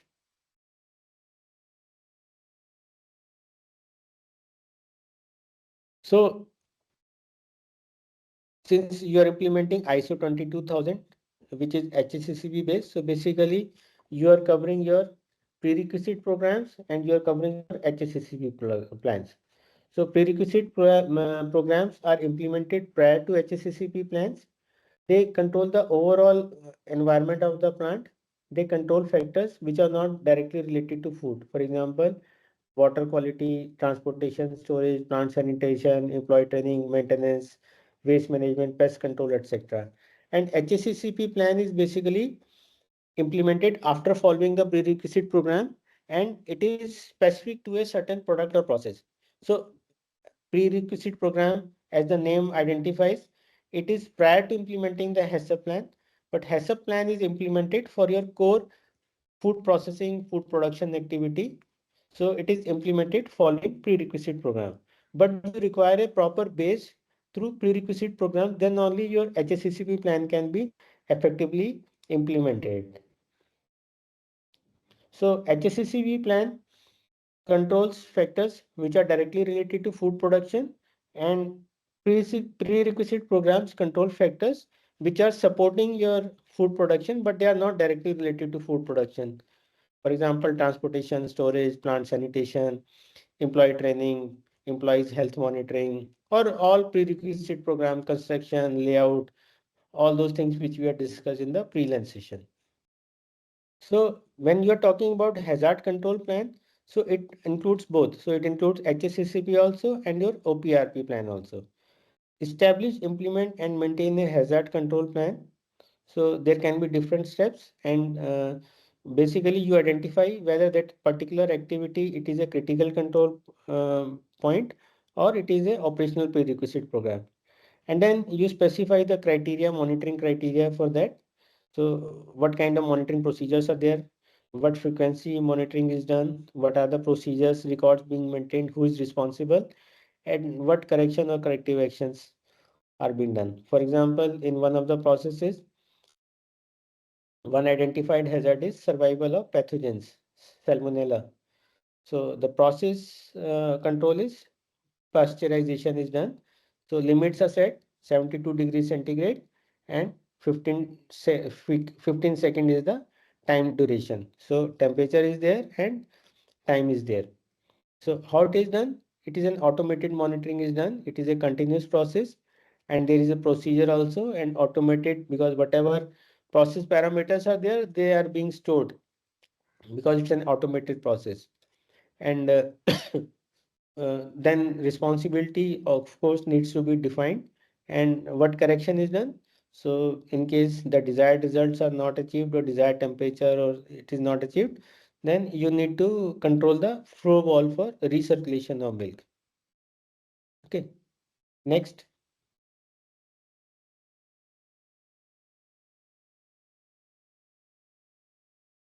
So monitoring system is required for CCPs and for OPRPs. So what does the monitoring system includes?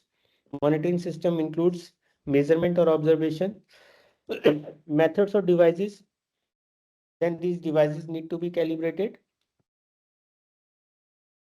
Then monitoring frequency has to be decided, and responsibilities and authorities have to be decided. Next.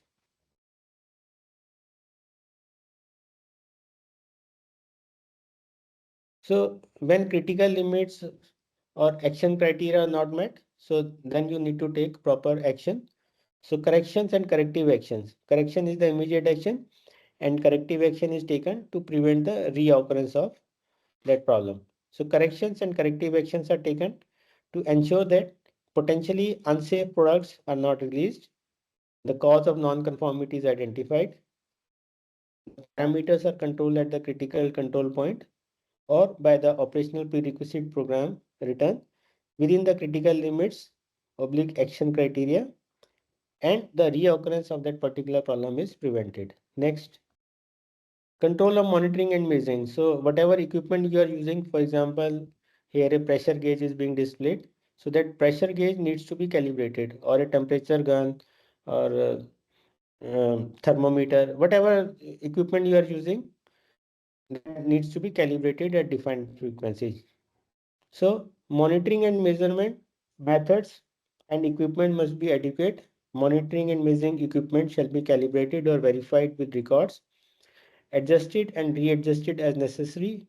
So whatever requirements of monitoring and measurement are applicable for other measurement systems like 9001, 14001, 45001, 50,000, and likewise it is applicable for 22,000 also. So you need to identify your monitoring and measuring equipment, those which are being used for monitoring purpose or measurement purpose, and then you need to get them calibrated or verified, adjust or readjust if required, proper identification tag, etc.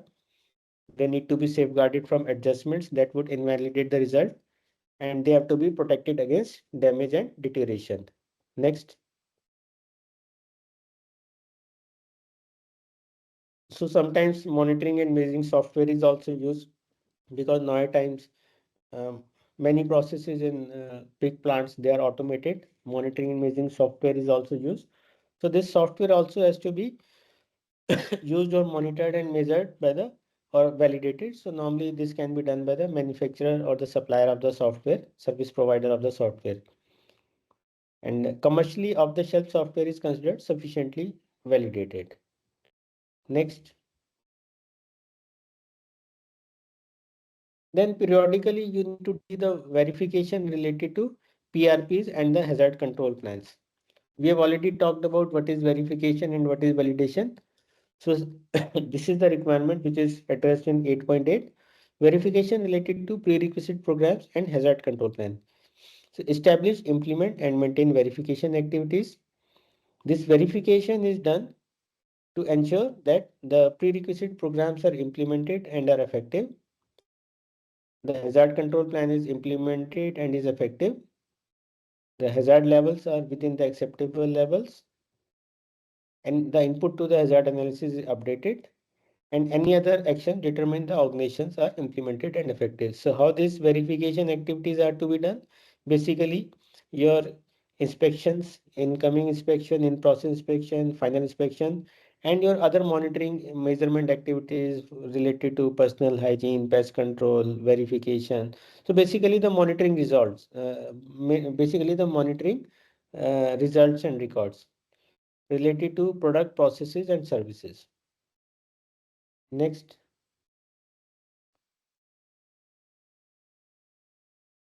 Verification can be done through audits, inspections, product testing, documents, review, etc. We have already discussed verification in detail.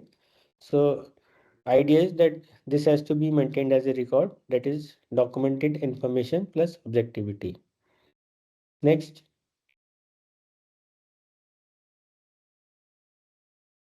And 8.9, which is the last subclause of this particular clause, operations, is control of non-conformity. So control of non-conformity, control of product and process non-conformity. So basically you have to address both product as well as process non-conformities. So non-conformity is a situation when your critical control limits of CCPs or your criteria for your operational prerequisite programs are not met. So corrections is immediate action which is taken to deal with the effect of non-conformity, and corrective action is based on the root cause. So root cause analysis is done and it deals with the causes of the non-conformities so that the non-conformity is not repeated again. Next.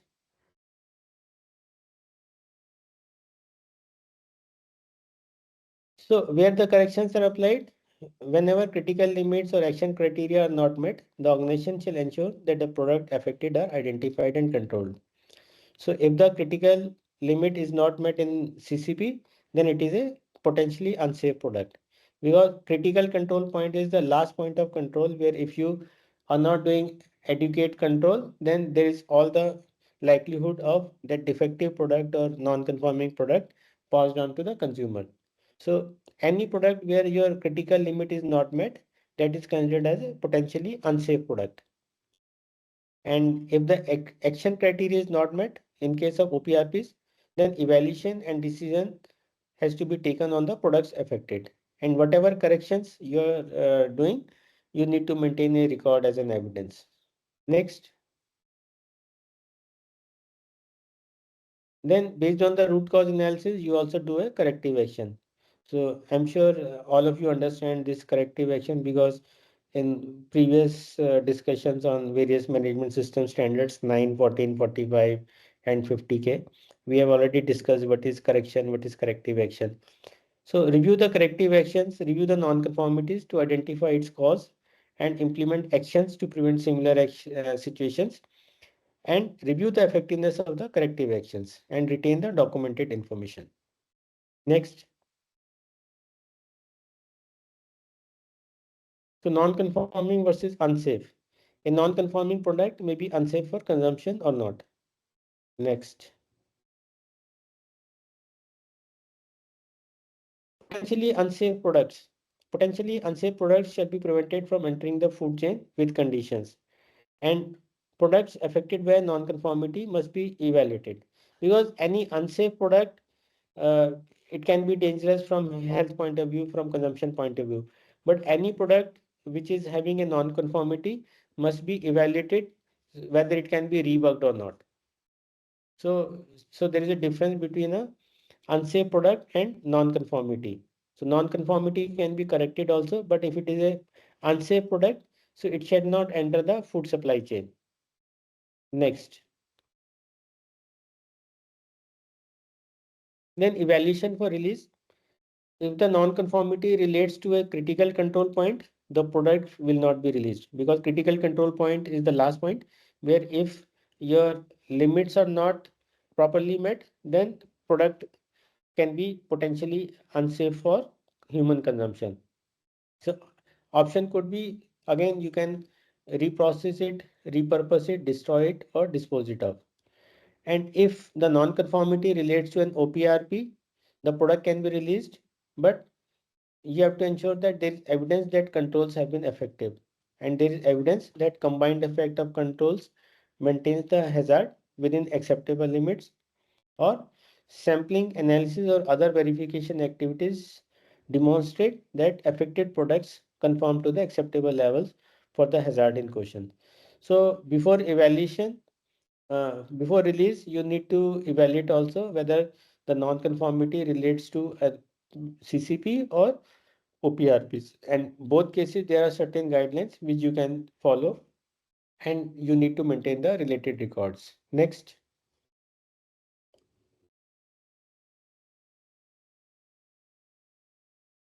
So sometimes withdrawal or recall is also there. So organization must be able to ensure the timely withdrawal, oblique recall of lots of end products that have been identified as potentially unsafe. So in the recent past, for example, some Cadbury's, I don't remember whether it was Cadbury's or what brand it was. So some reported cases of uh, something wrong in the product was there, and then they recalled that product from the market. For that, you need to have your traceability system in place. So you identify where it was, because the OEM or the big brand may have multiple plants also. So they should be able to identify from which plant it was made, which period it was made, what kind of again, that traceability chain has to be maintained. But organization must be able to ensure the timely withdrawal or oblique recall of lots of end products that have been identified as potentially unsafe, because food items are always considered as high risk product, so which can be dangerous to the human beings. So organizations must have the systems to ensure the timely withdrawal, oblique recall of lots in case any such situation arises. Next.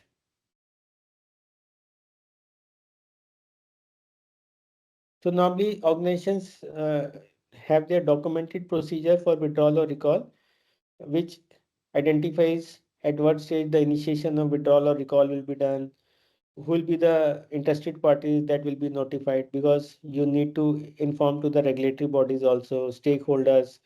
Uh, if it is a stock market listed company, so some price sensitive information, because recall also means some expenditure of the company, some uh, effect to the goodwill of the company. So there are several factors. So you need to inform to the stock market also and share the related information, regulatory bodies, investors, big investors, maybe some related suppliers also. So you need to identify who all will be the interested parties uh, to whom notification will be done. Then what is the responsibility? Who are the responsible person who will initiate this withdrawal process? What will be done of the recovered products plus similar products which are still in stock? What investigation, what kind of investigation would be done, and what info record would be maintained? So these withdrawals and recalls can be sometimes uh, checked through the mock drills also, mock recall. So organization do some mock recall. So it is basically a mock recall just to see how robust their withdrawal process is. So they identify one of the batch produced in a particular plant or process or shift or period as a non-conforming product or potentially unsafe product, and then they identify from where they will recall this product and in what time frame, to whom all they will identify and make. So basically it is a mock recall. It is not the actual recall, but just to see the preparedness for in case actual emergency happens, actual withdrawal case happens. Next. So this is a recap of clause number clause number 8. So what we'll do is after this clause there will be an exercise and we'll break for 15 minutes for tea break after this exercise. So the recap of clause number 8 is plan, implement and control operations to ensure food safety, establish, implement and maintain prerequisite programs to control food safety hazards, implement a traceability system to identify product batches and their status, plan responses to food safety emergencies and test the plan periodically, establish control measures for food safety hazards through HACCP and PRPs, keep hazard control plans and PRPs up to date based on the changes, monitor and measure processes to ensure food safety effectiveness, verify that prerequisite programs and hazard control plans are effective, and manage non-conformities to prevent unsafe products from reaching consumers. Next.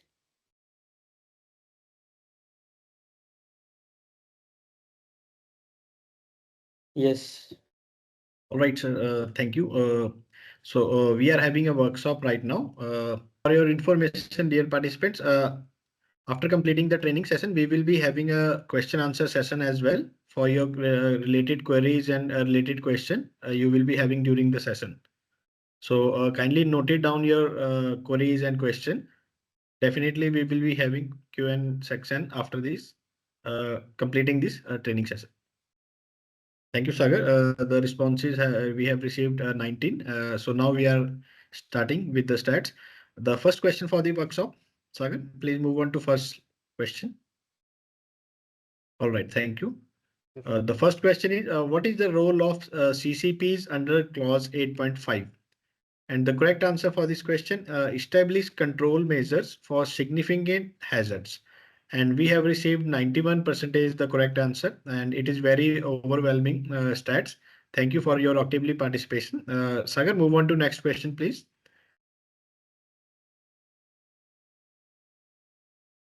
The next question, what is the primary purpose of implementing PRPs, clause 8.2 in the FS Food Safety Management System? And the correct answer, to ensure a clean and safe working environment to control food safety hazards.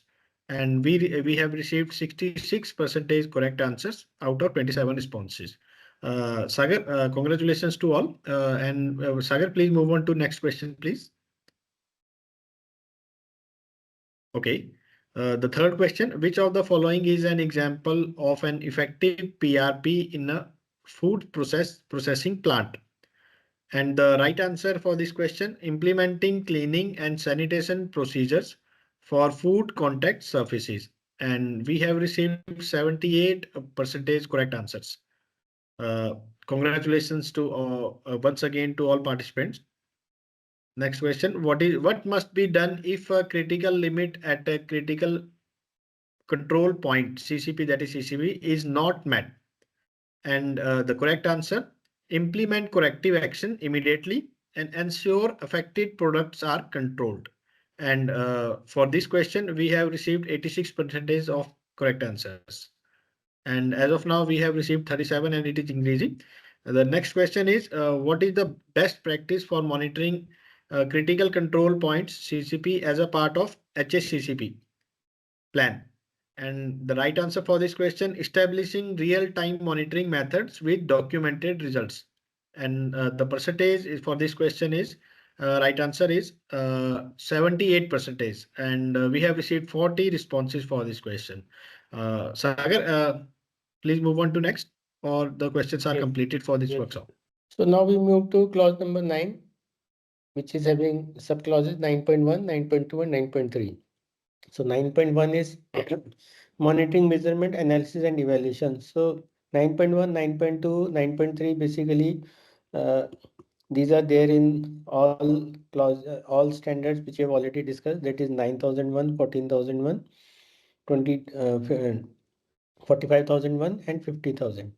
So similarly, Food Safety Management System also has 3 subclauses: 9.1, 9.2, 9.3, monitoring, measurement, analysis, and evaluation, internal audit, and management review. Next.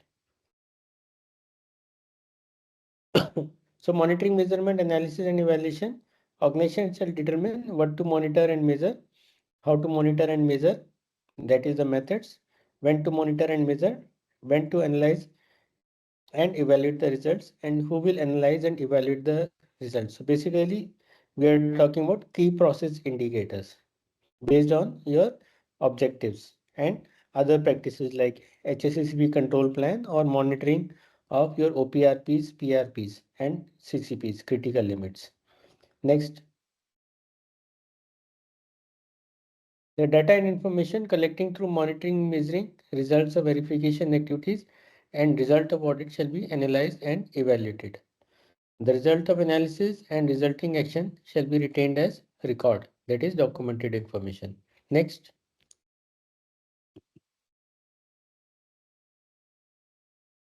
So like other management system standards requirement, internal audit is also a requirement. So we will discuss about internal auditing methodology in details in subsequent slides.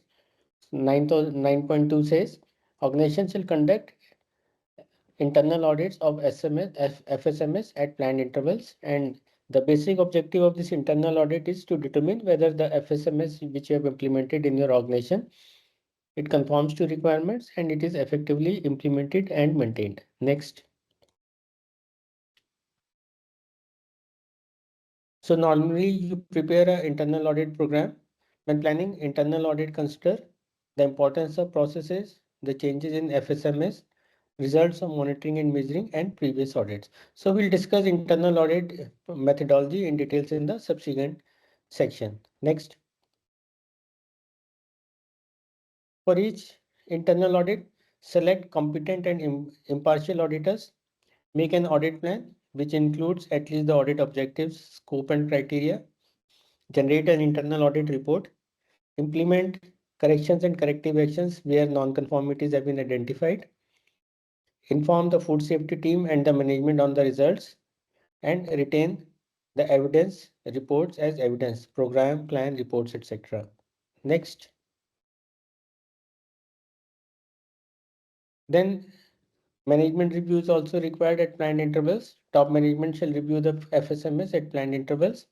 The input elements for this management review are status of action from previous reviews, the changes to FSMS, performance and effectiveness of food safety management system, the adequacy of resources, data related to emergency, incident, withdrawal, recall, if it has happened, requests, complaints, relevant communication which is received from relevant interested parties, opportunities for improvement. Next.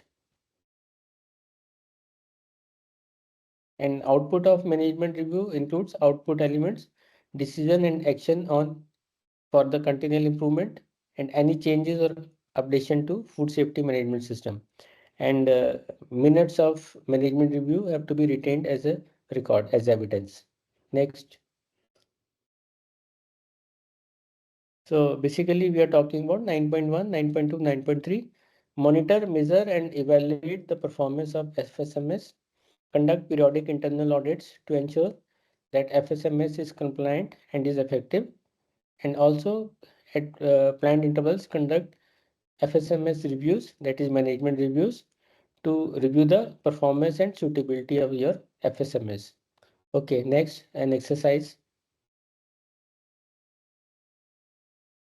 So there is another workshop we are having right now. The barcode is shown on the screen, and Sagar, I request you to share the link in the chat box so the participant can access the questions for workshop. Yeah. So Sagar has already shared link in the chat box. So all the participants requested you to say submit your responses actively so that we can have maximum responses for this workshop. In the meanwhile, we will wait for few responses to come, and we will check afterward. We will check the stats for the response. You are very much actively participated. I'm watching from the morning, and you all are very much actively. Mr. Anurag Singh has submitted the response. Mr. Meena Hemant Pawar submitted the response. Anshika Arya, Mr. Lakshmi Narayan, he is very actively participating. Ravi Kumar had submitted. He is also actively participating. So as of now, we have we have received 21 responses. Nafis Ahmad submitted. Mr. Sanjay Radpur submitted. Great, Sanjay ji. Great, Nafis. So Sagar, move on to first question, please. All right. So the first question is what is the purpose of monitoring and measurement as per clause 9. And the correct answer for this question: to ensure the effectiveness of food safety management system in achieving food safety objectives. And the correct answer for this question, we have received 96% correct answers. So overwhelming statistics we have received for this question. Out of 28 responses, 30 responses, we have received 96 correct answers. So congratulations to all participants. The second question: what is a key requirement for internal audits under clause 9.2? And the right answer is internal audit must be planned, impartial and documented. And we have received 81% correct answers.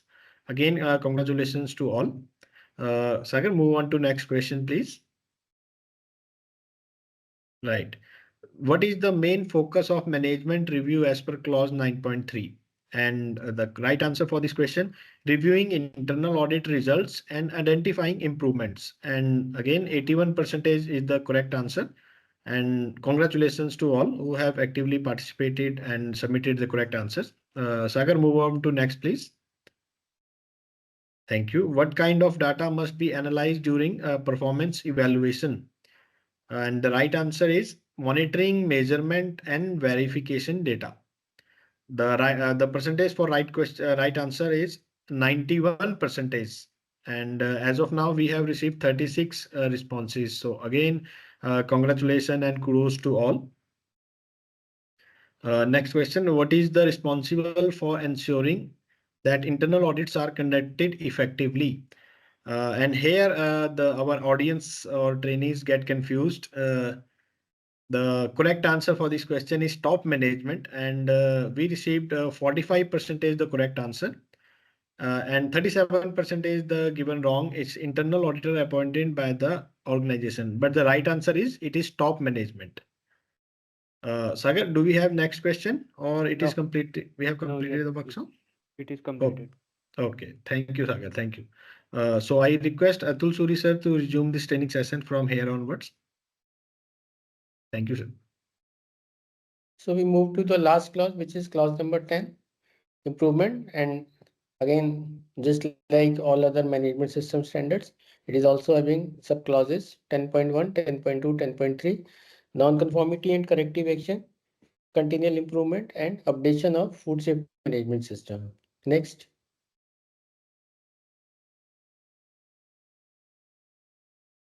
So management of non-conformities, although we have already discussed about non-conformities and how to handle them. Management of non-conformities. So we react to the non-conformities to control and correct the situation and deal with the consequences. So that is correction. And we review the non-conformity to determine its causes and implement corrective actions. Corrective actions so that the non-conformity is not repeated again based on the root cause. And then review the effectiveness of corrective actions taken and maintain the record as documented information. Next.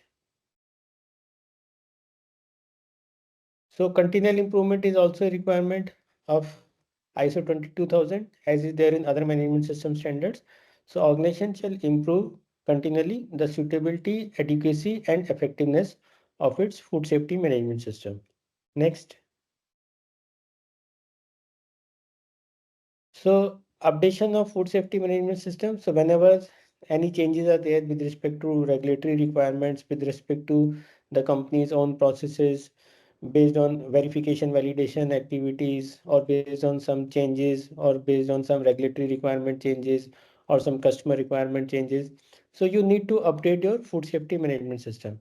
So the food safety management system must be continually updated, and the food safety team shall evaluate the food safety management system at planned intervals. Yeah, next. So recap is identify, correct, and prevent reoccurrence of the non-conformities, continuously improve the effectiveness of food safety management system, and whenever some changes are there, update food safety management system to reflect those changes, improvements, and lessons learned. So this completes all the 10 clauses. So now there's a small exercise. Next. All right. So there is another workshop. Mr. Santosh Gade has submitted. Mr. Anurag Singh submitted. Great. Anand Srivastava submitted. Great, Anandji. Mr. Paras Kumar submitted. Great, Parasji. Meena Hemant Pawar submitted. Suresh Warpe submitted. Nafis Ahmed, Lakshmi Narayan ji submitted. Great, Lakshmi ji. Panvanab Pandey ji submitted. Sanjay Rajput. Okay, so we have received 20 responses. We will go with the stats. Okay, the first question. Sagar, is it the first question? Yes. All right, Sagar, thank you. The first question is, what is the first step to address a non-conformity under clause 10.1? And the right answer is identifying the root cause of the non-conformity. And we have received 85% correct answers. The answer, and we have received 29 responses. So congratulations to the participant who have submitted correct answer. Sagar, move on to next, please. Question 2 is clause 10.2 requires continual improvement. What does this mean for food safety management system? And the right answer for this question, the FSMS must be regularly reviewed and enhanced for its effectiveness. And we have received 69% the correct answer. So again, congratulations to the all participants who have submitted correct answer. What is the third question? What is the key requirement for corrective action under clause 10.1? And the right answer is corrective actions must be documented and verified for effectiveness. And 91% answers are the correct. So again, congratulations to all. Sagar, move on to next, please. The question is, what must an organization do if continual improvement opportunities are identified? And the right answer for this question, address opportunities through systematic changes to the FSMS, that is Food Safety Management System. And the percentage of right answer is 77. Congratulations to all participants submitting the correct answer. The next question, what tool is most commonly used for identifying continuous improvement opportunities? And the right answer is management reviews and performance data analysis. And we have received 90% answers are the correct ones. So we have received 41 responses.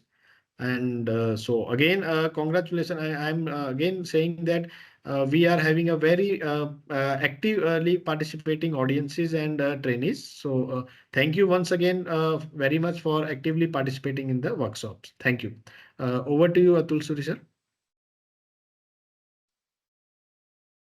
Okay, so now certification for organizations. So this ISO 22000 is applicable for any organization in food supply chain. And this certificate is valid for 3 years. So there is an initial audit and there are 2 annual surveillance audits.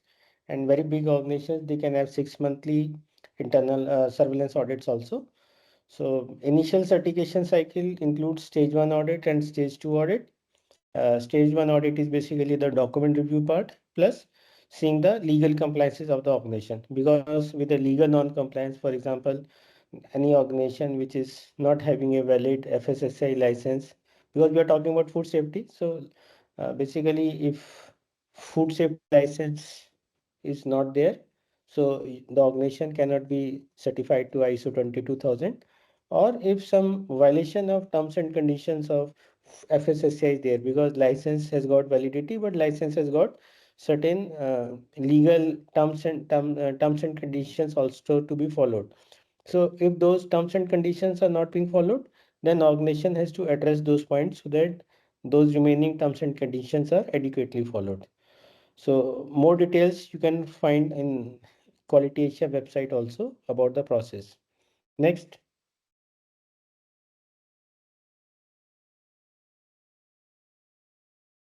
So now we come to the internal auditing part. So basically the principles for auditing, definition, and what kind of audits are there. Next. So this is the definition of audit, internal audit, systematic, independent, and documented process for obtaining audit evidence and evaluating it objectively to determine the extent to which the audit criteria are fulfilled. So some alternate definitions are impartial, documented activity, which follows some written check sheets and documentation, and uses examination of audit evidence to determine the existence of objective evidence, and verifies that applicable processes of FSMS, we are talking about FSMS, have been identified and are effectively controlled.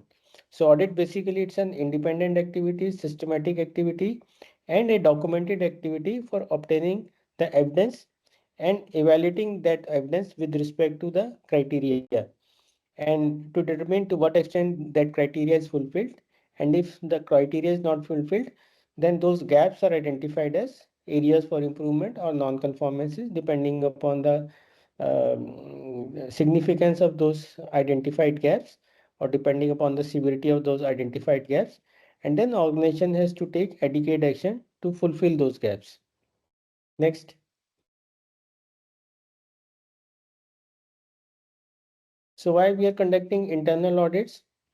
To examine the food safety management system for improvements, to ensure that ISO 22000 as well as any other management system standard which the organization is implementing, they are being complied with.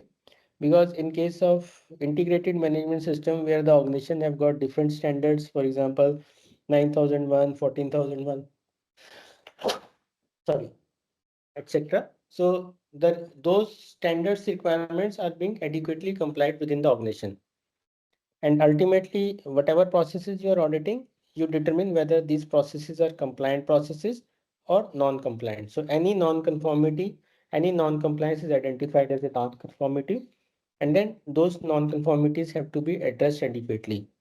And one of the very important reasons for conducting audits is also to evaluate the organization's ability to meet regulatory requirements. And internal audits are also a part of requirement of certification process. And certification bodies also conduct their audits, which are known as external audits. Next. So when you are conducting effective audits, so requirements are timely access to facilities, documents, personnel, including the availability of top management. Because when external audit is done, top management is already also under the purview of that audit, because top management has to demonstrate the leadership and commitment for meeting requirements of the standard. Top management has to approve the food safety policy, food safety objectives. Top management has to provide resources. Top management has to obtain feedback from the team on the effectiveness of food safety management system. Top management also has to ensure and chair the management review meeting. So there are several obligations related to top management, which we have already discussed. So effective audit also means assessing or interaction with the top management with respect to the compliance part. So there are defined auditing procedures also, which are part of effective auditing requirement.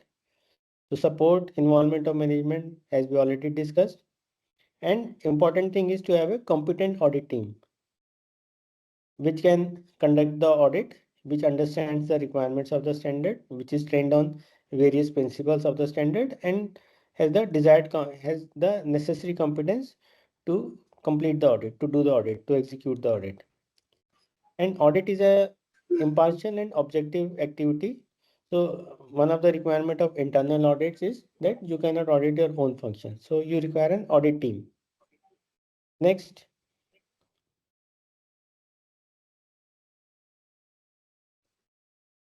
So normally three types of audits are there: first party audit, second party audit, and third party audit. So when you are doing internal audits, that is known as a first party audit. So that first party audit is when you are auditing your own management on organization's management system.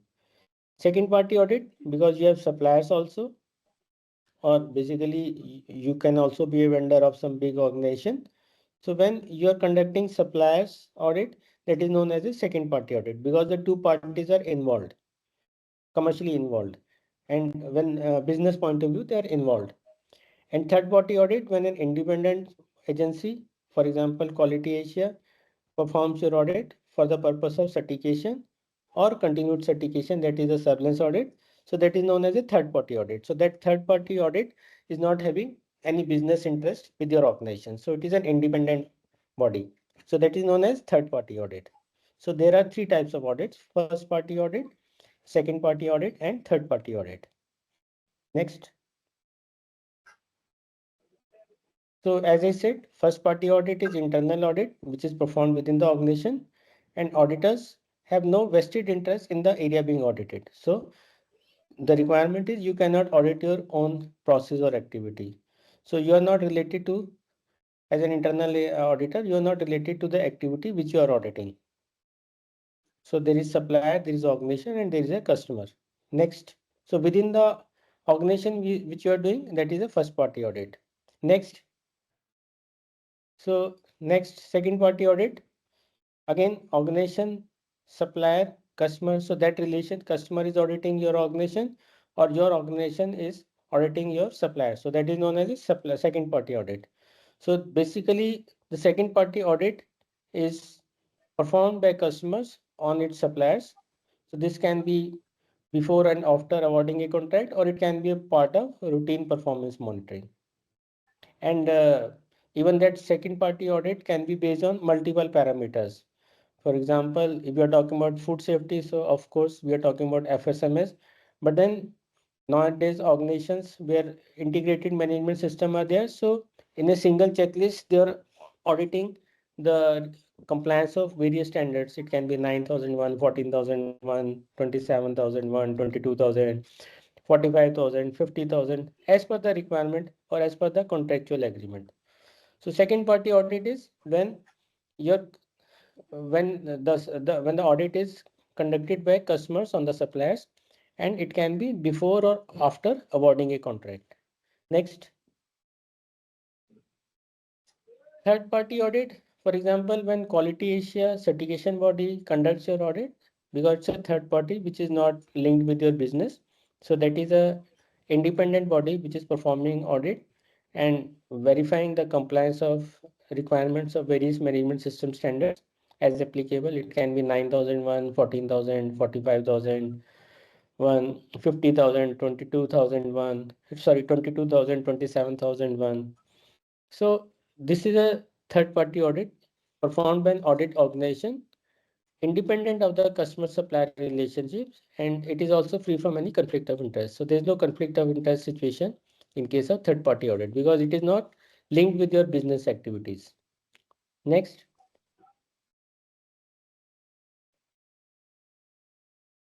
So who participates in the audit? Audit participants, client, the organization or the person requesting the audit. Auditor, a person with the competence to do the audit, and auditee, the organization or individual process owner or department being audited. So these are the participants, client, auditor, and auditee. Next.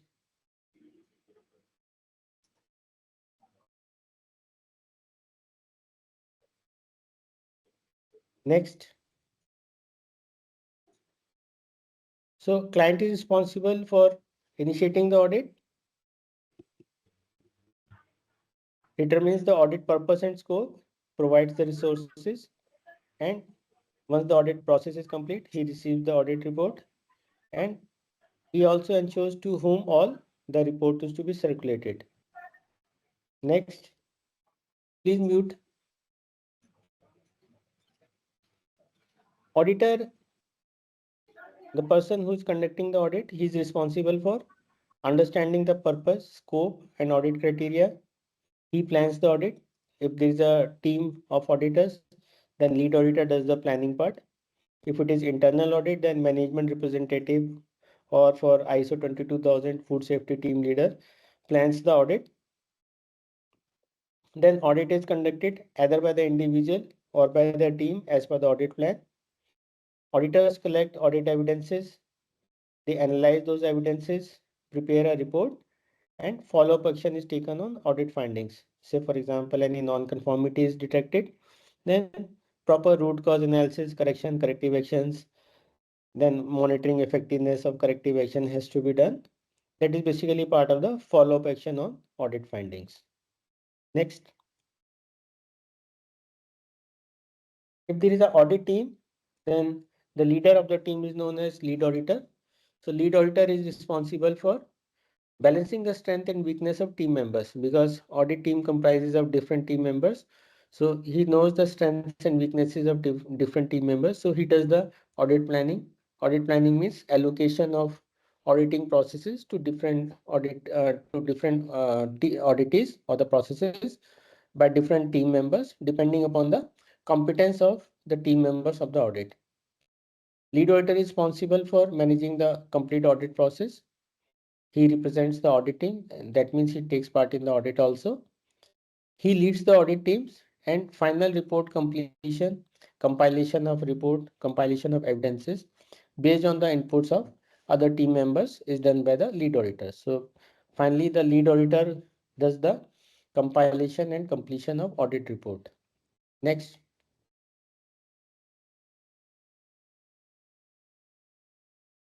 The auditee whose department or process is being audited is responsible for informing the staff or the team members, is responsible for providing the resources which are required for doing the audit. For example, place to sit, communication room, conference hall or whatever it is, then communication media and any support which is required for completing the audit.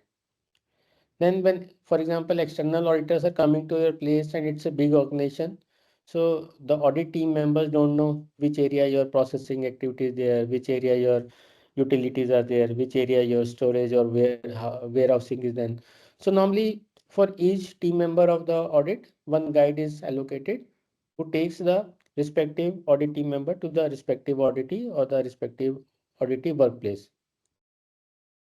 Then auditee is also responsible for whatever evidences, whatever reports, whatever documents are being asked by the auditor for auditing their process. So auditee is responsible for showing the audit objective, which is a part of audit. Auditee is also responsible for cooperating with the audit team to provide all the resources.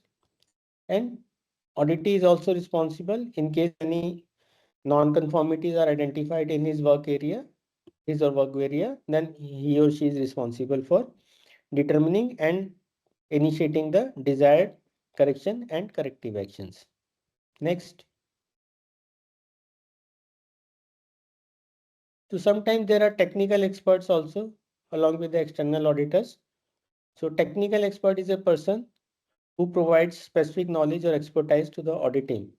Technical expert doesn't participate in the audit. He's like an advisor to the auditor or lead auditor, because sometimes it happens that the audit team members may not have a direct, because there are codes allocated to various external auditors, and sometimes the team member, due to some reason or due to non-availability of code holder auditor for a particular audit or assignment or a particular date, the code holder auditor may not be available. So in that case, audit team can also comprise of a technical expert who is the person with the specific knowledge or background.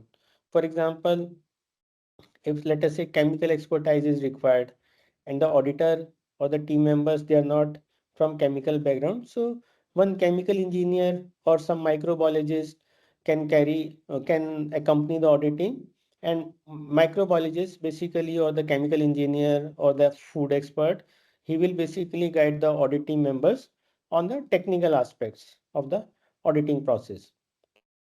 So technical expert can be there. Sometimes an observer can be there. An observer is a person who accompanies the audit team. He's like a learner. He's not the auditor, or maybe he's like a auditor in trainee auditor, you can call him. But he also doesn't participate in the audit. He basically observes. So neither the technical expert nor the observer does the audit. Technical expert provides specific technical knowledge or expertise to the audit team, and observer is the person who does not do the audit, but he just observes, just to basically develop his skills for auditing. He's like a future auditor. And there can be a guide. Now guide is basically company representative who has been nominated by the auditee or the lead auditor or the management representative or the management to accompany the respective auditors to assess the auditing. This is applicable more in case of very big organizations, and audit team members also, they are not aware about the various processes and departments or functions of that particular organization. So these persons can be in addition to the routine auditors and auditees, a technical expert, an observer, and a guide. Next.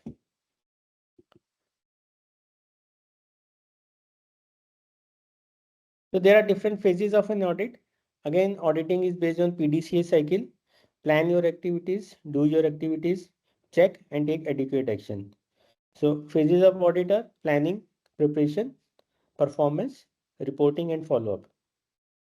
So planning the audit stages, planning is more about frequency and timing, what frequency, what time duration audit will be done, who is responsible, what is the audit criteria, what is the scope of audit, what methods will be used, and the duration of the audit. Next.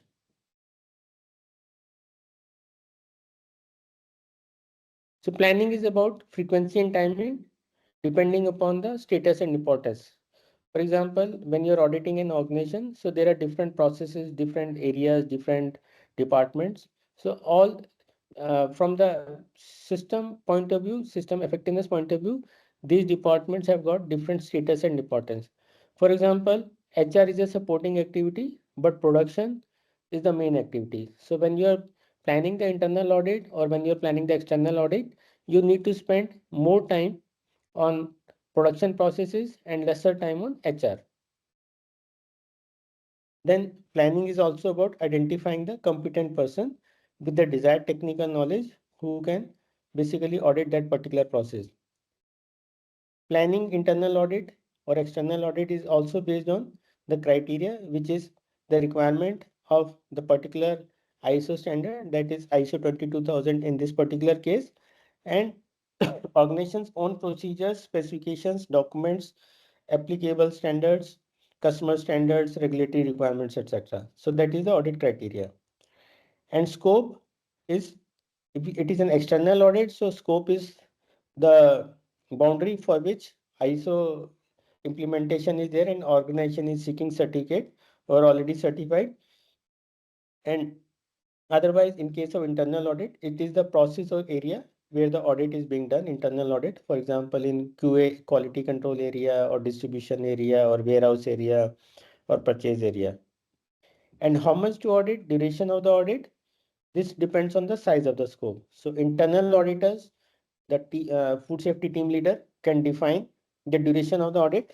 But when it is an external audit, for example, Quality Asia, then there are certain norms which are governed by the regulations of accreditation board requirements. So depending upon the processes, depending upon the manpower, and depending upon the number of sites, locations, etc., audit mandates are decided.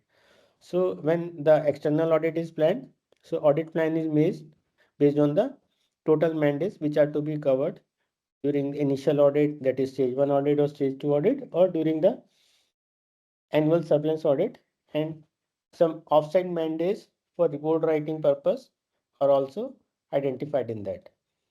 So planning internal audit or external audit is basically identifying the auditors who can do the audit, the criteria against which audit is to be done, the activity or the processes to be covered in the audit, and how much time to be spent while auditing. Next, when you are planning second party audit, again, same things are applicable there also, but criteria gets changed to contractual obligations and basically what organization wants to verify at the premises or the workplace of the customer of the supplier. So it can be an entire facility, or it can be a particular area, or it can be a requirement of a particular standard. And again, the timings and when to audit and how much time to spend, it depends upon the scope of the audit, the size of the audit, and mutually agreeable timelines also. Next. When it is a third party audit, that is certification body audit, quality issue audit. So it is about frequency and timing. As I already explained, the timing and frequency are determined by the accreditation board guidelines. The responsibility is of the qualified auditors of certification body who are approved for that particular code or that particular industry or that particular standard. They have the desired technical knowledge and experience, and sometimes if required, they are accompanied by a industry expert also. The criteria, again, ISO 22000 or any other standard for which that audit is being done. The scope can be again the entire organization or the management system operations as defined by the applicable standard. And duration, again, as I said, there are guidelines to be followed by the certification body depending upon accreditation requirements. So duration is decided by that. Next.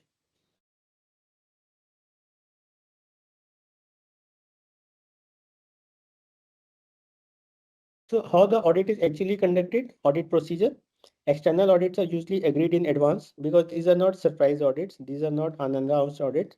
Sometimes unannounced audits may also be carried out, but it is happening very rarely, depending upon certain input or certain criteria.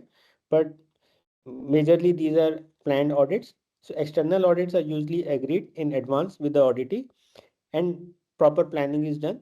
However, sometimes unannounced audits may also be carried in case, let us say, there is some regulatory non-compliance, some major complaint which has come against or customers or their representative as a policy, or where there is some proper justification. But most of the time, unplanned audits will not be done, only planned audits will be done, and dates and timeline are also agreed in advance with the auditee. Next.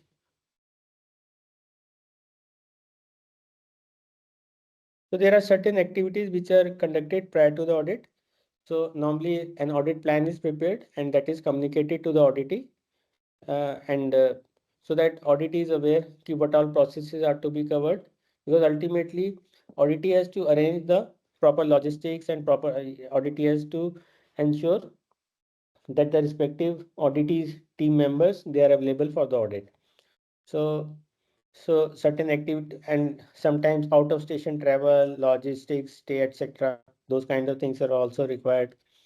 So activities which are conducted prior to audit include intimation of audit plan to the auditee, arranging the audit logistics, and if required, audit checklist also.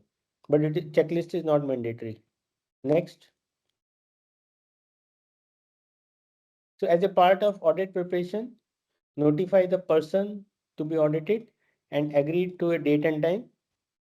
As a part of audit process preparation, auditor can prepare, review, and update checklists. The review of documentation, procedures, forms, previous reports, corrective action requests, any outstanding non-conformity, work instructions, etc. And as a part of audit preparation, the lead auditor can brief the audit team also. Next.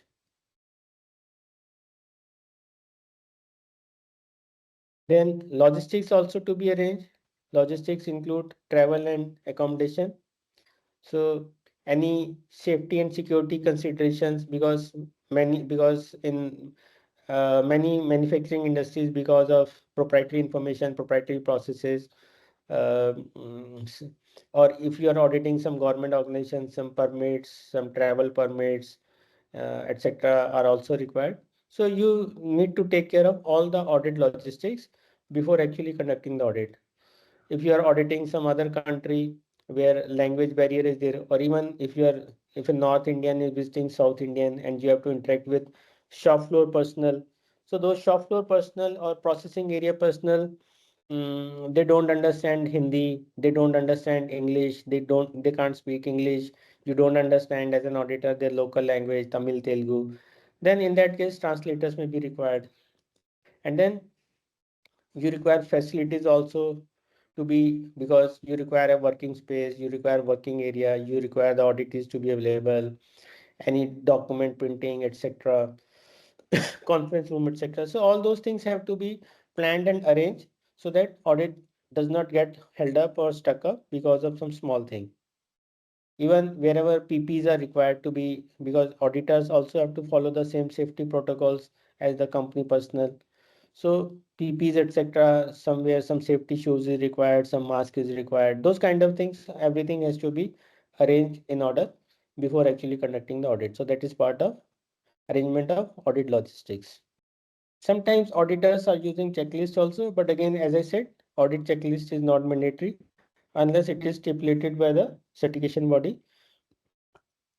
So that checklist can be used as a working document and as a record, and it is a tool to audit company processes, but that checklist is not the standard, and checklist should be followed for the natural processes of the organization.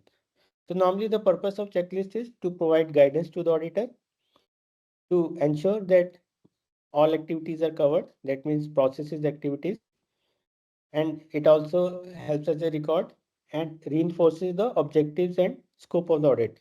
But if the checklist is not mandatory by the certification body, then normally experienced auditors audit based on their knowledge of the standard, knowledge of the requirements, and their own past experience. But if the auditors are lesser experienced and they just want to make sure that nothing is missed out as a part of auditing requirement, so then they can make the checklist also. There are certain risks of using a checklist, because when you're using a checklist, then you become focused on the particular checklist. So you become focused on on a single area. Sometimes because of that checklist, you collect insufficient information which is required for evaluation, for example, in interviewing the client or the client representatives. And sometimes the checklist is also not customized to reflect company's practices. So there are both pros and cons for using the checklist or not using the checklist. So basically, the respective auditor, based on his experience, based on his knowledge, and based on his judgment, he or she has to take a call whether checklist is to be used or not. Next. So you can make any checklist which suits you, which helps you. Okay, next. Next. When you are actually conducting the audit, so there is an opening meeting, then audit is conducted, findings are reviewed with the client, and finally a closing meeting is held. Next. So in the opening meeting, the auditors or the audit team, they introduce themselves, and they also get the introduction of the auditees or the client representatives. Then they discuss the methodology, audit scope, process, etc. They also discuss the objective and scope of the audit and the audit plan, which is already shared with the client. They explain the reporting methodology, what need and what would be done, follow procedures. So they have their specific agenda points as per the opening meeting requirement, and these are the requirements of the accreditation board also. So this opening meeting is necessary for ensuring good communication, cooperation, and openness between the auditors and auditees. Next. पीछे करो. Prior to that, पीछे वाला slide क्या था? After opening meeting, next. So auditors. So some rules for auditors. The auditors must deal with the top management. The auditors must understand what are the key issues in the organization. The auditors must focus on the critical processes. Auditors must audit for the business improvement. They must meet the local area representative. The auditors must always talk to those who are performing the task. They must explain the purpose of their visit. They should be calm, polite, reassuring. They should never act superior or talk down, and they should speak clearly and carefully. So these are some requirements for the auditors also. Next. So the audit process, audit is about collecting evidence. So there are different sources of collecting evidence. So from those sources of information, so basically how this information is collected by review of the documents or the SOPs, procedures, etc. being followed by the particular process, by interviewing the auditee personnel, the persons who are actually doing the work or responsible for doing the work, and also observing how the activities are being done. So information is gathered by document review, interviewing the personnel, and observing the activities being held in the organization or the department. Then the information is verified, that is audit evidence is collected, verified against the norms, verified against the criteria, that is comparison with the audit criteria is done. And if any gap is there, that gap is classified as a audit findings, and ultimately that finding can be categorized as a area of improvement, observation, or non-conformity. Non-conformity also can be minor or major. And then finally, audit conclusion is done and audit report is prepared. Next.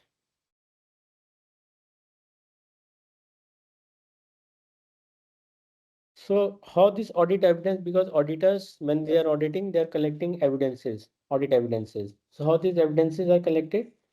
Evidences are collected by interviewing people who are working in that department, observation of activities, the interaction between various functions, activities, and processes with respect to that particular standard, monitoring measurement programs and the related records, documents and records, and data summary with respect to customer complaint, feedback, suppliers performance, any data which is being generated as a part of monitoring and measurement activities.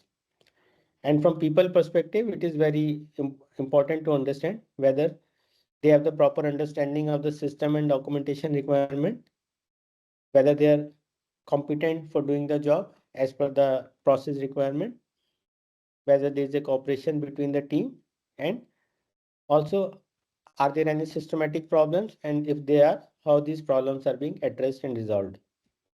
Next.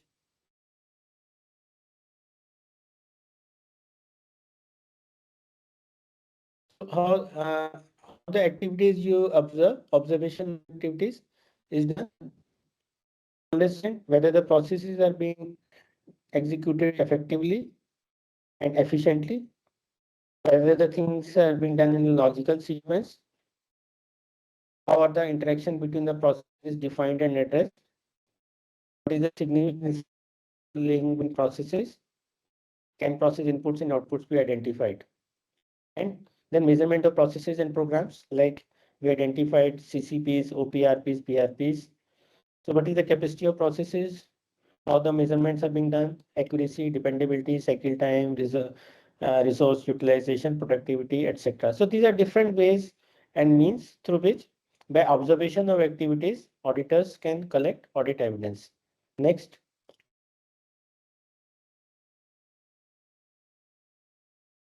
Then audit evidence is also collected through review of records, procedures, instructions, food safety plan, HACCP plan, CCP validation plan, OPRP validation plan, other documents, records, procedures, instructions, do's and don'ts.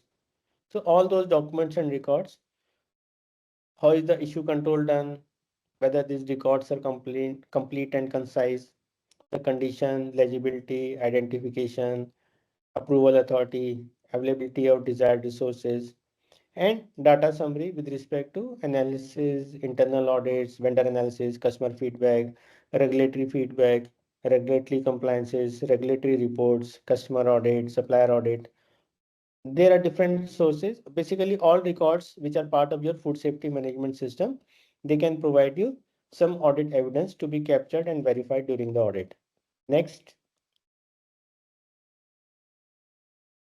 So when you are examining your objective evidence, then you need to examine that the documents and data which is being reviewed by you or shown to you by the auditee, they are complete, accurate, check for their authorization, review the analysis of data, evaluate the physical evidences, the examination of environmental conditions, and anything which is not meeting the requirement can be a non-conformity. And then you need to assess the nature of non-conformity also, whether it is a minor non-conformity, that is an isolated lapse, or it is a system collapse with respect to a particular requirement, that is a major non-conformity. Anything which is not meeting the legal requirements by default, it is considered as a major non-conformity, because legal compliances, even if the organization is not certified to any management system standard, for running that particular business, you require the regulations to be followed. For example, any organization which opts for ISO 22000 and it is not having valid FSSA registration, so straight away it is a major non-conformity.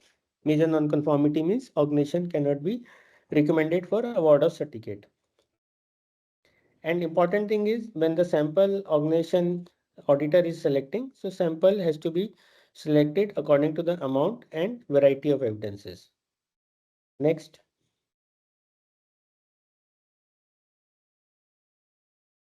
So as I said, sometimes checklists are also used. Checklists can be used to record conformity or non-conformity. Checklists can also be used to track where you are and manage time. Time management is also required especially during the external audit, to control the pace of the audit and manage the audit personalities. to ensure that all areas are covered, to make audit notes for follow-up in other areas and for future references. So checklist may or may not be used, but checklists when used, they serve their own purpose. Next. So normally this kind of questioning techniques are used by auditors to understand the processes and what are the controls, how the monitoring measurement is being done. So normally such kind of audit questions are asked by the auditors. Who is responsible for this particular activity? What is being monitored? What is being done? When it is being done? Where it is being done? Why it is done like this? So where is the linkage with some requirement, regulatory requirement or customer requirement, and how it is being done, the process. So basically there are 5 W and 1 H. Who, what, when, where, why, and how. So these are the questioning techniques which are normally used by the auditors. Next.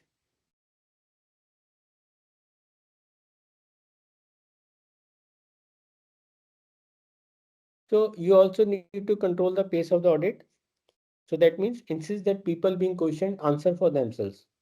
So let us say you are auditing a department and you ask some question to some client representative, that means department functional, and the HOD comes and intervenes and start answering.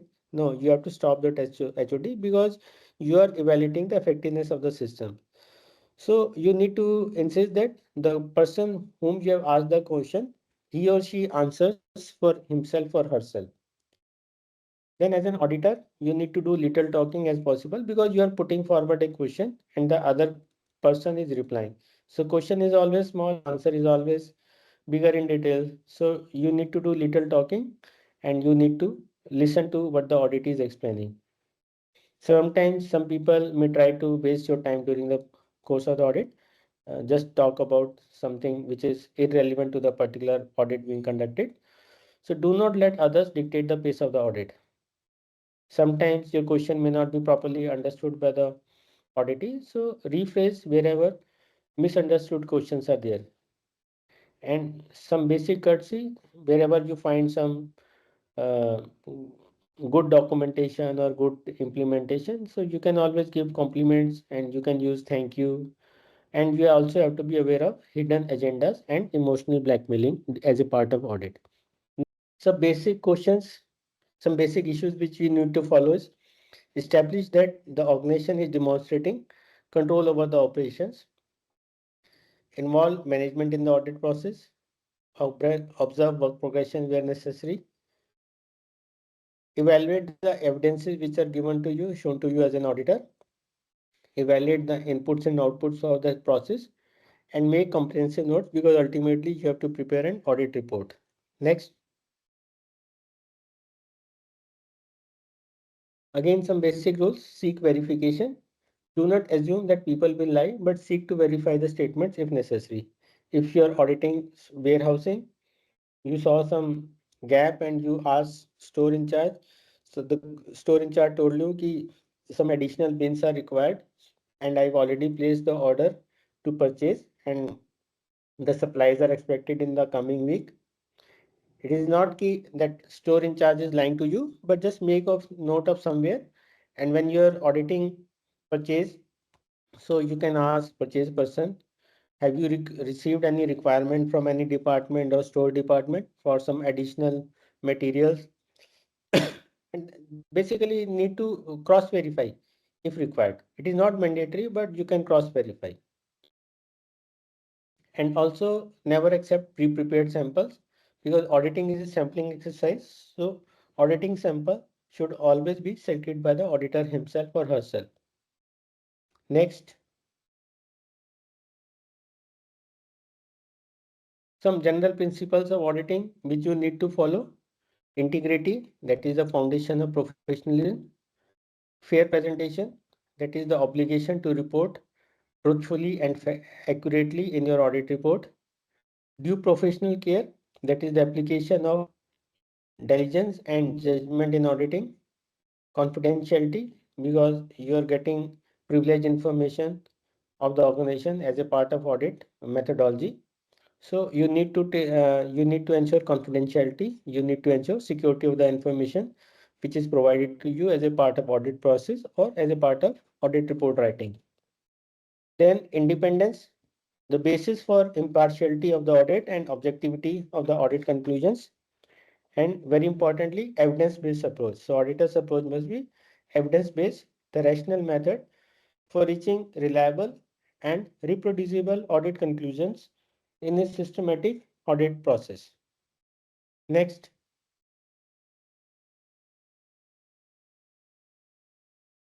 So these are certain personal attributes of auditors. So auditor has to be ethical, that is fair, truthful, sincere, honest, and discreet.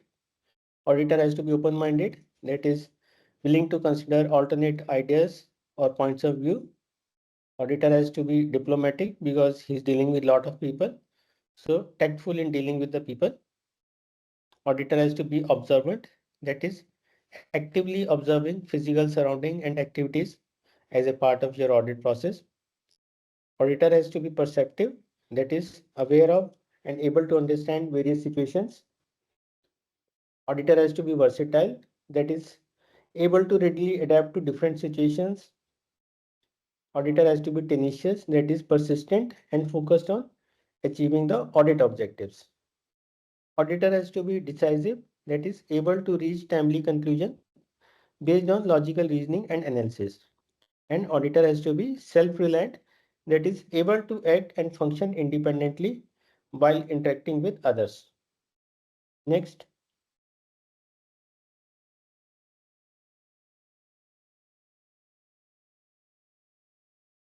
So there are certain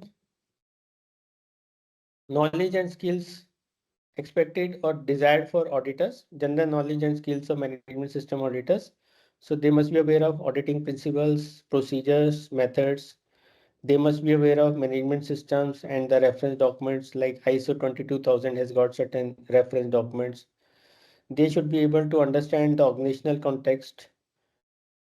Most importantly, they should be aware of the applicable legal and contractual requirements and other requirements which apply to that particular auditee. And it becomes very challenging when you're auditing overseas audits because auditors basically visit different countries. So different countries have different regulations with respect to food safety, with respect to quality, with respect to health and safety, with respect to environment. So you may be aware of your own country's legislations, but you may not be aware of other countries' regulations and legislations. But luckily, as of now, most of the legal requirements or legal applications of different countries are available in some form. You just have to type it. Let us say I'm visiting uh, Saudi or Dubai. So what are the regulations applicable for Dubai related to health and safety, related to food safety? If I Google it, I will get a lot of information.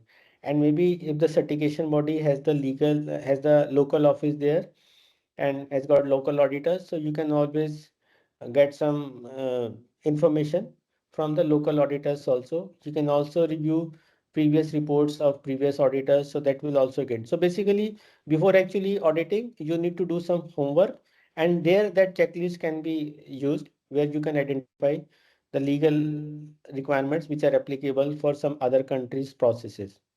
But very important for the auditor is to understand and have up-to-date knowledge on applicable legal and contractual requirements and other requirements that apply to that particular organization or industry. And auditors also need to be having knowledge of the discipline and sector specific knowledge and skills. Next.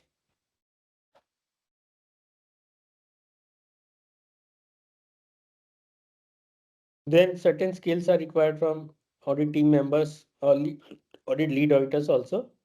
Lead auditor should be able to balance the strength and weakness of individual audit team members, develop a because bigger organizations have got when they are being audited, so they have got big number of mandates, 10, 20, 30, because sometimes it is an integrated management system auditor also.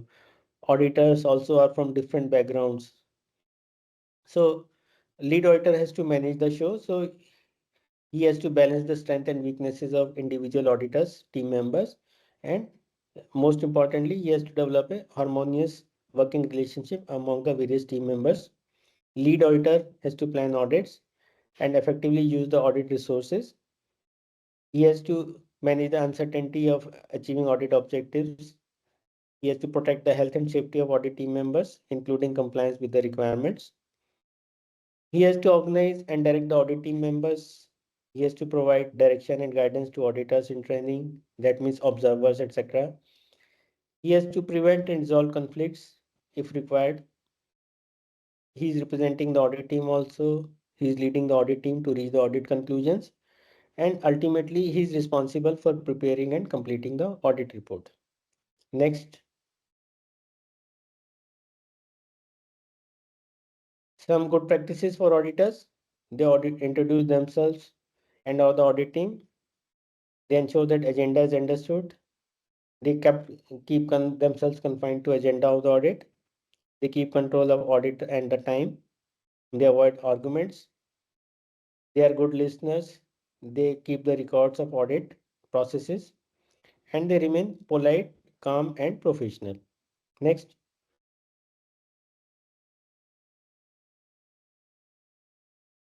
So on completion of audit review is done. Conduct a private review. If audit team is there, then before organizing the closing meeting where they are interacting with the audit team members, auditees. So audit team members interact amongst themselves. So that is known as a auditor's review once the audit is finished and before the closing meeting. And sometimes, like if several mandates audit is there, so interim or end of day review also is done as appropriate. So review is done to ensure the completeness of checklist if used any. And study and compare the notes of the audit team members is also done, because normally audit team members report to the lead auditor for that respective audit. So they submit their audit notes also to the lead auditor. So lead auditor basically does a review of what all processes different team members as per the plan have covered, what have been their findings, what have been their audit notes. And finally, lead auditor summarizes all the non-conformities, if any, which are there in the system as per the audit. Next. So analyzing the results, review if the deficiency is an isolated error or breakdown of a system, and auditee is aware of this problem, and whether the deficiency has been reported earlier also. Next.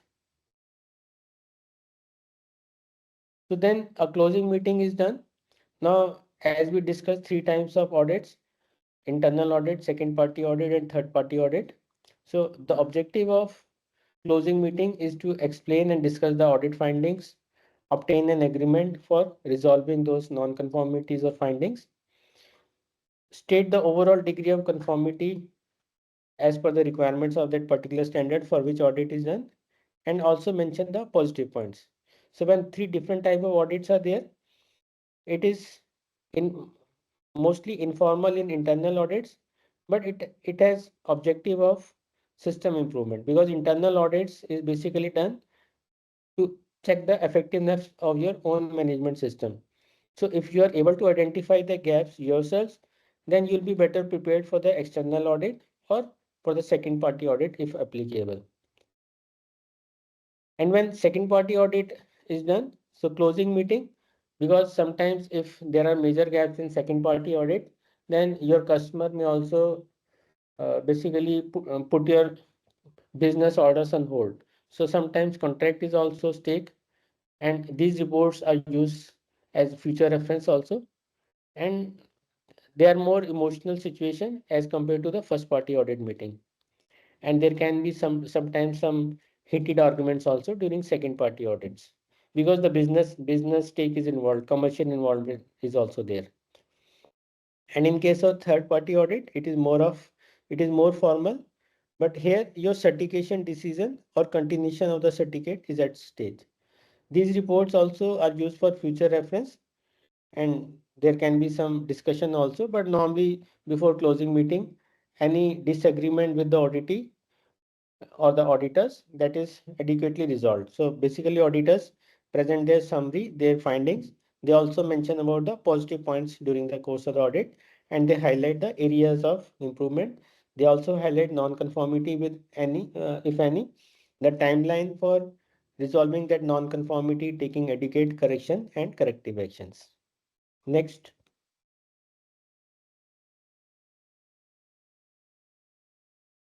So non-conformance management in first party audit, that is internal audit, is about identification. Auditors identify non-conformities against organization's own procedures or a particular requirement of ISO standard. Then recording of non-conformity is done, which is documented in the audit report. Corrective action is identified and taken. Organization takes corrective action to address the root causes and prevent the reoccurrence. Verification is done in follow-up audits or reviews to ensure that these actions are implemented effectively. And the basic purpose of internal audit is improving the internal systems, ensure compliance, and be better prepared for facing the external audits. Next.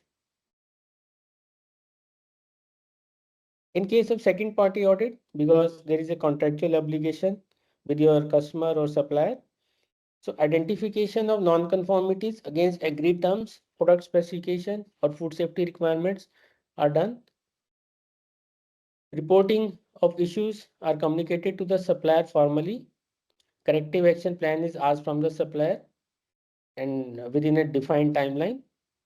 And supplier is asked to address the root cause analysis, corrective measures, and other preventive measures. Verification can be done if required follow-up audit or supplier reviews, or supplier submits you the evidence for verification. And the basic purpose is ensure that suppliers meet contractual obligations and the desired specifications or quality standards. Next.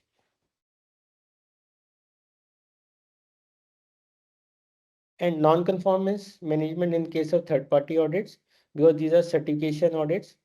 So the purpose is achieving certification, regulatory compliance, or demonstrate conformity to standards. So identification of is done in non-conformities. Normally classification of non-conformity is done as major or minor.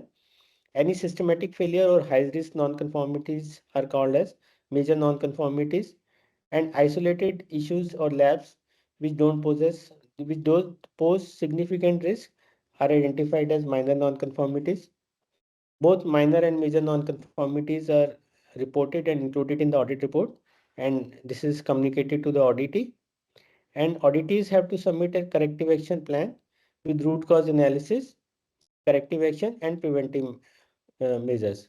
And there is a defined timeline also to resolve major or minor non-conformities, and basically it varies from 30 to 90 days maximum. Then finally, verification is required. In case of major non-conformities, this need to be monitored more closely. So this requires evidence submission. Sometimes re-audit may also be required for a particular activity in which major non-conformity are there. And minor non-conformities, normally they are verified during the subsequent audit, that is the next surveillance audit. Next.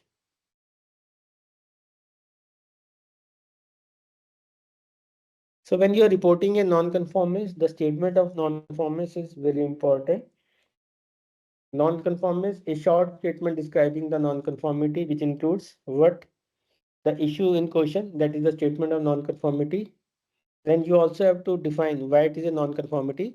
That is what this statement is raised against, the particular requirement or specific requirement, reference to the requirement. It can be reference to some documented procedure. More importantly, it has to be with respect to a particular requirement or clause or subclause of the standard, and with reference to management system documentation or SOP or some regulatory requirement or any requirement against which the non-conformity is identified. So you need to describe what is the non-conformity, and then you also need to explain why it is the non-conformity, and you have to report the related objective evidence, the objective evidence found. So that is the objective evidence observed that supports the statement of non-conformity. Next.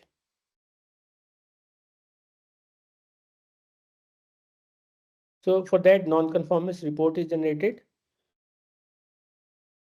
So this report is used to report non-conformity audit findings. important thing is that this report must be factual and must be understandable and traceable to a particular requirement of the standard. So this is raised for non-compliances on completion of an audit, and a reasonable time as per the defined procedures is given to the auditee to implement corrective action. And audit is also requested or asked to sign signifying and understanding acceptance of the non-compliance. So auditee also has to basically agree on the non-conformity and accept, and then give the projection for the target dates for the root cause and corrective action. Next.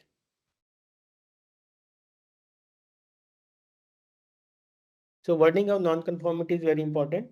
It is important when preparing and wording non-conformity reports to take care and ensure that it is justified. Because if your information is not clear, so failure to achieve clear information will invite challenges of the findings at the closing meeting. And this will be particularly important in areas where emphasis has changed with respect to the requirements in order that they'll be clearly understood. That is management commitment, competence, communication, continual improvement. So wording of non-conformity is very important. Next. So one example is given of a non-conformance, a statement of non-conformity. The system for monitoring the temperature of perishable food products during storage was not effectively implemented. So this non-conformity, the evidence, objective evidence which support the non-conformities, no temperature monitoring records were retained for perishable food storage between so and so date in warehouse section A. And this non-conformity is against the requirement of ISO 22000-2018 clause 8.5.1, which says control of food safety hazards. The organization shall establish and implement monitoring activities for critical control points to ensure food safety requirements are met.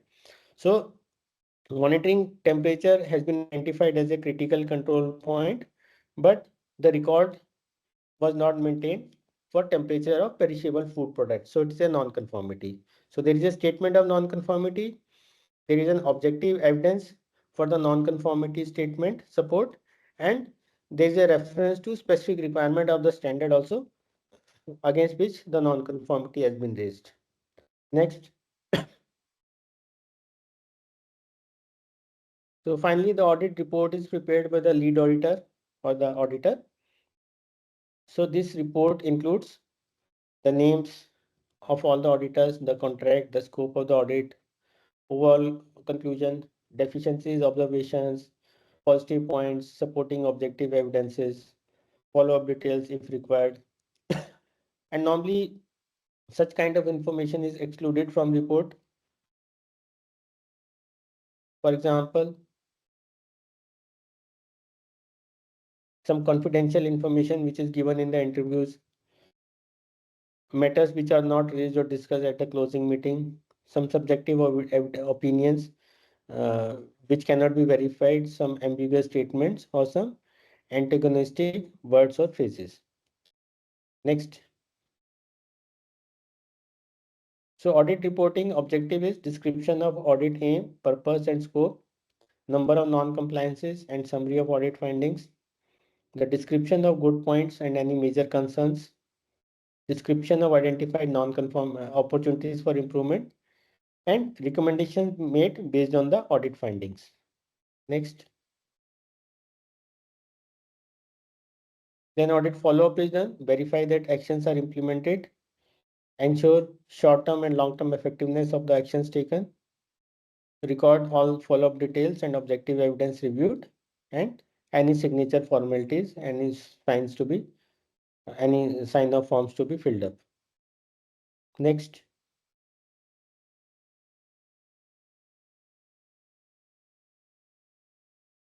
So now this registration process flowchart is there, which Praveen and Sagar will explain.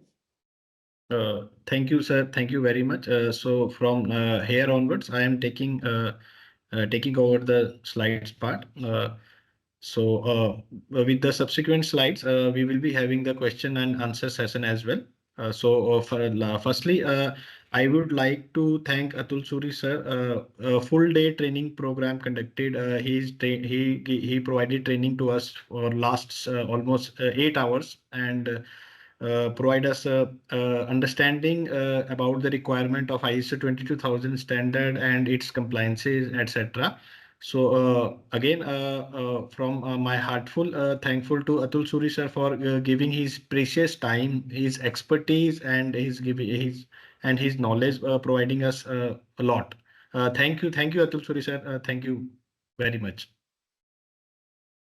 So now I'm going for the subsequent slide. The registration process flow. Basically, it is a registration flow process for the certification. If any of the organization is applying for any of ISO standard like 9001, 22000, or any of the standard. So first phase is the application phase. The organization has to fill the application form in which critical details are mentioned, like you can say number of employees working in the organization, number of sites, the scope for the certification right. These are the critical information which has to be filled in the application. After that, the client sign up is done, and the technical code allotment is provided, and you can say commercials also as well as finalized in that client sign up, and followed by the stage 1 audit, right? And during the stage 1 audit, a documentation review is done.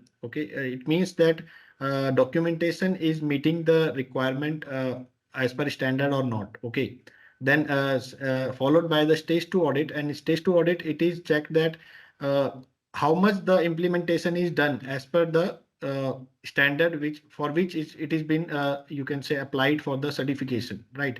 And then followed by the special audit if required, special audits to be conducted. Okay, and as to follow up on the non-conformities. Okay, during the stage 2, if any of the organization got non-conformity, it has to submit as soon as possible. Okay, and after that package review, and then followed by this certificate issue, and the certificate is provided once the NC closure is submitted by the organization. And then next to and follow up the surveillance audits, it's depends annually, and you can say 6 month or semi-annually. It depends upon the requirement of the client or requirement of the processes, you can say, and followed by the recertification audit every after 3 years. Like subjected to the clearance of surveillance audit, if the organization is clearing the surveillance audit, then only it is passed to the next. Otherwise, the certification gets suspended. Okay, so this is the, you can say, core processes for the certification. Sagar, can we move on to next slide, please? All right, thank you. So in this, we are offering a few of the services like certification and internal audit training programs, and our offering services are certification and internal audit trainings for ISO 9001, that is quality management system, ISO 14001, that is environment management system, ISO 45001 occupational health and safety management system, ISO 50001 energy management system, ISO 27001 information security management system, ISO 22000 that is food safety management system. Today only we have completed this training, internal audit training. ISO 13485 medical device quality management system, and ISO 26000 social accountability management system. For all these 8 standards, we are providing certifications as well as the internal audit training program, right? So yeah, so Sagar, we will just hold up here for the question answer session. After that, we will resume. We will go with the slides. So I request all the participants raise up their hands one by one, and can ask their queries and question one by one. Question during the training session related to your ISO 22000 standard, as well as, yes, Mr. Ravi Kumar. Mr. Ravi Kumar, I request you to unmute yourself and ask your questions. Yeah. Good evening, sir. So this organizations that training one experienced and qualified person should be there in the team, and any fast track training is required. Food safety manufacturing and This for fast track training is required. Yes, for, yes. Fast track for training. 25. Fast track training is also required because it is part of FSSAI regulations. So you need to have fast track trained personnel also. So this requirement has come up in last couple of years. It was not earlier. Yeah. So fast track training from FSSAI approved agency is a mandatory requirement. Yeah. Sir, another question that is in the hazards, physical, chemical, and biological, as well as the allergens are there. Then whether radioactive substance are also included? You can consider radioactive substances also. Yeah. Okay. Thank you, sir. Thank you. Thank you. Thank you. Thank you. Thank you, Ravi Kumar ji.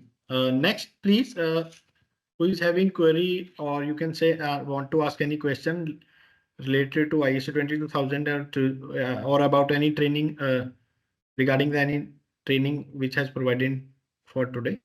Yes, Jyoti Lakde ji, please unmute yourself and speak up with your question. Yes, sir. So my question is about this 8.2 clause, PRPs. So in short, these PRPs is nothing but the guidelines or SOP we can prepare on that clauses, each and every? Yes, SOPs, yes, SOPs you can prepare, but then these PRPs have to be implemented also. Okay. But of course, SOPs laid a foundation for good implementation. So SOPs as well as the related checklists also. For example, personal hygiene. So you have a personal hygiene checklist. Equipment maintenance, you have an equipment maintenance checklist. So SOP is the first step, and SOP can have the reference of the respective formats or checklists, etc. Okay. Because PRP compliance is a mandatory record. So you need to demonstrate the record. And if it is documented in the form of SOP, so definitely compliance would be better. It helps in implementation. Or we can provide the checklist on monthly basis and we can monitor them also. That frequency you can decide, but the auditor who is coming for audit, he or she will evaluate whether the frequency is adequate or not. For example, I'm just giving an example. If you say ki personal hygiene checklist is there, but we are following it once in a month, so that will not make any logic. But if you say ki okay, at least once in a week is mandatory, but randomly we can do a surprise check anytime, then it is okay. So it has to be logical. Yes, sir. Surely. Okay. Okay. Thank you. All right, Ravi Kumar ji, you has raised your hand up. If your query has been resolved, kindly remove your hands from the. Yeah. Sorry, sir. I'll remove. Thank you. So we have one question in the chat box. Mr. Santosh Gade, he has asked, what is the frequency of radioactivity of water as per IS 10500? So if Santosh Gadeji is in the call, can unmute yourself and ask. Santosh Gadeji, are you on the call? You can introduce yourself as well. See, as it depends, you have to refer to the licensing requirement because for smaller organizations, once in 6 months test report is also okay. But for bigger organizations, your frequency of water testing as per IS 10500, it has to be once in a month. So it depends. What are the stipulations in your regulatory terms and conditions that you have to follow? Hello, sir. I am asking about the radioactivity of water. Hello. Yeah. Sir, I am audible. Yes, you're audible. Yes, I'm asking about the radioactivity of water. The frequency, whether it is a 6 monthly, yearly, 2 yearly, or 5 yearly.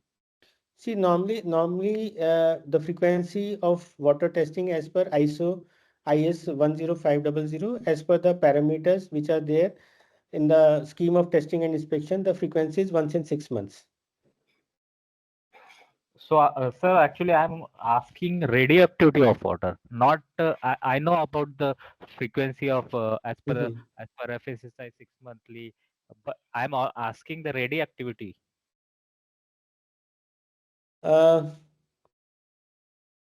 it is a mandatory.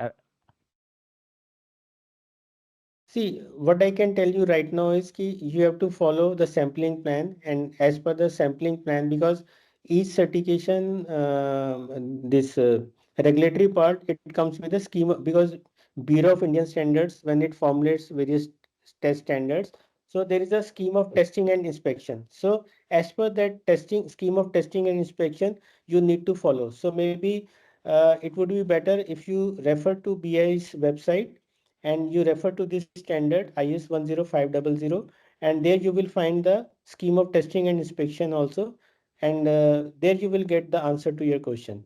But it Okay. is what context you're asking, maybe the kind of industry you have, maybe if you can explain a little bit more. Hello. Yeah, maybe the kind of industry where you're working, and which Uh, context, we are maybe you working in can. a spice industry. Spices. Yes, yes, yes. We are Okay, okay, a seasoning manufacturer. okay. Yes, yeah, yeah. So maybe you can refer to BIS website, because these regulations also keep on changing. And even now, one new standard recently they have published. I'm forgetting the number of that standard, but definitely I can provide you more inputs. So as per that standard, basically you need to go to the website of Bureau of Indian Standards. You click on this standard 10500, and there you will get the standard as well as the testing frequency, which is reflected in the scheme of testing and inspection. So maybe you will get more appropriate answer if you refer to BI's website, because there are several parameters, around 38, 39 parameters for which this IS 10500 water testing is to be done. Yes, sir. Thank you, sir. Thank you. Thank you. My name is Thank you. Shanmugam.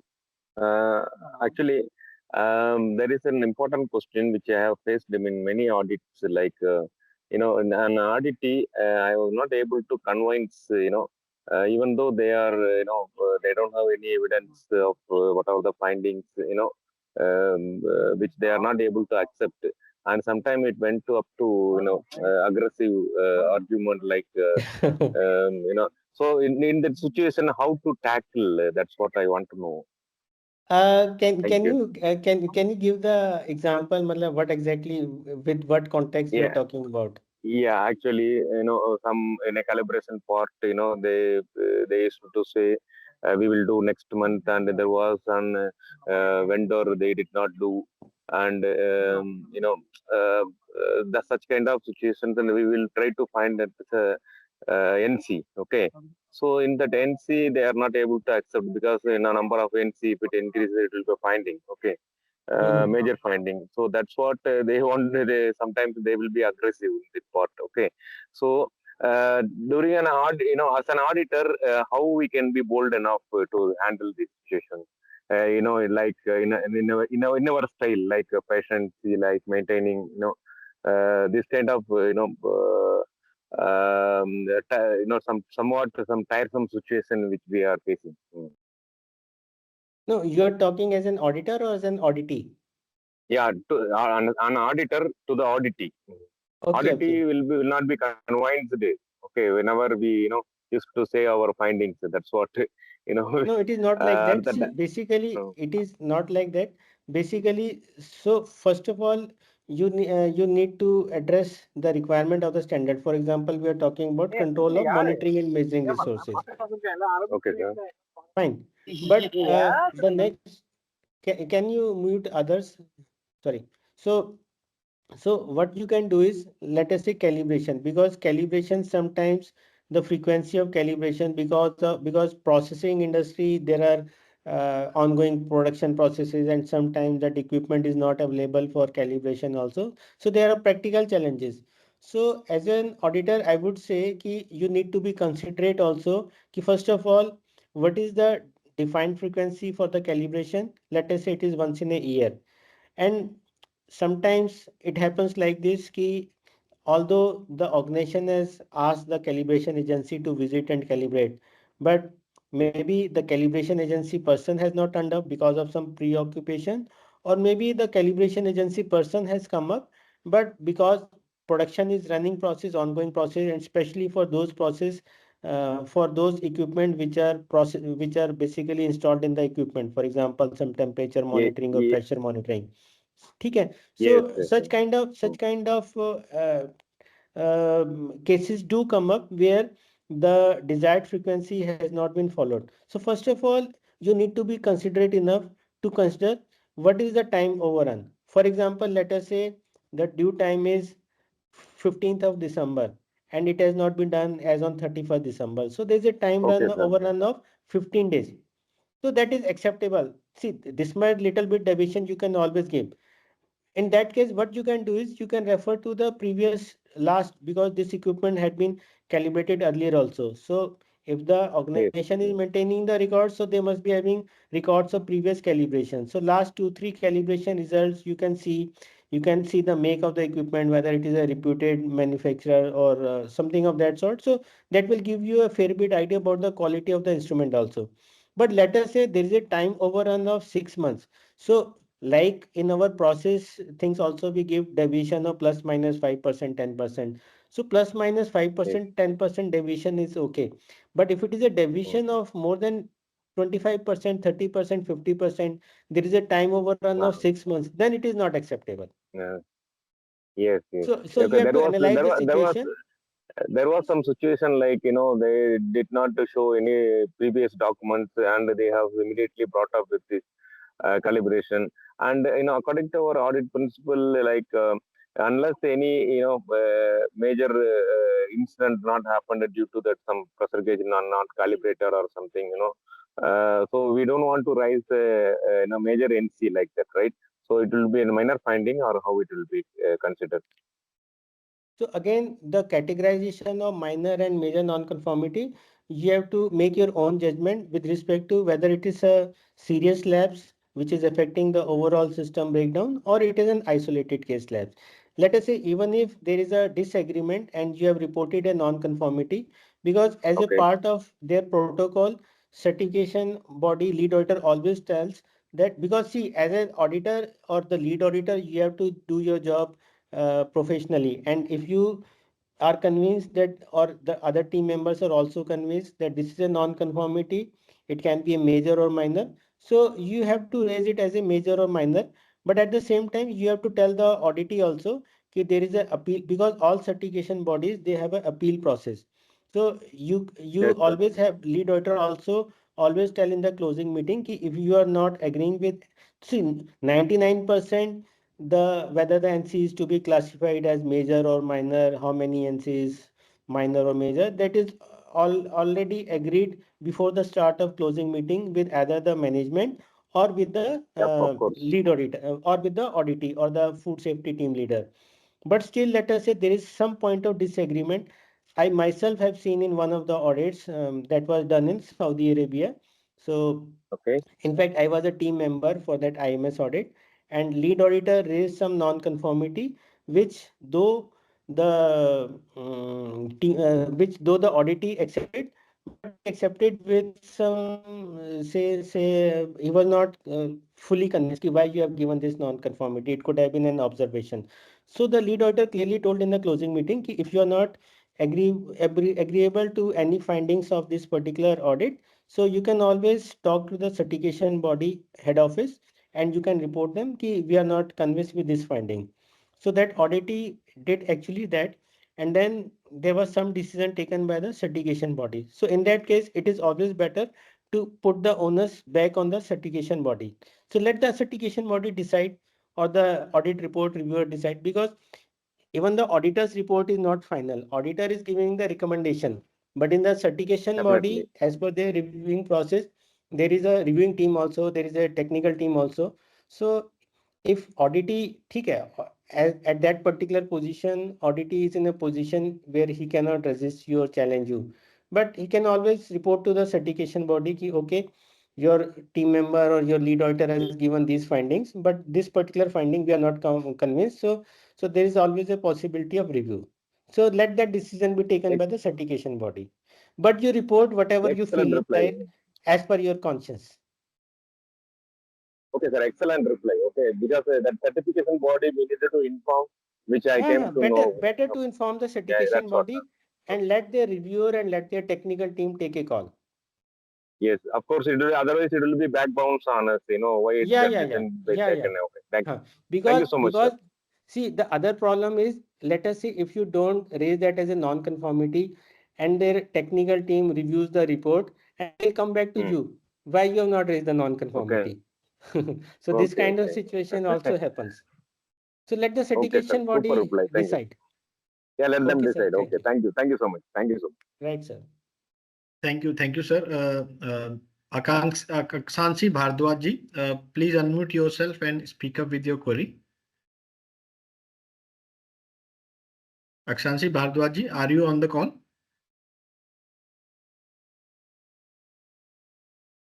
Hello. Okay, move on to next. Meena Hemant Pawar.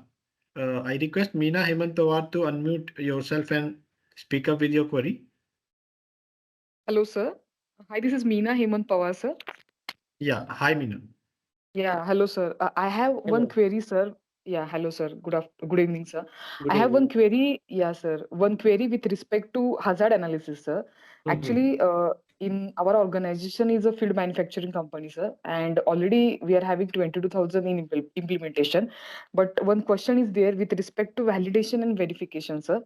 We are one hazard we have identified, that is temperature control, sir. We are having one cooking process for the final feed manufacturing, sir. So there the temperature requirement is from 65 to 75 degrees centigrade. Okay. And on every batch, we are doing the monitoring of that temperature by using the calibrated thermometer, and we are having pelleting check sheet. In that, we are maintaining that data. Okay. Like on each and every batch, that pelleting check sheet we are monitoring, and we are maintaining that data. So that will be a online verification for that process. But for the validation, what do we have to do? So that is my question, sir. So what exactly is your product? Sweets? No, not sweets. Animal feed, sir. Poultry, Animal feed. cattle. Okay. Yeah. Animal feed. Okay. So basically validation is the validation of the temperature range, whatever you have specified. So what you need to do, it is like a design of experiment. So what is the operating range, the process temperature range? It's from 65 to 75, sir. So it is 65 to 75. So just to validate your, because you have an online monitoring system also. So just to validate your process temperature condition, that is 65 to 75. Once in a year, you need to validate it. Validation means it is like design of experiment. Like for example, your limit is 65 to 75. So you set the temperature to less than 65, that is, let us say 60, and you set the temperature more than 75, that is 80. So you have a valid test results for 65 to 75 range, and you have test results when your process temperature requirements are less than 65 and more than 75, that means 60 and 80.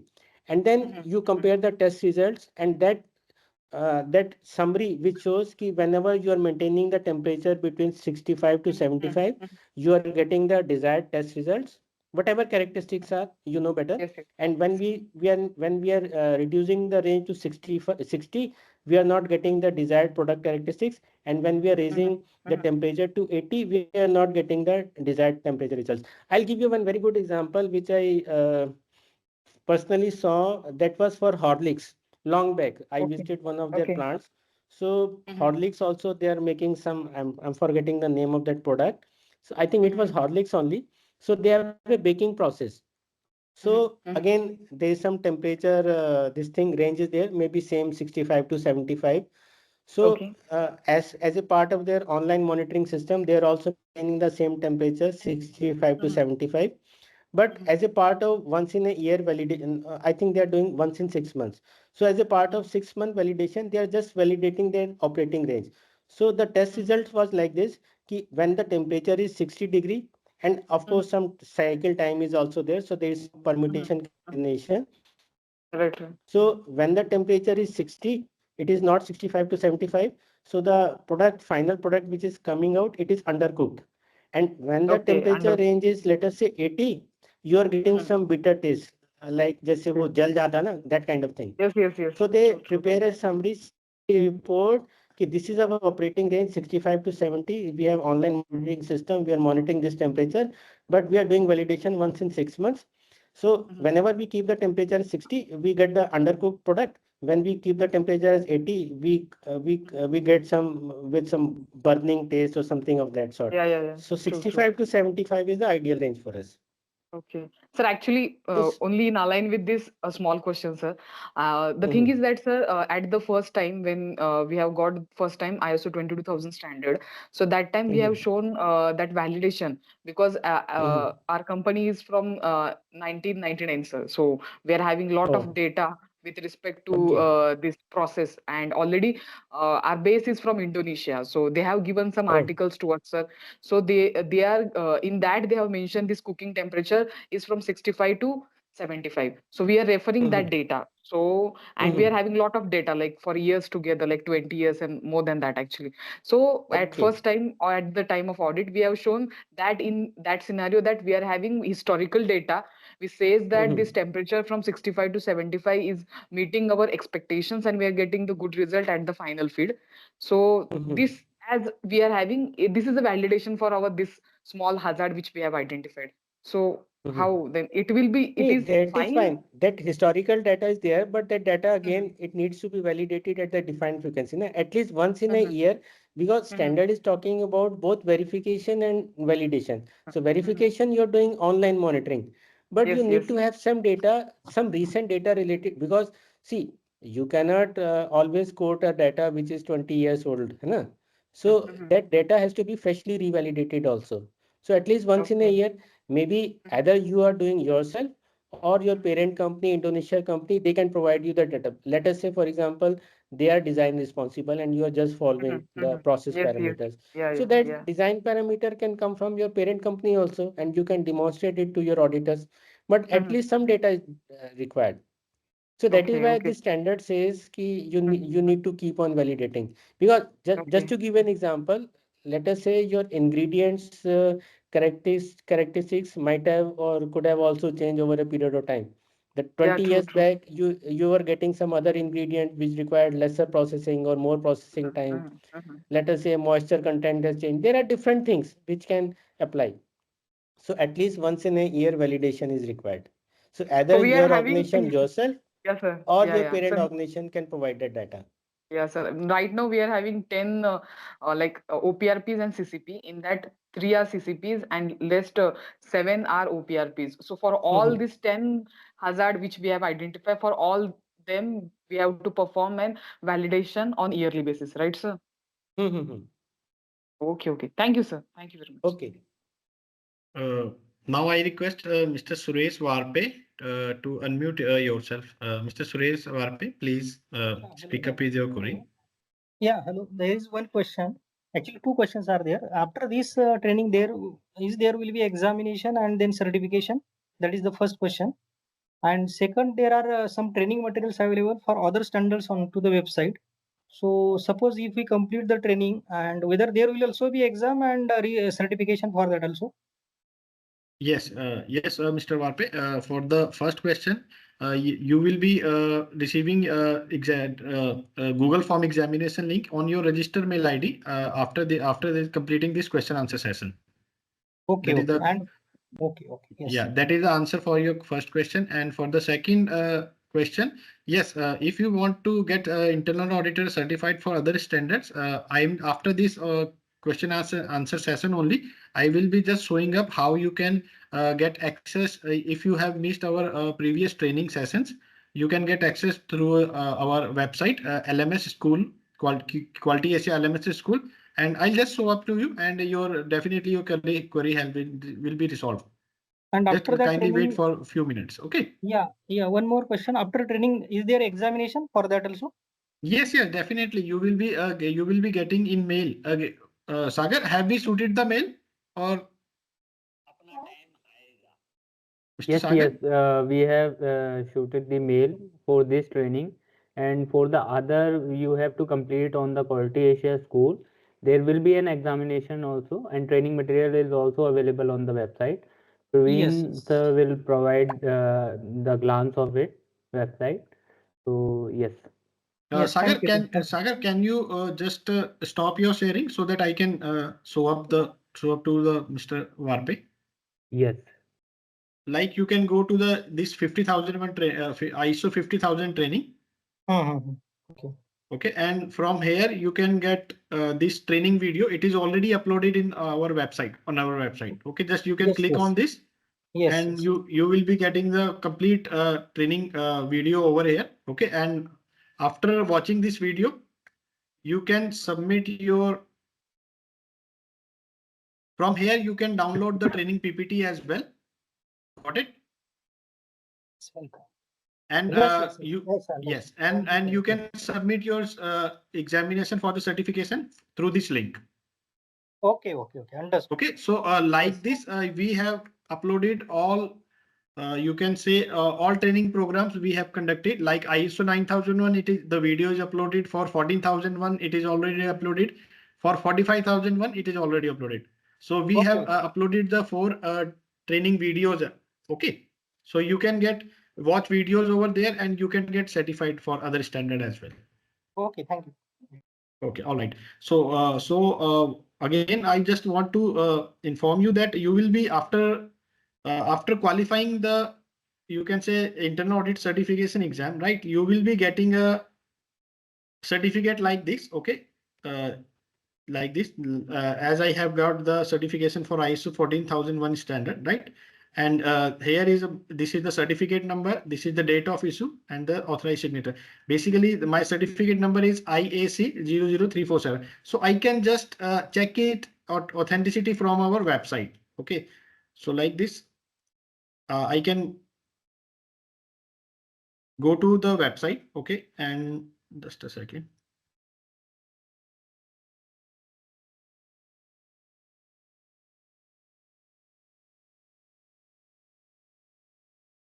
Just you can go to the resources. You can go to the search, go for the training certificates. Okay, and click on to the internal auditor training, like it is IAC. Okay, hyphen 00347.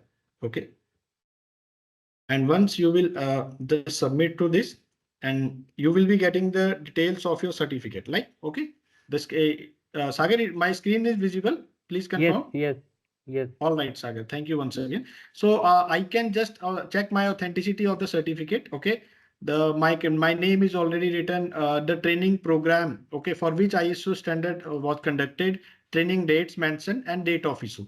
So in this way, you can validate your internal auditor certificates, ISO certificates. Okay. Also, I just want to inform you that we are having complete training calendar mentioned in the website as well. Okay, so this is our complete training calendar. Just a second. Okay, so here is the event date mentioned. Event date mentioned, training type, topic, and registration link. So from here, you can just register yourself to all the you can say training calendars. Okay, so as of now, like on the 26th September, we have conducted a 40,001 certification training certification, right? Sorry, internal audit training training. So it is this was the registration link. Okay, so now for the today training, it is 22nd December. Okay, ISO 27,000 internal auditor certified training. So here is also the link. So now we are having in the January month, on the 26th January 2025. Okay, we will be having a training session, internal audit training session for ISO 27001. That is Information Security Management System, right? So here is the registration link. You can go to the website and just register yourself for the training program. In you can say upcoming February month, 23rd, that is Sunday only. Okay, normally we are just providing, you can say, conducting this training in the 3rd week of every month. So we will be having internal audit training session for ISO 13485, that is Medical Device Quality Management System. And in the month of March, that is Sunday, 23rd, 2025. Okay, we are having training program for ISO 26000 Social Accountability Management System.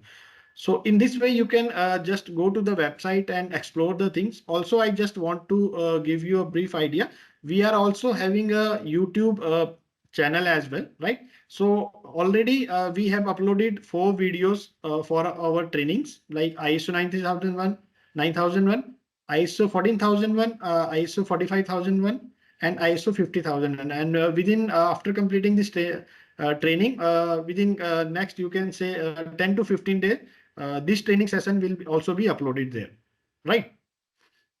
Also, I request you to go to the our YouTube channel, just subscribe it and just watch the videos and circulate with your you can say closer ones, your friends, your colleagues, okay? So that this training session will be circulated with the to the right person, and we will be having a right audience for these training sessions. Okay. We are having Instagram channel, right? And this is our website, so you can just follow through quality follow to the quality Asia certification through the Insta also. Okay. All right. So I think Mr. Suresh, your query has been resolved.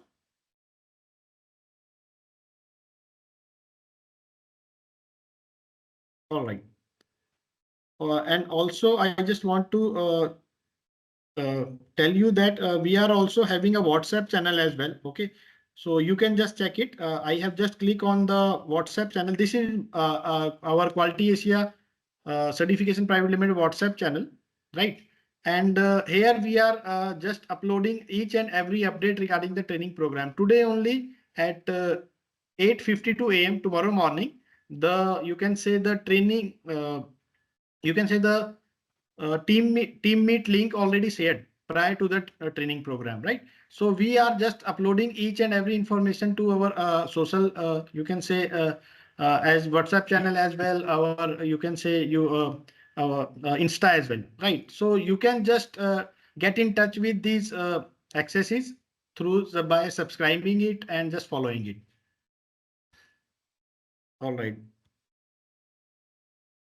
So is there any participant left with the query? Mr. Abhishek. Mr. Abhishek, you have raised your hand. Please unmute yourself and speak up. Sir, I am doing MSc in Food Safety Quality Management. So, sir, how I can begin my career in internal auditing? All right, all right. I request Atul Suri sir. See, what is your objective? So you, why internal auditor? Why not external auditor? So you want to be in auditing field? Yes, sir. So if you want to become an external auditor, see, internal auditor is basically for auditing within the organization. Let us say you're working in some organization, and as a part of this certification process, you have to periodically conduct internal audit. So internal auditor certificate is sufficient.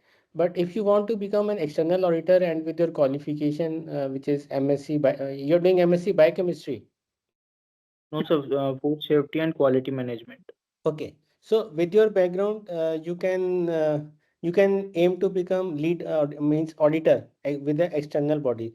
So for that, there is a specialized course which is known as a lead auditor course. So you can do that lead auditor course. That is basically a 5-day course. So you can do a lead auditor course, get qualified and get the certificate, and then you can register with the certification body. In fact, if you want to register with Quality Asia, you can talk to Praveen or Sagar, so they can help you out. But then initially you will become as an observer because you don't have auditing experience.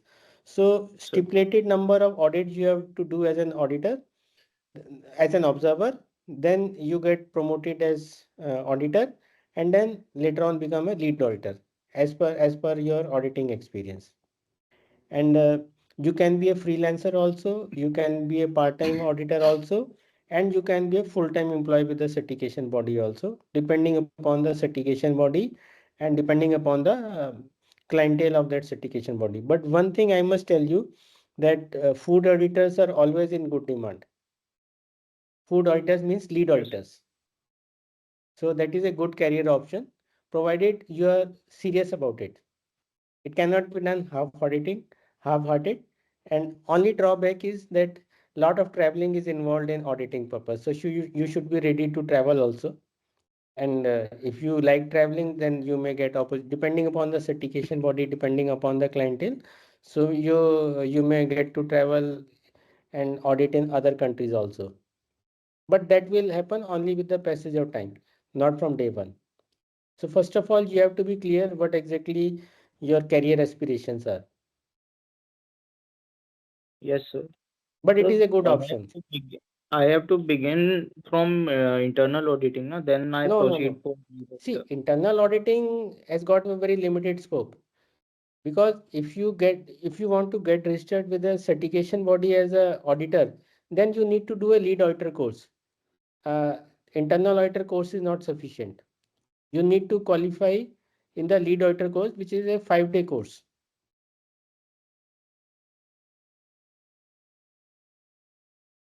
Okay, sir. Okay. Okay, thank you. Thank you, Abhishek. I think all the queries has been solved. Sagar, can you share the PPT again from where we have left?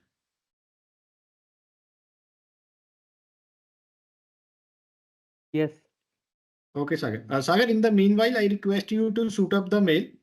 If you have already done, then it is okay.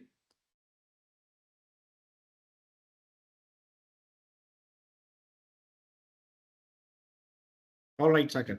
So about the Quality Asia certification, our accreditations are at Quality Asia certification.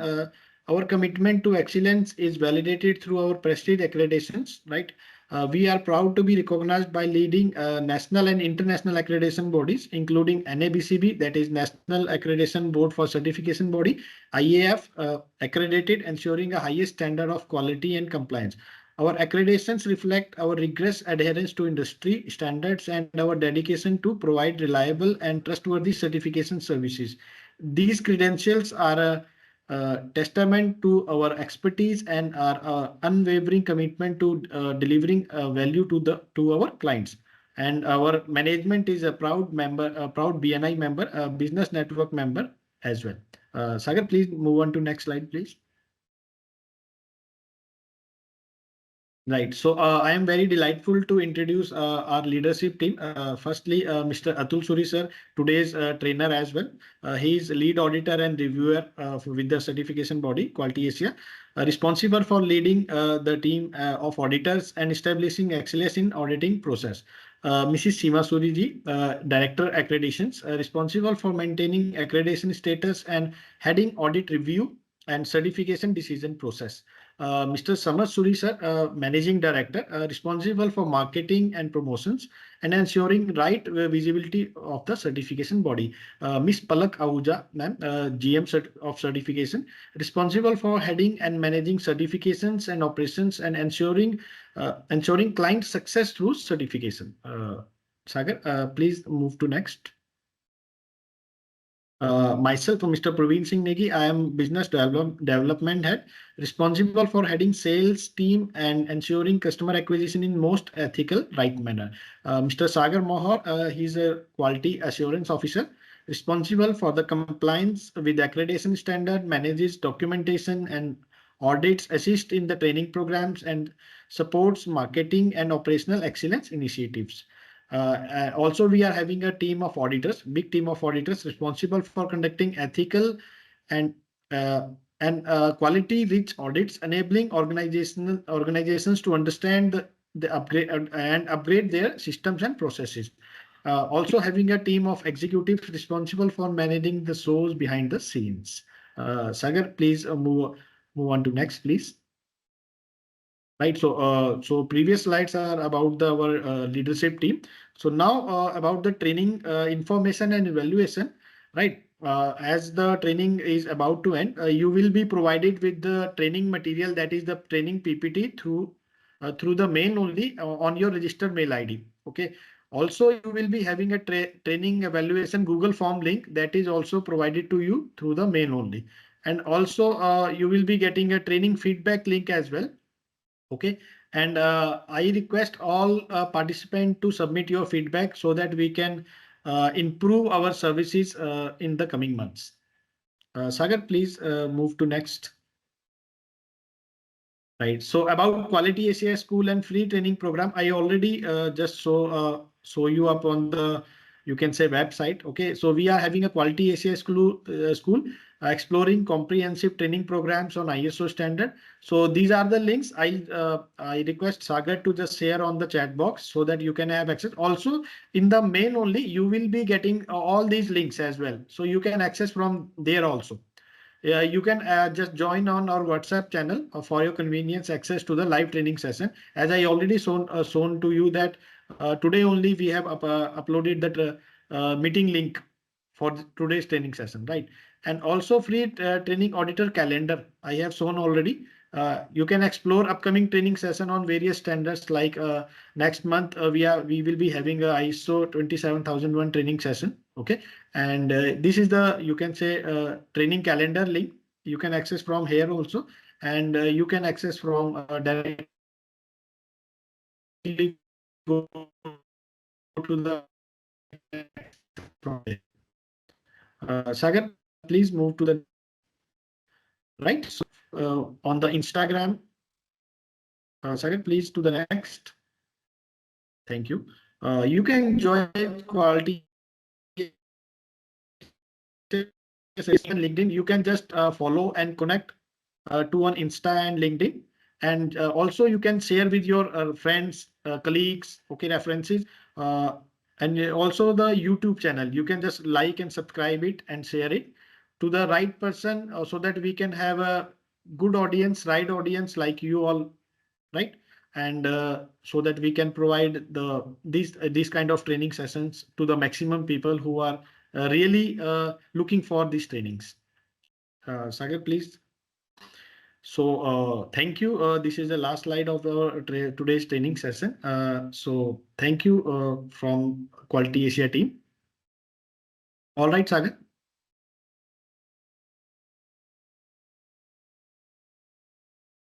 Okay, so Sagar, have you suited the mail? Please confirm. Yes. Okay, thank you. So, dear participant, we have already suited the mail to your registered mail ID. I request you to check your mail IDs and confirm. If you haven't received, firstly, I request you to check your mail ID, your inbox, your spam box. Okay, if you haven't received, kindly just share your mail ID in the chat box so that we can share it again to your mail IDs. And those who have received, I request them to submit your examination, submit your feedback form as well. And Sagar, please let them all participant to know what is the passing marks we have decided to qualify the examination. 50%, above It is 50 and above 50%. 50 and above. Okay. So, dear participants, qualifying criteria for passing this examination, it is 50% or above. If you are getting 50% marks or above, you are qualified and you will be getting a certificate. In the meanwhile, I request all participants to just get your videos on so that we can have a screenshot of this memorable training session. I request all participants to switch on their videos. In the screenshot, thank you very much who have switched on your other videos. Thank you, heartfelt thank you to all. Okay, so I request all participants to submit your examinations for today's training.